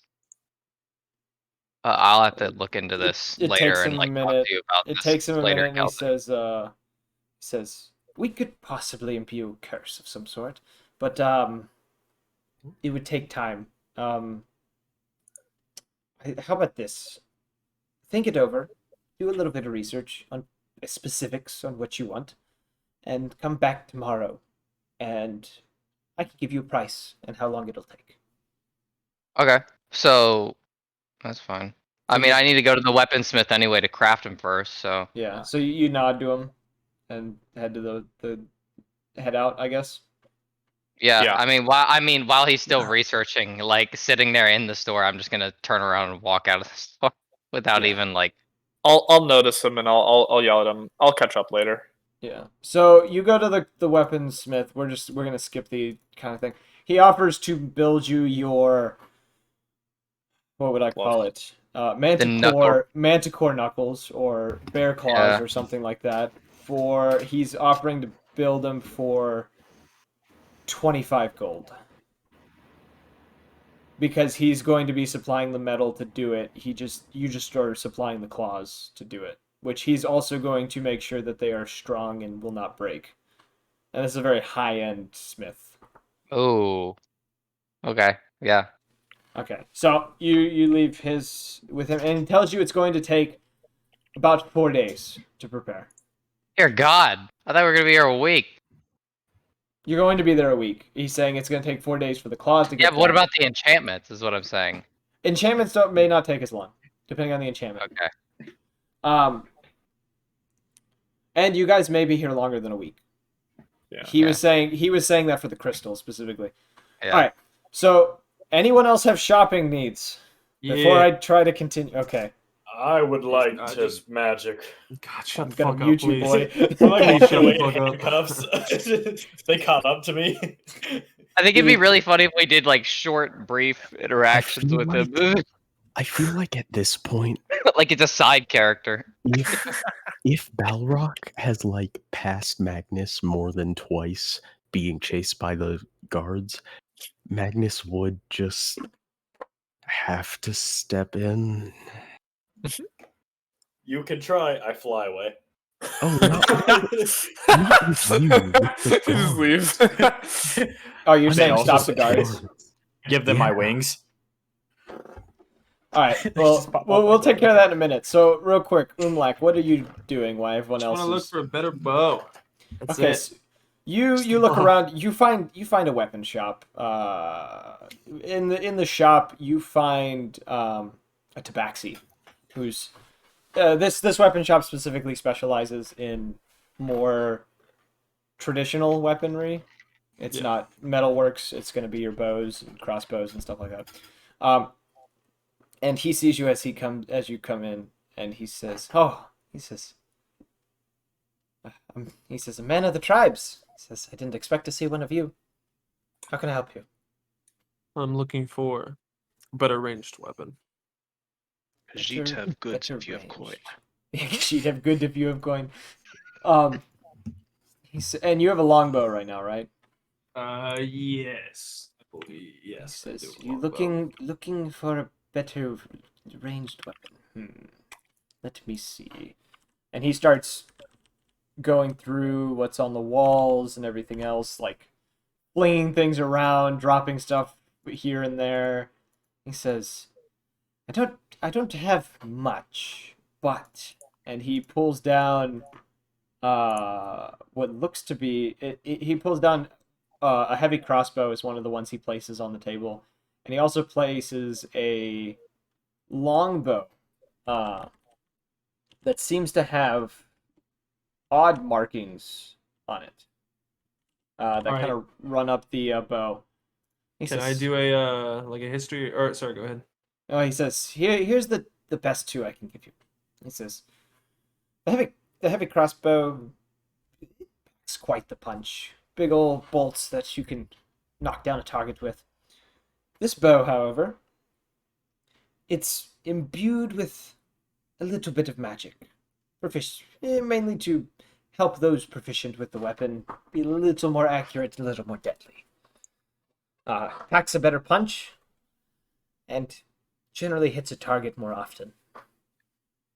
And you can identify it as a +1 longbow type deal. Cool. All right. I'll ask how much for the longbow. Says the longbow. He says, I'd be willing to part 20 gold. Okay. And he says, with it, I'll throw in 10 arrows. Okay. We have not gotten gold on any of these encounters yet, have we? There are party members who do have gold. Okay. I would have distributed some yeah. of the Manticore money to you. Let's just put it this way. Jabbers probably came with you because he was bored of everyone else. Yeah. He offers to pay for your bow because he doesn't. His money he doesn't care about as much. I will accept the young Kinku's offer. And he's Oh, kind of repaying you too, considering you saved him from the wolves. Yeah. All right, and then I'll ask him how much for the crossbow. Says the crossbow's a little cheaper. Probably just say 5 gold. Okay. I will take both. And do you have any gold or? Yeah, I've got 10. Okay, so you give 5 to the clerk and Jabbers covers the rest. All right. And then I kind of wanted to check out if there was like any like magic, kind of like I've got the ring of swimming, like something like that, like a ring shop or like a trinket shop or something like that. This is where actually the party will meet up. So you end up finding a shop by the name of Helgard's Shop of Mystical Items. And when you go inside, you find a small goblin woman behind a desk who's dressed like a tinker, like the tinker's apron. She's got the glasses on her head. She seems to be messing with something. And as you walk in, she half glances at you and says, you here to buy or sell? I'm Magic! If he's still doing this, does that mean there are guards to deal with? I don't know. Wait, are we all in here with him? So or by this you point, said we met up. Or are we all in here with him? I'm gonna say by Because this point, I would like to just overhear what rings. yeah. I wouldn't so mind. by this point, everyone, you guys kind of ended up finding Umlik as you guys kind of finished your things. Imagine we just chased down one of the except cards. except for Balrog, he's still being chased by guards somewhere else. I was hoping like the guards to kind of like push me. I'm like, I'm with these guys. I'm with they're I'm their responsibility. You know what? In that case, he took you. They got a hold of you finally. They kind of gave you. They sat you down. They kind of gave you a talk. They took your deck of cards, and they told you pretty much. You pretty much got like behave yourself, slap on the wrist, and then got sent with your friends. I walk up slowly. I'm just. They took my cards. Next time you talk to a guard, they'll say, "Wait, I know you. You're the card guy." Do I need to get rid of my cards from my inventory? Yes, you got to get rid of your cards now. They took your cards. It's a good thing. Run into these guards after the taking of his cards. It's really cool what that are I you still doing? have a thing of dice. Well, the current plan is to nicely ask, but this is Magnus we're talking about. We'll do this encounter in a second, because I feel like this is happening while everyone else is doing their shopping. Okay, so you enter the shop, and she says, buying or selling? Possibly both. What is it you're looking for? She's still messing with something. Looking for some sort of rings, trinkets, things of that nature. She kind of flings a hand kind of towards the right, and you see a flash of light come from her finger and kind of lead a line towards a cabinet filled with rings. She's over there. And she begins to continue whatever she's working on so intently. And yeah, you approach it. You can see labels on a lot of these rings. You see a couple. There's a ring of evasion. There's a ring of animal influence. There is a band of loyal. Nope, there's not. Just kidding. I lied. There's not a band of loyalty. I don't have that book. There's a ring of mind shielding. And there's a couple others that you just don't recognize. Like, they're not labeled the best. Some of the labels have been like kind of tossed around and moved. But those are the ones that you can read as of right this moment. I'm gonna take an interest in the ring of mind shielding, and I'm going to ask how much. She kind of gets up. She kind of throws her hand out again, and you see the back of the cabinet. You see a little hatch open, and the ring lift itself out. The hatch close, and then the ring fly over to her as she's casting a mage hand. And she looks it over. She sets it down in front of her, and she says, 5 gold. And she kind of lets out a deep sigh and keeps messing with what she's currently working on, which now that you're up close, you see as a pair of gloves. But the gloves are made of chitin, which is also odd. Okay. Yeah, I'll tell her. Yes, I will. I'll buy the ring. Real quick, I'm gonna let you guys know it is time for me to depart from this session. Yes. I didn't even get to some of the stuff that I was supposed to do this session, but it's fine. What else? What other ring was there except for the evasion one? There was a ring of evasion. There was a ring of animal influence, and and then a couple others that you just couldn't identify. Y'all keep doing what you're doing. I'm gonna say good night. Love y'all. Fun session. Yes. Who wants to see a magic trick? He's gone. Finally. No. Okay. So yeah. Oh, it's like the Joker. All right. Is anyone He else? put the pencil in his own eye. Is there any other of the rings you're looking at? I mean, no, none you for said me. the labels are kind of tossed around. Yeah, some of the labels got tossed around, so you can't identify some of the rings. Can I like do a check to identify it or no? A history check or something. Roll Arcana check would be the thing, because you'd be able to identify via the arcanic 17. energy. 17. You do also notice there's one that's kind of odd compared to the others. There's two that actually catch your eye. There's one called the you realize it's the Ring of Shooting Stars.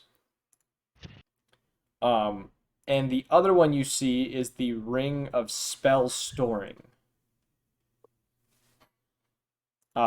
Which are the only two that you can really identify out of the group. The rest of them seem to be either they're poorly made and they probably don't work. The other ones are just like the same thing. It's like there's multiple rings of mind shielding, multiple rings of free movement, stuff like that. Okay. I'm gonna ask how much for the Ring of Shooting Stars. She kind of lifts an honestly, eyebrow. for both, I'm gonna ask. She lifts an eyebrow and she quickly jumps off her stool and comes over and she looks into the case. Oh, you made her stand up, dude. She looks at it and she says, 2,000 gold. Holy shit. Madam, is there any way that I could barter that price down? Maybe with a trade? She says no. He's very, very Really? ring. For those dragon crystals, really? You're not gonna get a 2,000 gold ring for it. The reason I'm saying he's barter. Yeah, she's not gonna budge on this as of right this moment. No. She says very, very rare ring. All right. How much for the Ring of Spell Storing?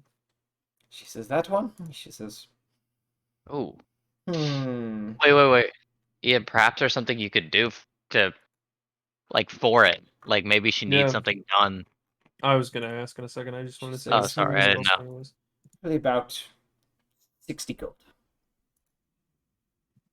Well, is there any way I could do something for you that would allow me to, per se, trade for these rings? You know, in the tribes of my people, I'm an experienced hunter and one of the best warriors there is.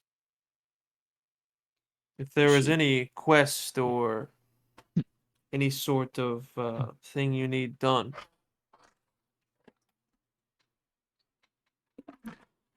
she looks at you and looks at the rings, and she says, uh,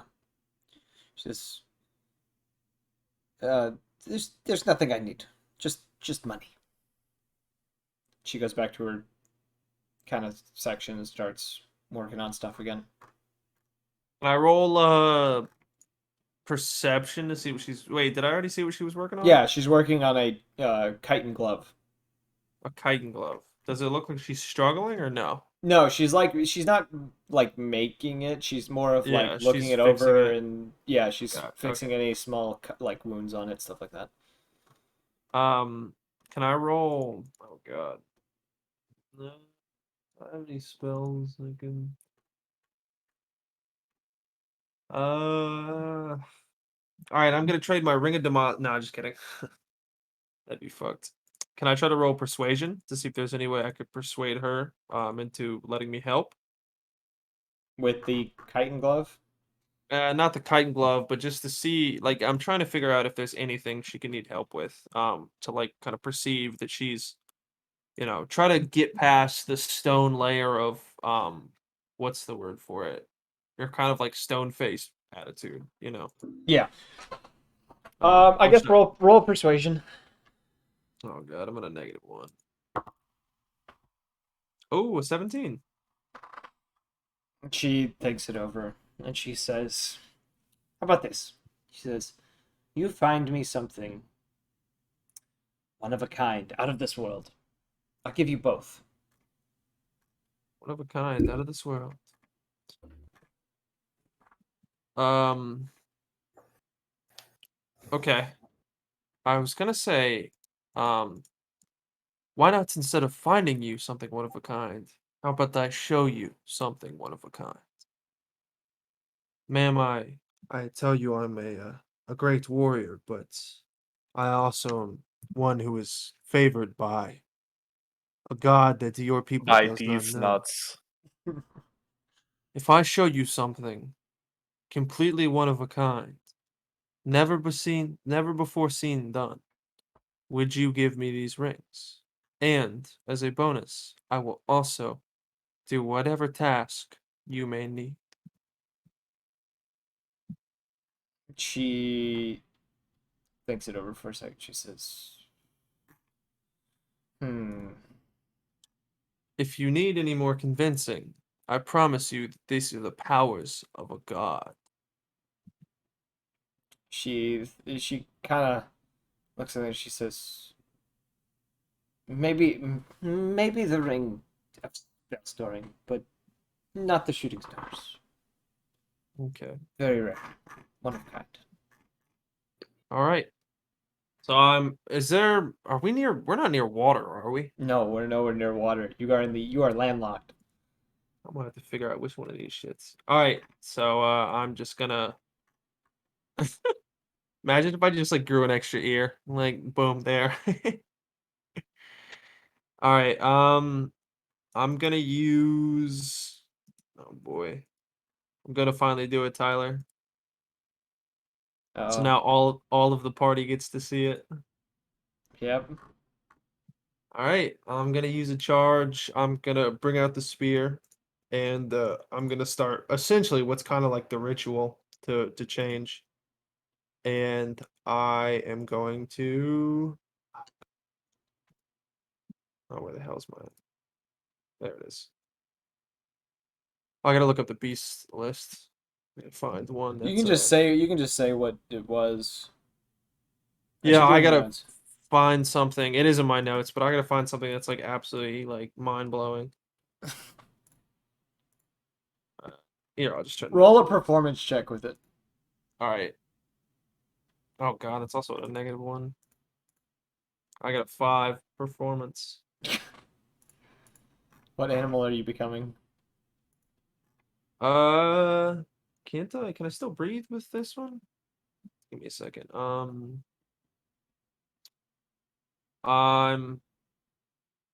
gonna become. Make up some wacky shit that no one's ever thought of before. Well, it has to be a beast. Um, I'm gonna become. Oh, these are all beasts. Hell yeah. I'm gonna become a saber-toothed tiger. All right. Is that equal to your level of challenge rating? Yeah. Okay. Yeah, it is. So you become a saber-toothed tiger in the middle of this woman's store, and she glances up from her work. She slowly sets it down, and she slowly claps. Says, "Bravo, a natural druid," and then continues her work. Fucking cock, dude. Yeah. Like what? I don't know. All right. She's Well, like, then oh my I'll- god, you just deserve the ring off that, dude. He rolled a I've got 5. She 2 wasn't going to be spells. impressed. Am I supposed to be impressed? All right. Well, then can I try with the ring? Expending a ring. I don't. It's not that impressive though. I mean, I guess growing an extra appendage would be pretty impressive. Just gotta It'd be an accept odd you're not sight very to see. impressive to this Okay. woman. Well, then I'll unpolymorph and I'll say not impressed by that.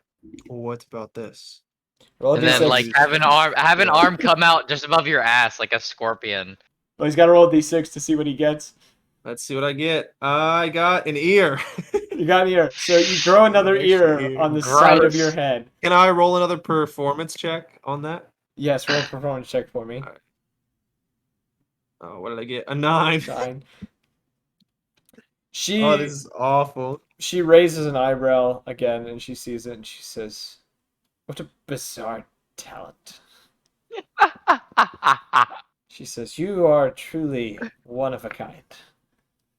She sets down the glove into a little box and closes the box and slides it under her desk.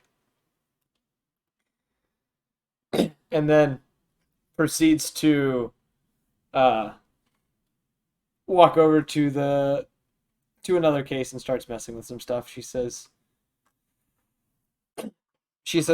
"I only lower price by 10 gold." For the Ring of Storing? God damn. Alright, but the Ring of Shooting Stars is still I could trade for a like really crazy item, right? Precisely. Okay, what was the item? We had a dragon crystal or something like that? It's like Yeah, it we was had it was dragon crystal little meth. they were crystal shards. You guys didn't know they were from the dragon, but they are crystal shards. They're crystal shards. Okay. Alright, well then can I because I saw the party gather the crystal shards, right? Yeah. How big are like each shard? They're like it's like tiny, almost like the size you would put in like a ring Okay. if you were to cut them. Well then, I'm gonna walk up to the party and ask if I could get one of the crystals, to see if I could trade for the Ring of Shooting Stars.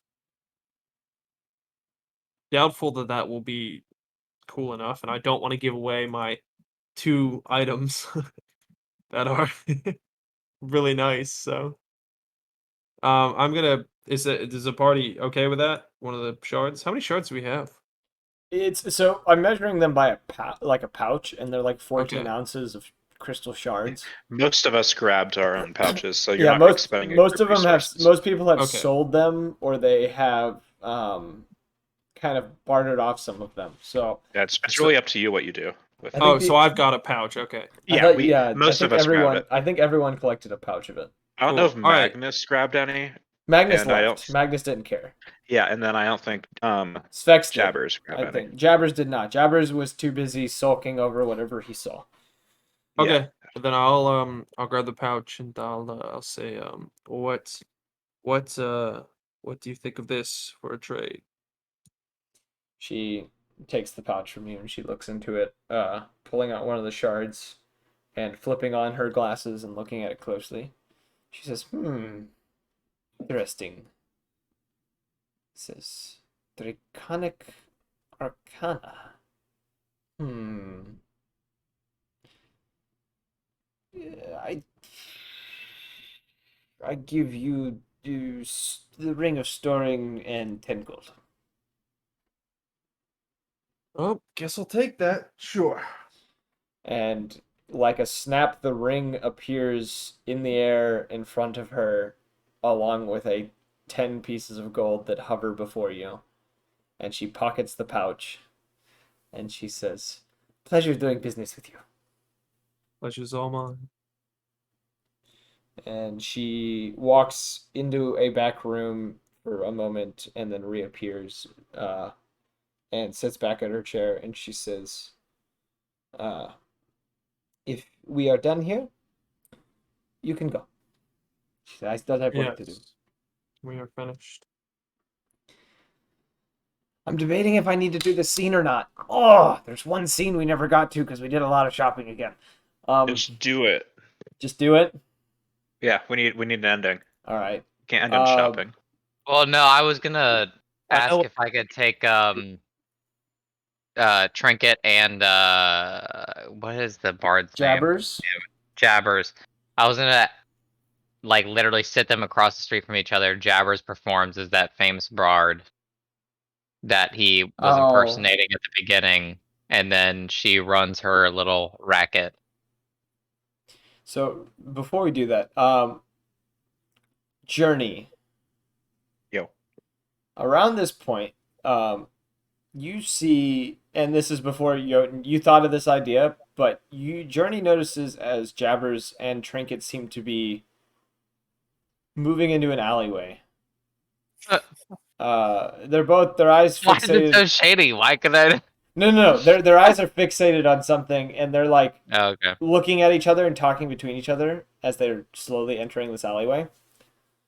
Are you telling anyone else, Journey, or are you just gonna go on your own? I'm gonna go on my own because I think I'm the only person who's at that one store I was at the point. What's everyone's passive perception? 11. Investigation of 15. Yeah, but you'd have to perceive it to investigate it. Yeah. Anyone who's got a passive perception of 14 plus notices Journey head into this alleyway. I follow. So Journey, you follow Jabbers. You follow Jabbers and Trinket down this alleyway, and they stop at the end, and they are peeking around a corner, and you hear voices. So I'm not there. I'm not there, right? Oh No. wait, I have a passive perception of 14 though. So you're following behind. You see Journey, and you see. So this is before. Her. This is you said this was before, right? This is before your plan happened. This is after Umlek was done. So okay, yeah. So I see them. Can I cast invisibility?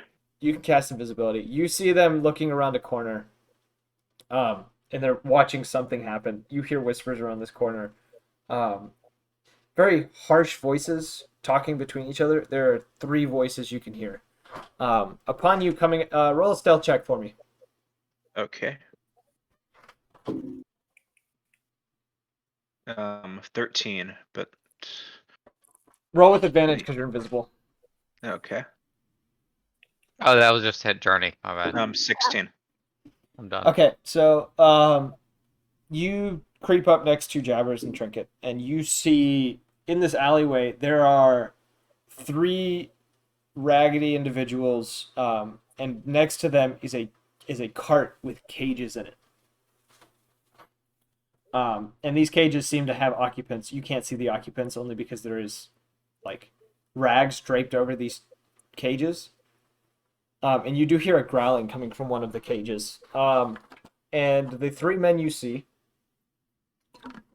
is a half-orc man, about 6'4" in height, about has a great sword on his back. There's a smaller drow with him, or dark elf, depending on which terminology you want to use, who doesn't seem to have a weapon on him, but has a crystal hanging around his neck. And there is a kobold female who is dressed in a black robe, who seems to be roguish in nature. As they're all standing there arguing about something in a language you can't understand. The language seems to be. What languages do you speak, Journey? Real quick. Only Common and Infernal. Okay. The language they're speaking, it's odd. It almost sounds backwards as they speak. And they seem to be in a very intense argument as this is happening. During this argument, though, you do notice one of the rags get yanked a little bit, and you see what you can't. You're having trouble perceiving what's in this cage. Your eyes can't seem to focus on the thing in this cage, but you see what you believe to be paws, similar to that of like a canine of some sort, as it is trying to like yank this cloth off its cage.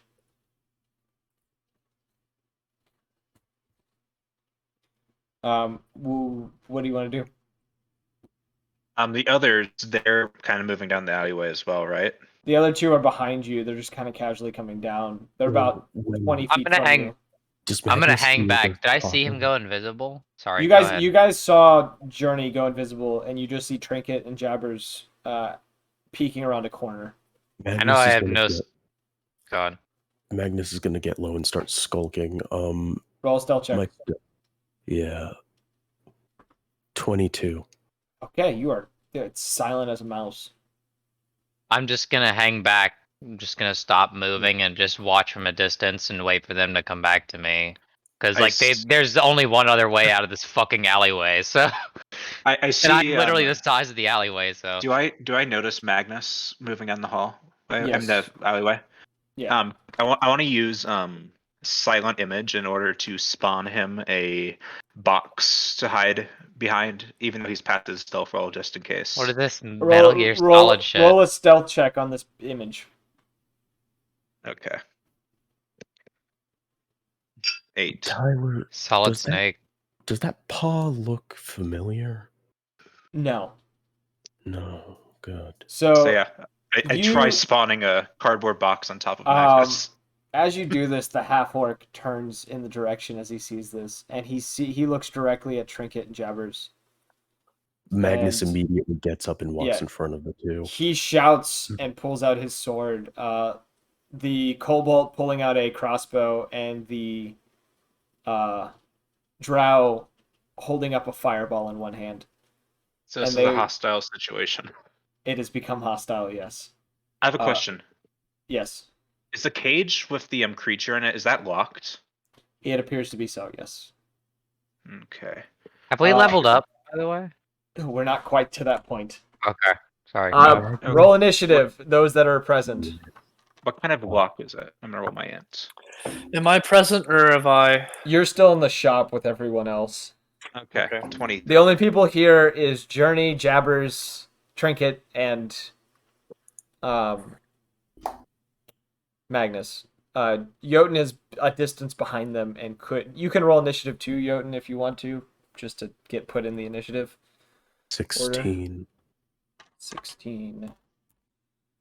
Okay.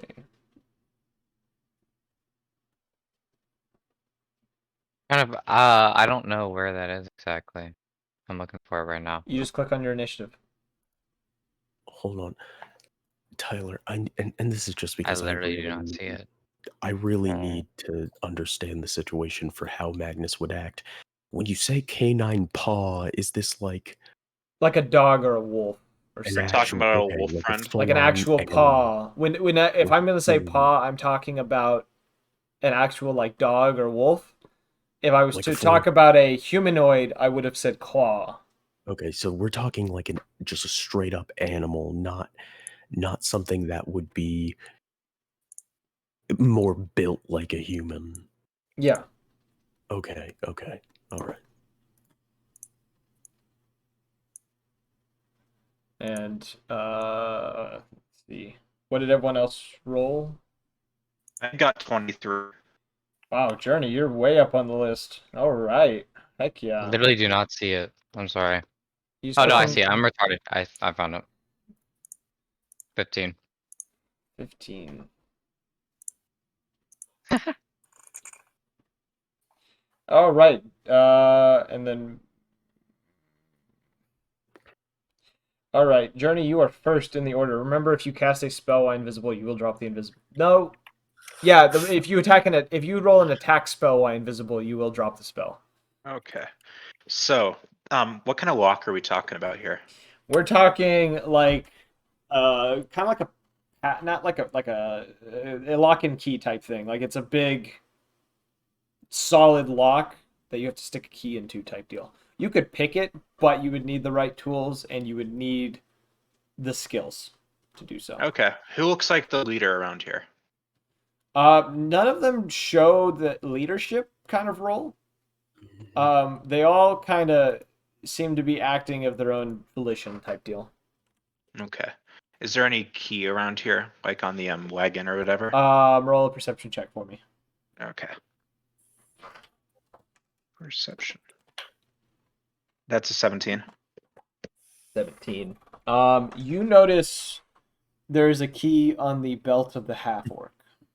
I would like to use Mage Hand to use Sleight of Hand. Roll a sleight of hand check. 11. All right, you managed to detach it from his belt. Roll a dex save real quick.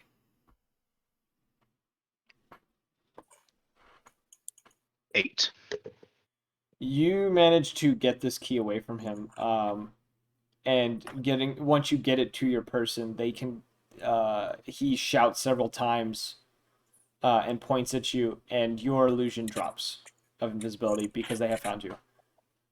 Okay. And you're kind of standing there in the open, in Fun. front, like behind Magnus. The half orc who is very upset that you've taken his key is going to rush towards you. Will he really be able to get past my stature? As he's running towards her, she notices you and is going to attack you using his greatsword. Can I use a bonus? Can I use my bonus action and use unsettling words on him? Yes. Next time, catch me before I go into things. I'm sorry. But yes, yeah, you're good. We're learning. We're all learning here. So, I guess. Does he have to make a DC save? No. That's I just let me roll a D6 quickly, and then he subtracts it from his next saving throw. Okay. So, here. I'm sorry. That was a 6. So -6 on his next saving throw. All right. Yep. He is going to swing at you, Magnus. What's your AC? 17. He just misses you as you seem to deflect his blade using yours. I feel like with how Magnus is, it's not even that he misses, it's just Magnus bodies it and doesn't fucking flinch. It's like kind of skims off, kind of bounces off type deal. Your barbaric form kind of taking the blow without any damage. It skips off your rock hard pecs. Yeah. He looks a little shocked by this, and he goes for a second attack on you. Which you just do the same thing with, and he kind of looks at you in shock. And it is now your turn, Magnus. I'm gonna use my bonus action and go into a rage. Rage. Explain to me what this rage looks like. That was my favorite. Magnus is not always a very loud, raging creature. So he just kind of looks down at his chest, which even though the sword may have bounced off a little bit, there's still like blood, slight. Yeah. And he just kind of looks and he sees an animal in a cage. And the people behind him just watch as the tips of his fingers grow out into these gnarly, bear-like claws. And he's just gonna take a swing at this guy. Dear God. All right, roll attack. Okay, so first attack is gonna be. This half orc looks at you in utter shock. The first attack is 21 to hit. Yeah, that's a hit. All right, roll your. Is it 2 attacks? Are you doing? Or are you doing it's 1? It's gonna be 2 attacks. So roll both attacks and roll damage. All right. Let's see here. Second attack is gonna be just a mod 20. Okay, that's 2 hits. Roll damage. I have a feeling you probably just one-shotted this man. In total, 20 slashing damage. How do you want to do this? It's just he left hand comes up and claws sink like under his head up through his jaw and mouth, and then he just grabs his head and just twists it. Damn. All right, you rip this half orc's head off. The drow, who is in shock, takes a step back, while the kobold, almost petrified in fear, begins to shake uncontrollably. Jotun, are you doing anything? You're about 20 feet from the party, or this group. Yeah, so I can approach. Okay, so you're 20 feet from your friends.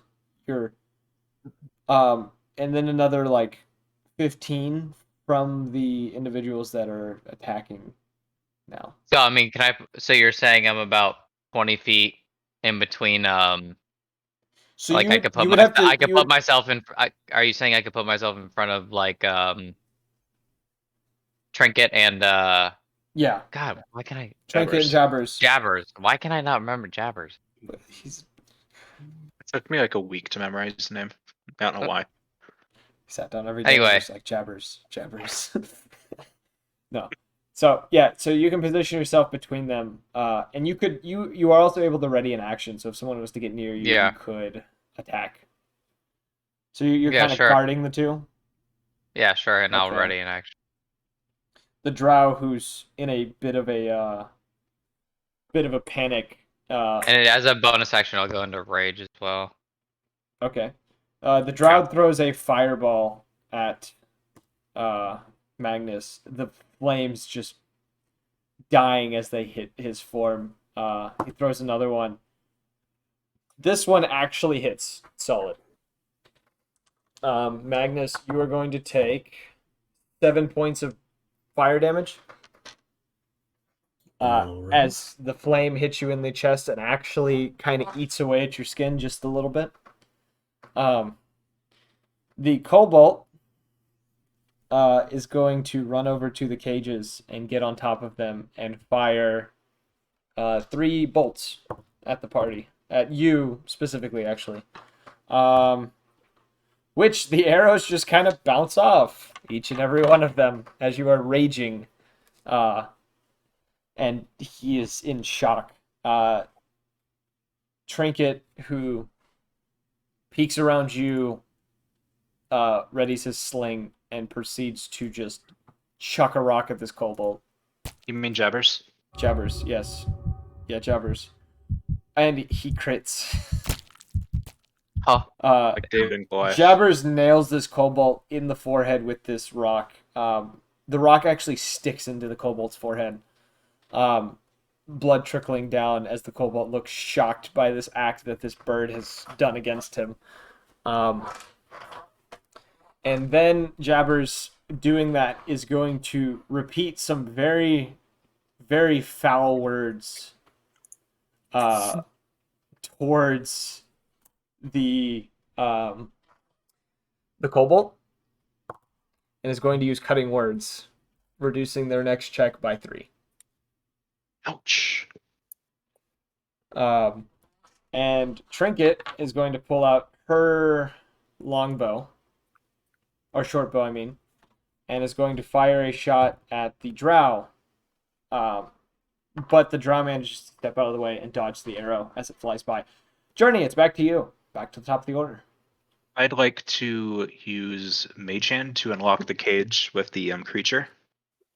All right, roll a dex save. 12. Oh, yeah.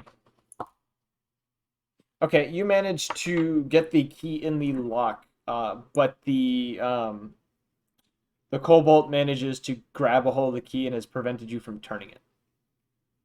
Kind of pissed at this kobold, so I'm and gonna Mage say Hand is that. your action. Okay. You do. Oh wait, no, just kidding. I have to. It's a bonus.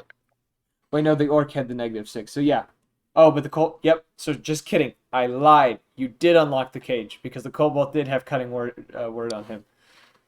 So you managed to unlock the cage, and upon this happening, the cage door bust open. And the thing that was inside jumps out in a haze and vanishes. Just completely disappears for only a moment. Before whatever this was reappears behind the kobold and proceeds to jump onto its back. And begins to bite away at the kobold, tearing. You see blood splattering, but you cannot exactly perceive what you're looking at. I hope to inflict violence. Yeah, the drow is freaking out now. It is now Magnus's turn. Can I use my bonus action for unsettling words on the drow? You can if you want. That's what I'll do. Remember to mark off your 3. Your bardic inspiration. Yeah. Oh yeah. I forgot to here. Let me mark off 2. I forgot to mark. Okay. Thank you for reminding me. Yep. So -3 to -3. the drow now. Magnus, though, it's your turn. Magnus is just gonna walk over to that drow. And yeah, Jotun would understand this, as Magnus says this in Giant is just, your mother's a whore and fire is a coward's way out of battle. And he's going to murder this drow. Roll your attacks.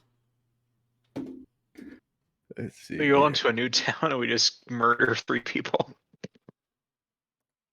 So the first attack is a mod 20. Okay. The second attack is, I'm gonna need a fucking calculator. Okay. 24. Roll damage. If it's above a 12, you've killed her. Or them. Yeah, it's 17 damage. Okay, yeah, you just once again just remove the head of this drow. The drow is a he, the kobold was a girl. The drow produces a cry of pain before the neck is removed from the body, blood splattering everywhere. And then around this point, the rest of the party hears this. So Calder, Aldraka, everyone else, you kind of hear this scream, and you guys go running towards this alleyway. Okay. I'll prepare for the worst, and I'll prepare a magic missile. And around this point, or I'll prepare a burning hand. You see as you come around this corner, once again, you see Jabbers with a sling in hand, and he's swinging this thing. And do I see his target? You he gets advantage because it's distracted. There it goes. You see, as he releases this rock towards this target, you see a kobold with something behind it you can't quite perceive. As this rock comes flying towards the kobold's face and strikes another rock that was already embedded in his head, lodging it even deeper into his skull, and you hear a crack. She's not having a good day. And the kobold, its eyes go lifeless, like that, like a snap, and it falls to the ground. Do I see any other hostile enemies? You see 2 decapitated bodies, and one of your friends has bear claws, Magnus. And there's blood all over the place. I mean, like, by now, Magnus would also be ripping out the drow's heart. Yeah, so he's just tearing apart this person. You see him just tearing someone apart. I'll prepare... Sorry. You say what you're doing. I was saying I'll prepare my hands in like a cone, and like flame starts to like wisp off of my fingertips, and I'll be like, "Are there any more hostiles? Like, yeah, where is the enemy?" I think they're all kind of sort of dead. I'll say, okay. And I'll like shake my hands away and the flame will like dissipate. You see Trinket mesmerized in almost like curiosity of Magnus tearing apart this person. When Magnus gets to its heart, he just says, he pulls it out of the body and just says in common to the body, "I lied. Fire is very useful as a weapon." And he's gonna take a bite out of it and then toss it back to the corpse. I was thinking like Kalema. So around this time, you see before you journey the thing that was a blur appear about 10 feet from you. And you're not having as much trouble perceiving it as you did before. While the rest of the party, you can't make out what you're looking at. You know it almost is canine in nature, but you are having trouble seeing it. And this thing stares at you, and based on what you can kind of get an idea, it almost looks like a golden Doberman pinscher.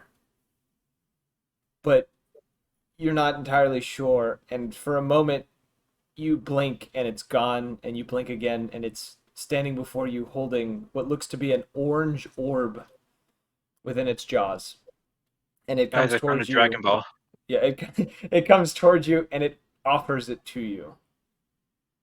I will very carefully extend a hand and accept the Dragon Ball. It drops this orange, like crystal ball of an orb in your hand, and the moment the orb makes contact with you, the difficulty to perceive this creature is gone. And you can see what looks to be a Doberman picture, but based on your knowledge, it is more Fey-like than anything else. We And got somebody who speaks animal here, right? and upon getting a hold of the orb,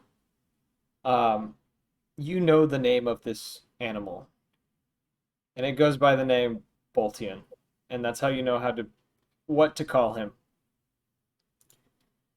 And it gives you a semi bow upon you taking the orb, and then it vanishes. I turn to the rest of the group and display this weird orange sphere that Boltian gave to me.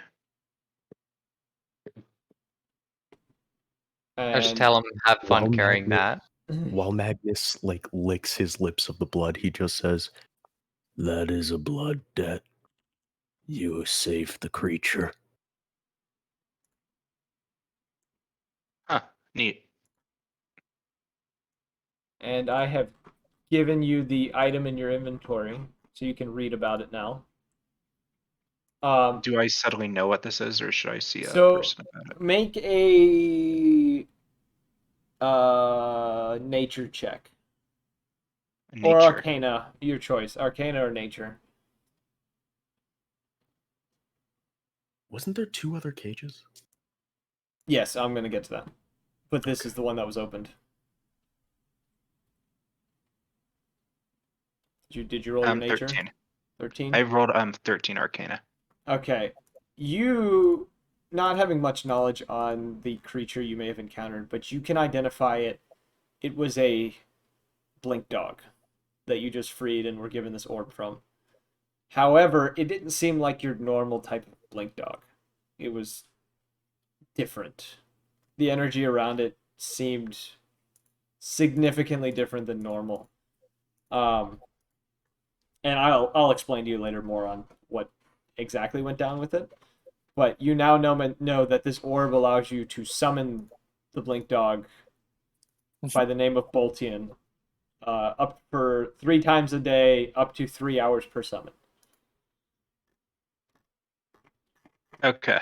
So it's like unlimited, but it has certain charges that we need to recharge. Yeah. Okay. So around this point too, after Magnus is cleaned up a little bit, you hear guards coming down the alleyway, and you turn, and Calder, you recognize one of these guards as he is taking point.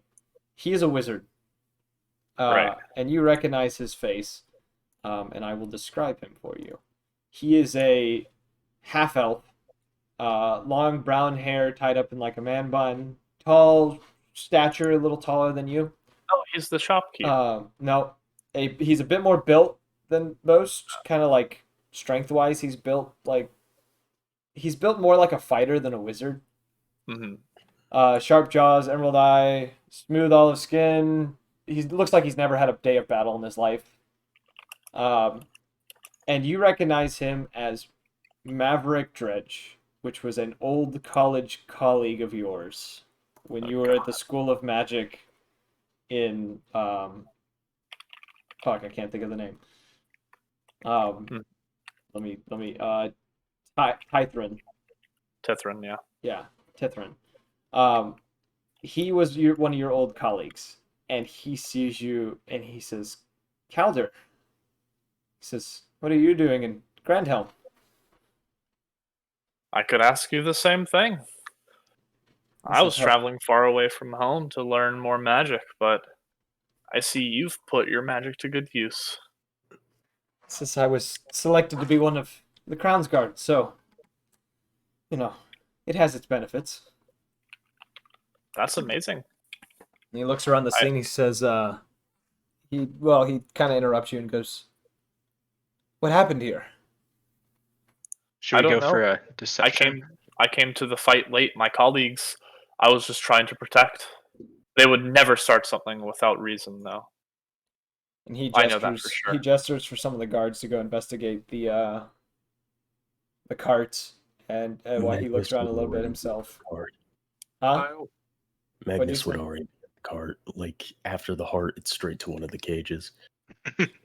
I don't mean to interrupt, but I gotta go. Yeah, we're about to wrap this up. Okay. I'm gonna wrap. I do a deception check with the captain of the guard just to provide kind of like an kind of falsified it. Before you say anything, he says, he's looking around and one of the guards says, it's, one of the guards is looking at one of the bodies and says, it's Dalric. And he's pointing to the half-orc who's been decapitated. He says, we haven't been able to catch him. He says, Maverick turns to you and says, your boys have taken care of some fairly dangerous people. And he says, it seems luck is coming to us after all, after we've been unable to catch these traffickers for some time. Never mind, no reason to lie through my teeth. We're heroes. Yeah. He says, are you guys looking for work while you're here? I was gonna pitch in at one of the mage shops to help research something, but other than that, we're just resting until we find something to do. He says, well, the guard has set out a bounty to find the hideout of the rest of this trafficking group. There's 100 gold pieces per person who helps find and capture or eliminate these individuals. We would prefer capture, but knowing the circumstances, elimination may be the only way. And then he kind of looks around. He says, your boys just might be the kind of people for the job. Who knows, you might get the king's attention. At the sound of reward, Magnus looks over and just states, I killed the orc and the drow. The bird finished off the draconoid. He nods. He says, he's kind of looking around. He said, we'll see what we can do in compensation. I'll talk to my higher-ups about this. Everyone roll a perception check real quick. Crit. 12. I was hoping someone would crit. I'm so happy. Oh, goddammit. D&D Beyond really rolls shit. Dude, it rolls shit when it shouldn't, and rolls godlike when it You have made my night with your crit. Jotun and Calder, both of the 20s. You guys see down one of the alleyways a figure in a cloak figure. All you can see is the tip of what almost looks to be a snow white snout and a pair of I can't remember his eye color because it's the only thing you'd be able to see in these shadows is his eyes. Yellow. green, blue, Yellow. purple. You just It was all yelling yellow. colors. I was No. just I'm trying pretty to sure it refresh was yellow, memory. right? Amber Or is just a red. very interesting Oh, color. these ones I didn't. No, these are yellow, but it wasn't that character. This is a different one. Yeah. You see a pair of yellow eyes, but these eyes look unnatural. They don't look like eyes. They're shaped. The colors are shaped in the way that eyes would be, but they don't reflect the same way. They almost glow like they're made of magic. And this figure raises up a single claw and points in the direction of another wall. And when you turn and look towards this wall, you see written in a odd symbol, there's a message. And when you turn back to this individual, all you see is a bat flying away. What does the message say? We have to go investigate in a second. Yeah, so the guards kind of do their investigation. You guys are just kind of stay there. Are you going to tell anyone about this message after the guards leave? Nope. No. Like any of the party members? No. Nope. Okay, so I'm gonna read the message first, and then roll an insight check to see if you know what language it is in. 19. You identify it as Thieves' Cant, which you have no idea how to read.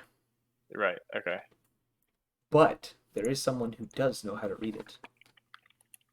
Yeah. Tabaxi. Who's Tabaxi? Trinket. All right, I'll go up Oh, to okay. Trinket afterwards, and I'll ask her to come with me. I got an 18, by the way, so You would have been able to identify the same thing.